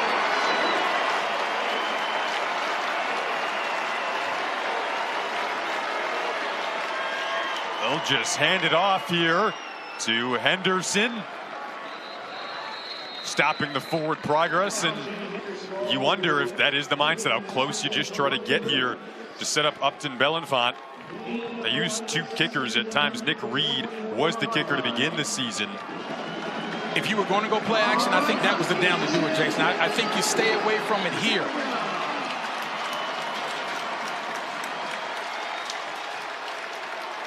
They bring Schnackenberg in motion to block. Get a few more yards, seem to be deliberately running along the left hash. As a play caller, as a coach, you never want to outcoach your own team. Yeah. Right? You want to allow your players who work so hard to decide the football game. And I think this is exactly what's happening here. Coach Patno, the offensive coordinator for the UB Bulls, is doing exactly what he should do in this situation to put his team in the best position to win the ball game.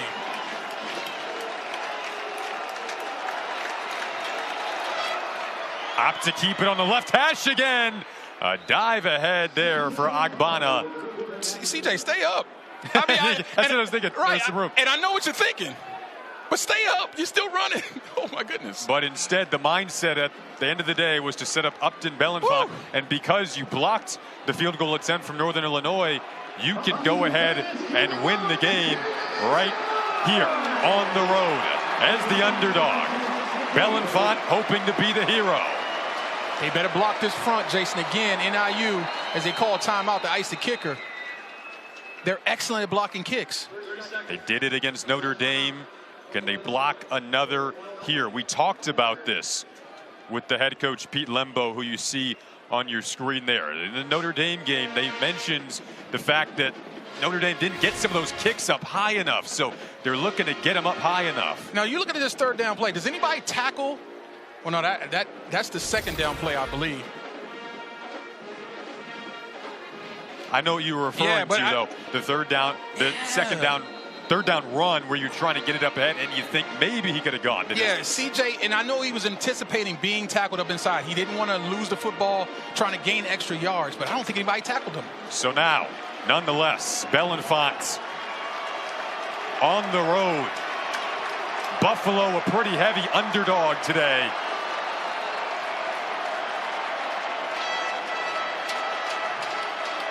Belenfant for the win. Got it. Upset complete. First win over a ranked team since 2008. Oh my goodness. Oh. Agbana says, you know what? I'm going to put it on my kicker.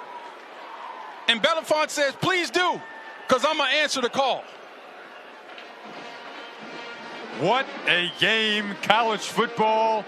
You are so unpredictable. Wow. Down goes Northern Illinois a couple of weeks after beating, at the time, 5th-ranked Notre Dame.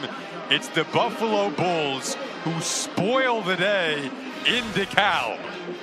I literally have goosebumps. Watch the snap. It's not great.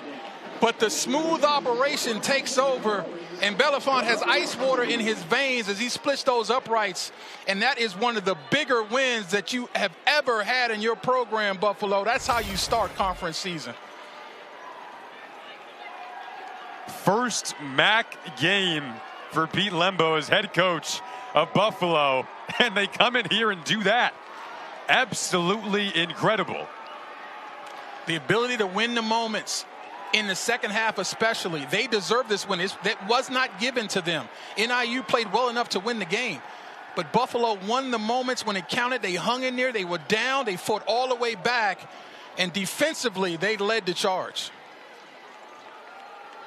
Well, that's how you start MAC play. I don't know if anyone drew it up that way, but MACtion doesn't always go the way you draw it up. Northern Illinois was trying to continue a historic start to the season. Buffalo had other ideas. It's the Bulls who begin the year 3-1, 1-0 in MAC play. What a game. What a game for everyone in the truck. You guys were phenomenal. So fun to work with you. Tioka Jackson, always fun to work with you, my friends. 23-20, the final. Buffalo wins it. I'm Jason Ross Jr. saying so long.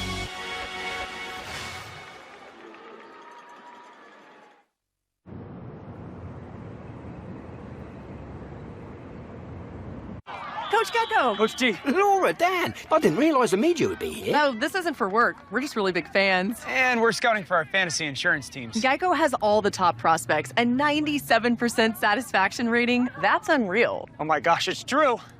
True! Smells like insurance. Suppose Geico does have devoted fans. It's not weird. Jade, sign my arm. For savings and service, get more with Geico. She only signs claims checks. Streaming football games? At Xfinity, we know the game's only live once. That's why we built Xfinity Internet with super fast speeds and ultra low lag for nonstop action. Oh, that looks fun. Can I try? No.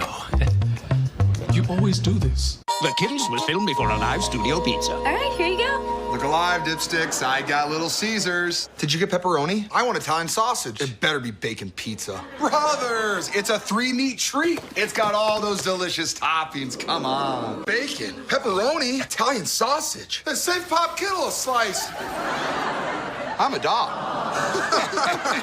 The Kittles love their 3-meat treat. Order your 3-meat treat for $8.99 and get your game day delivered with Little Caesars. Pizza, pizza. Picture this. You're binging your favorite show, and your sofa has it all. Heated seats, cup holders, wireless charging, zero need to get up. At Value City Furniture, you don't have to picture it. You can experience it. I didn't have to spend my life trying to find my calling. Mine found me at an early age. At Ram, our calling is to build trucks. So when you find your calling, nothing can stop you from answering it. I'm on the next level now. It's so on.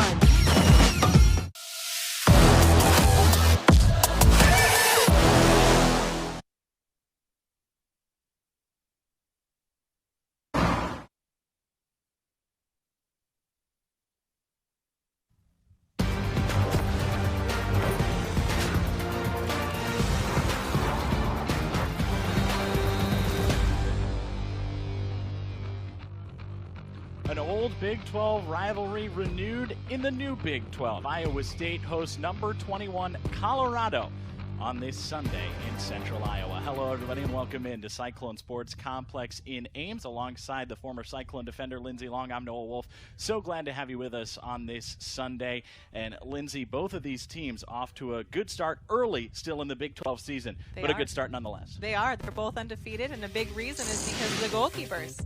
2-0 Colorado tied atop the Big 12 standings with West Virginia. Iowa State not far behind, but a no contest on Thursday has them with just one Big 12 game under their belt. But you mentioned the goalkeepers, and Colorado has an excellent one that's led them to this great start, the junior from Aurora, Jordanitis.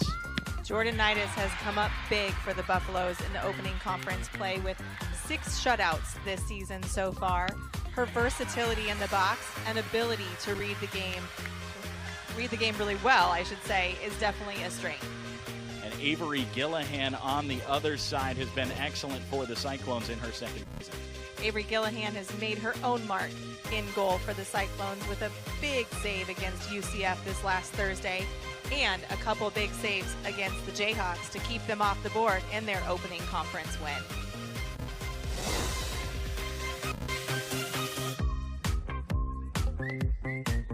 Fall into savings at the Van Wall Gear Up for Fall sales event. Get up to $2,500 in bonus cash or low financing offers on select new John Deere Gators.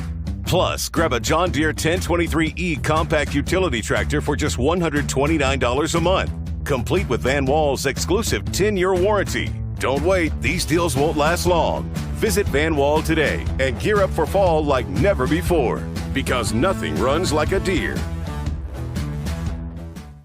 COVID-19 cases are on the rise, and peak flu season is almost here. Save time and get the updated COVID-19 vaccine and your flu shot at the same time at Hy-Vee. Schedule your updated COVID-19 vaccine and flu shot online today, or just stop by any Hy-Vee pharmacy whenever it's convenient for you. No appointment necessary. Plus, when you get your flu shot at Hy-Vee, earn a 20-cent fuel saver. Your Hy-Vee pharmacy is here to help you and your family stay healthy.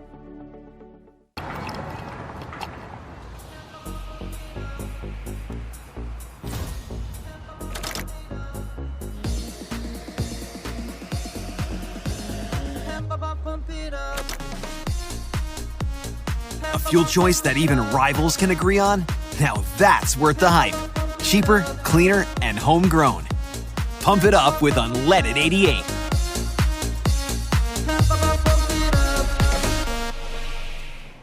They say that imitation is the sincerest form of flattery. Maybe that's why scientists are trying to recreate real meat.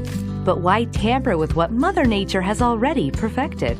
A high-quality protein, Iowa-raised meat is the original health food, with 9 essential amino acids necessary for the human diet, sustainably raised by Iowa farm families. But hey, keep at it. It's flattering that so many products want to be us. There's a spirit of innovation radiating from the Iowa State campus. You can feel it flowing through every building and in the hearts and minds of every person who studies and works here. It inspires a culture of creativity and collaboration unlike any other university, which is just one reason Iowa State was honored as the Entrepreneurial University of the Year for the Americas. At Iowa State, the spirit of innovation is in everyone, guiding us to create a brighter future for all. Just moments away from kickoff between number 21 Colorado and Iowa State. A couple teams that feel like they have something to prove early on in this Big 12 season. Colorado at 2-0, trying to prove that they are a Big 12 title favorite. Iowa State trying to prove that it can get to its best Big 12 start in program history. Here's a look at Colorado's starting lineup. Pretty similar one to what they've started so far this season. No real surprises. Very here. consistent. I think the defense for the Buffaloes has been a really strong piece to their game. It is a good Colorado defense anchored by Jordan Knightis, as we mentioned at the outset of the broadcast.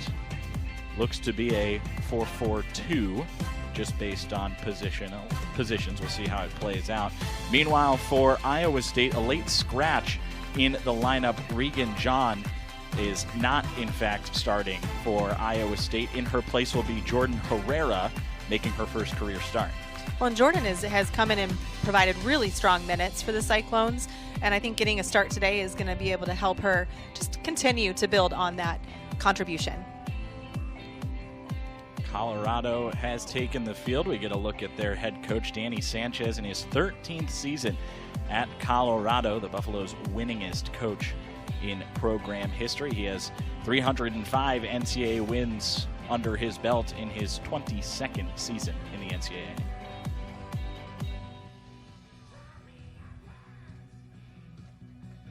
Looks like the Cyclones are just still in their huddle and about to take the field here now. So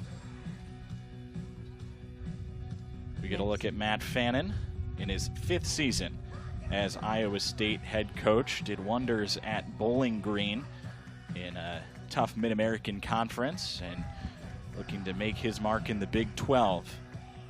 And just recently surpassed his 100th career win. So happy to see continued success here at Iowa State.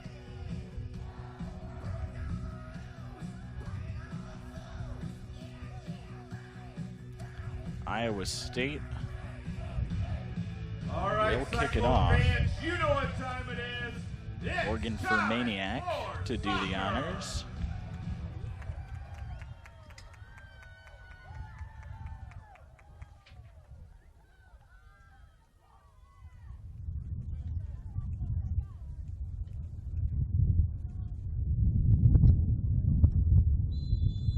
And we are underway at Cyclone Sports Complex in Ames. Can Colorado continue the nation's longest winning streak? Or will Iowa State defend home field? I think what we're going to see today is both teams have a pretty possession-oriented style. Colorado has been able to move the ball quickly up to the offensive third and be able to move quickly down the field, but also not able to convert as much as Coach Sanchez is looking to have them optimize in that side of the game. So it'll be interesting to see what type of strategies they come out here today on this Sunday afternoon. Iowa State putting together an attack through the wing. It's snuffed out by the Buffaloes' defense, and we'll see if they can try to counter here. And that's that direct ball that they're looking to connect with their top forward and then play off of her. Hope Leba the one giving chase up there, but well defended by Iowa State. Cyclones 1-0 after a road win at Kansas just over a week ago. Colorado has a couple of wins, including a ranked road win at number 12 Oklahoma State. Might be the most impressive win by a Big 12 team this season.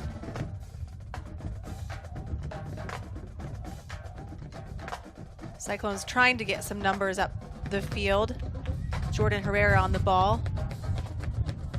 Taken away by number 4 for the Buffaloes, Laura Govin. Govin, thank you. Yeah. I was looking to the quick pronunciation list.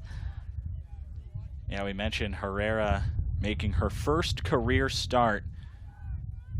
She's played in 7 games this season, played in 14 2 seasons ago, and missed all of last year with an injury.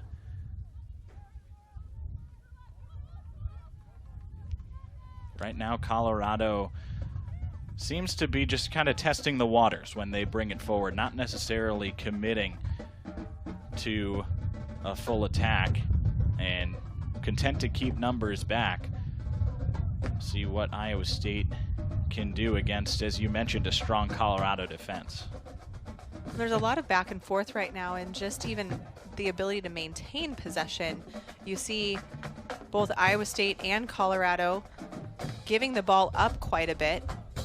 And here's Fermaniak in the box on the end line and is able to gain a corner out of that play.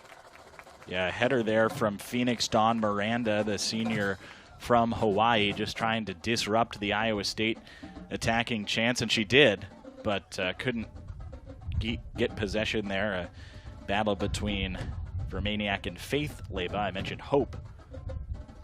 The twins play on opposite ends of the pitch for Colorado. So here's a set piece for the Cyclones. You've got 2 people on the ball. It's going to draw 2 defenders out, and there you see a little bit of movement. First corner kick of the match. Let's see who takes it. Good ball into the box, but nobody can connect with it. They'll send it right back in. But it's deflected only as far as Iowa State's Yogerst, and ultimately it's Jordanitis to clean it up. Well, and we're seeing this a lot with the Cyclones in kind of that position where there's not a lot of attacking down to the end line. We saw Jordan Herrera right there bring the ball back to her right foot to send that cross off. The challenge and having an opportunity to talk with Coach Fannin earlier this week was just kind of in preparation, I guess, for the weekend, was wanting to see more of that attack to the inline. It creates such a more dangerous opportunity in the box, and just not converting, I guess, on some of those decisions in those moments. But hopefully the Cyclones will start to see that and be able to convert more in that inline approach. Jordanitis was all the way at midfield for Colorado, sent a nice ball in, but defended well by Iowa State. Nitis already has 1 assist this season. Colorado with a chance here. Diving stop twice. Gillihan with a double save. And Ella Zimmerman comes in to clean it up. But a great chance for Colorado early. When we saw Gillihan on the ground there, but still in position. And that's one of the things that she has done very well in just recognizing where she's at within the box and being able to put herself in a position to make some of those saves.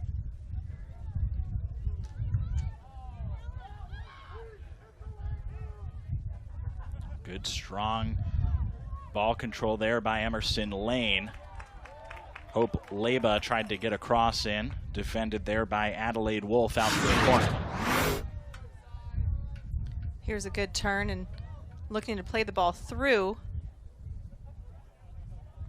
There's that double save right on the end of it. I mean, that was really good follow-up by Jace Hawley. And a second good save by Avery Gillihan. Good ball defended well by Morgan Fermaniac, but still a chance for Colorado. Well, and seeing Fermaniac in the box, both offensively and defensively, she is such a strong force in just her positioning and her overall ability to get on the end of those balls. So always looking to have her in the box for corners, whether it's offense or defense.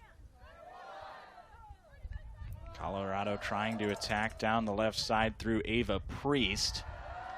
Her ball sent out of bounds. Goal kick, Cyclones. And it'll be a goal kick for Iowa State.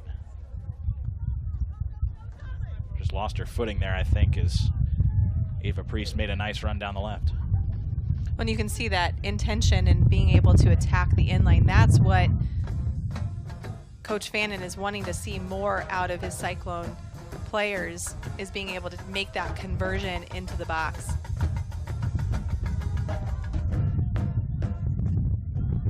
Emerson Lane has been strong on the ball for Colorado early. Had one of those two shots for the Buffaloes, both saved by Gillihan. And she'll get it again here on the left side of the box. Back out to Priest, who will put a ball in. Cleared away, Ella Zimmerman. See if the Cyclones can keep possession. So far, so good.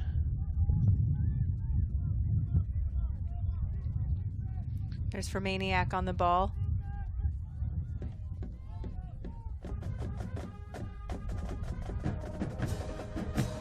Emerson Lane trying to take it away. Good, strong fight there from Ira Yogerst. And Iowa State keeps it. They'll try the right side. Agruso, a low cross. Nobody on the end of it. Phoenix Dawn Miranda has a little trouble, but is able to keep it with Colorado.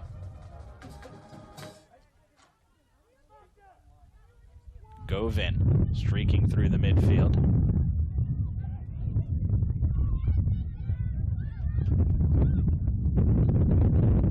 Hope Leba having to retreat, but feeds it forward to Jace Holly. Back to Leba.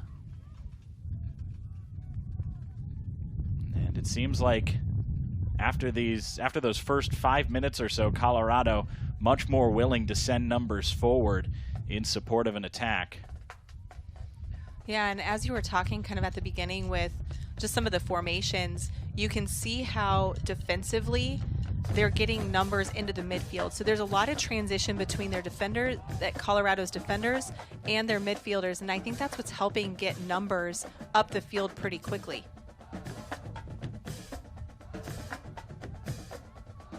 Lauren Hernandez has some space in the middle, tries to find Fermaniac, but it's too long for her. Well defended there by Faith Leba, able to usher it back to Nidus.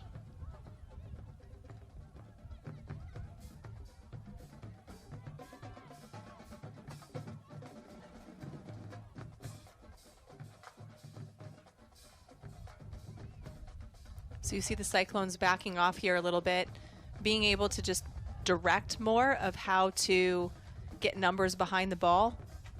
You see the collapse of the midfield to offer a little bit more defensive strategy as the Buffaloes take the ball up the field here and play on with possession. Rosenbaum with it right now. Plays it out left for Priest. Agruso steps in and will force Colorado to play it backwards. Colorado does a really nice job of swinging the ball onto the different sides of the field, being able to just attack on multiple sides, and that will be a foul on the Buffaloes and a free kick for the Cyclones. Yeah, Hope Leda a little bit aggressive there, didn't have position and slid into the feet of Adelaide Wolf. We'll see if Iowa State can take advantage. Obviously a long way to go from the spot of that free kick. Those are the type of opportunities, though, that you really don't want to give up into a 50-50 position or even just give away. I think as the opening minutes here continue to click off the clock here, 6 minutes down, and being able to have more of that possession and finding feet is what the Cyclones are going to need to pick up in being able to continue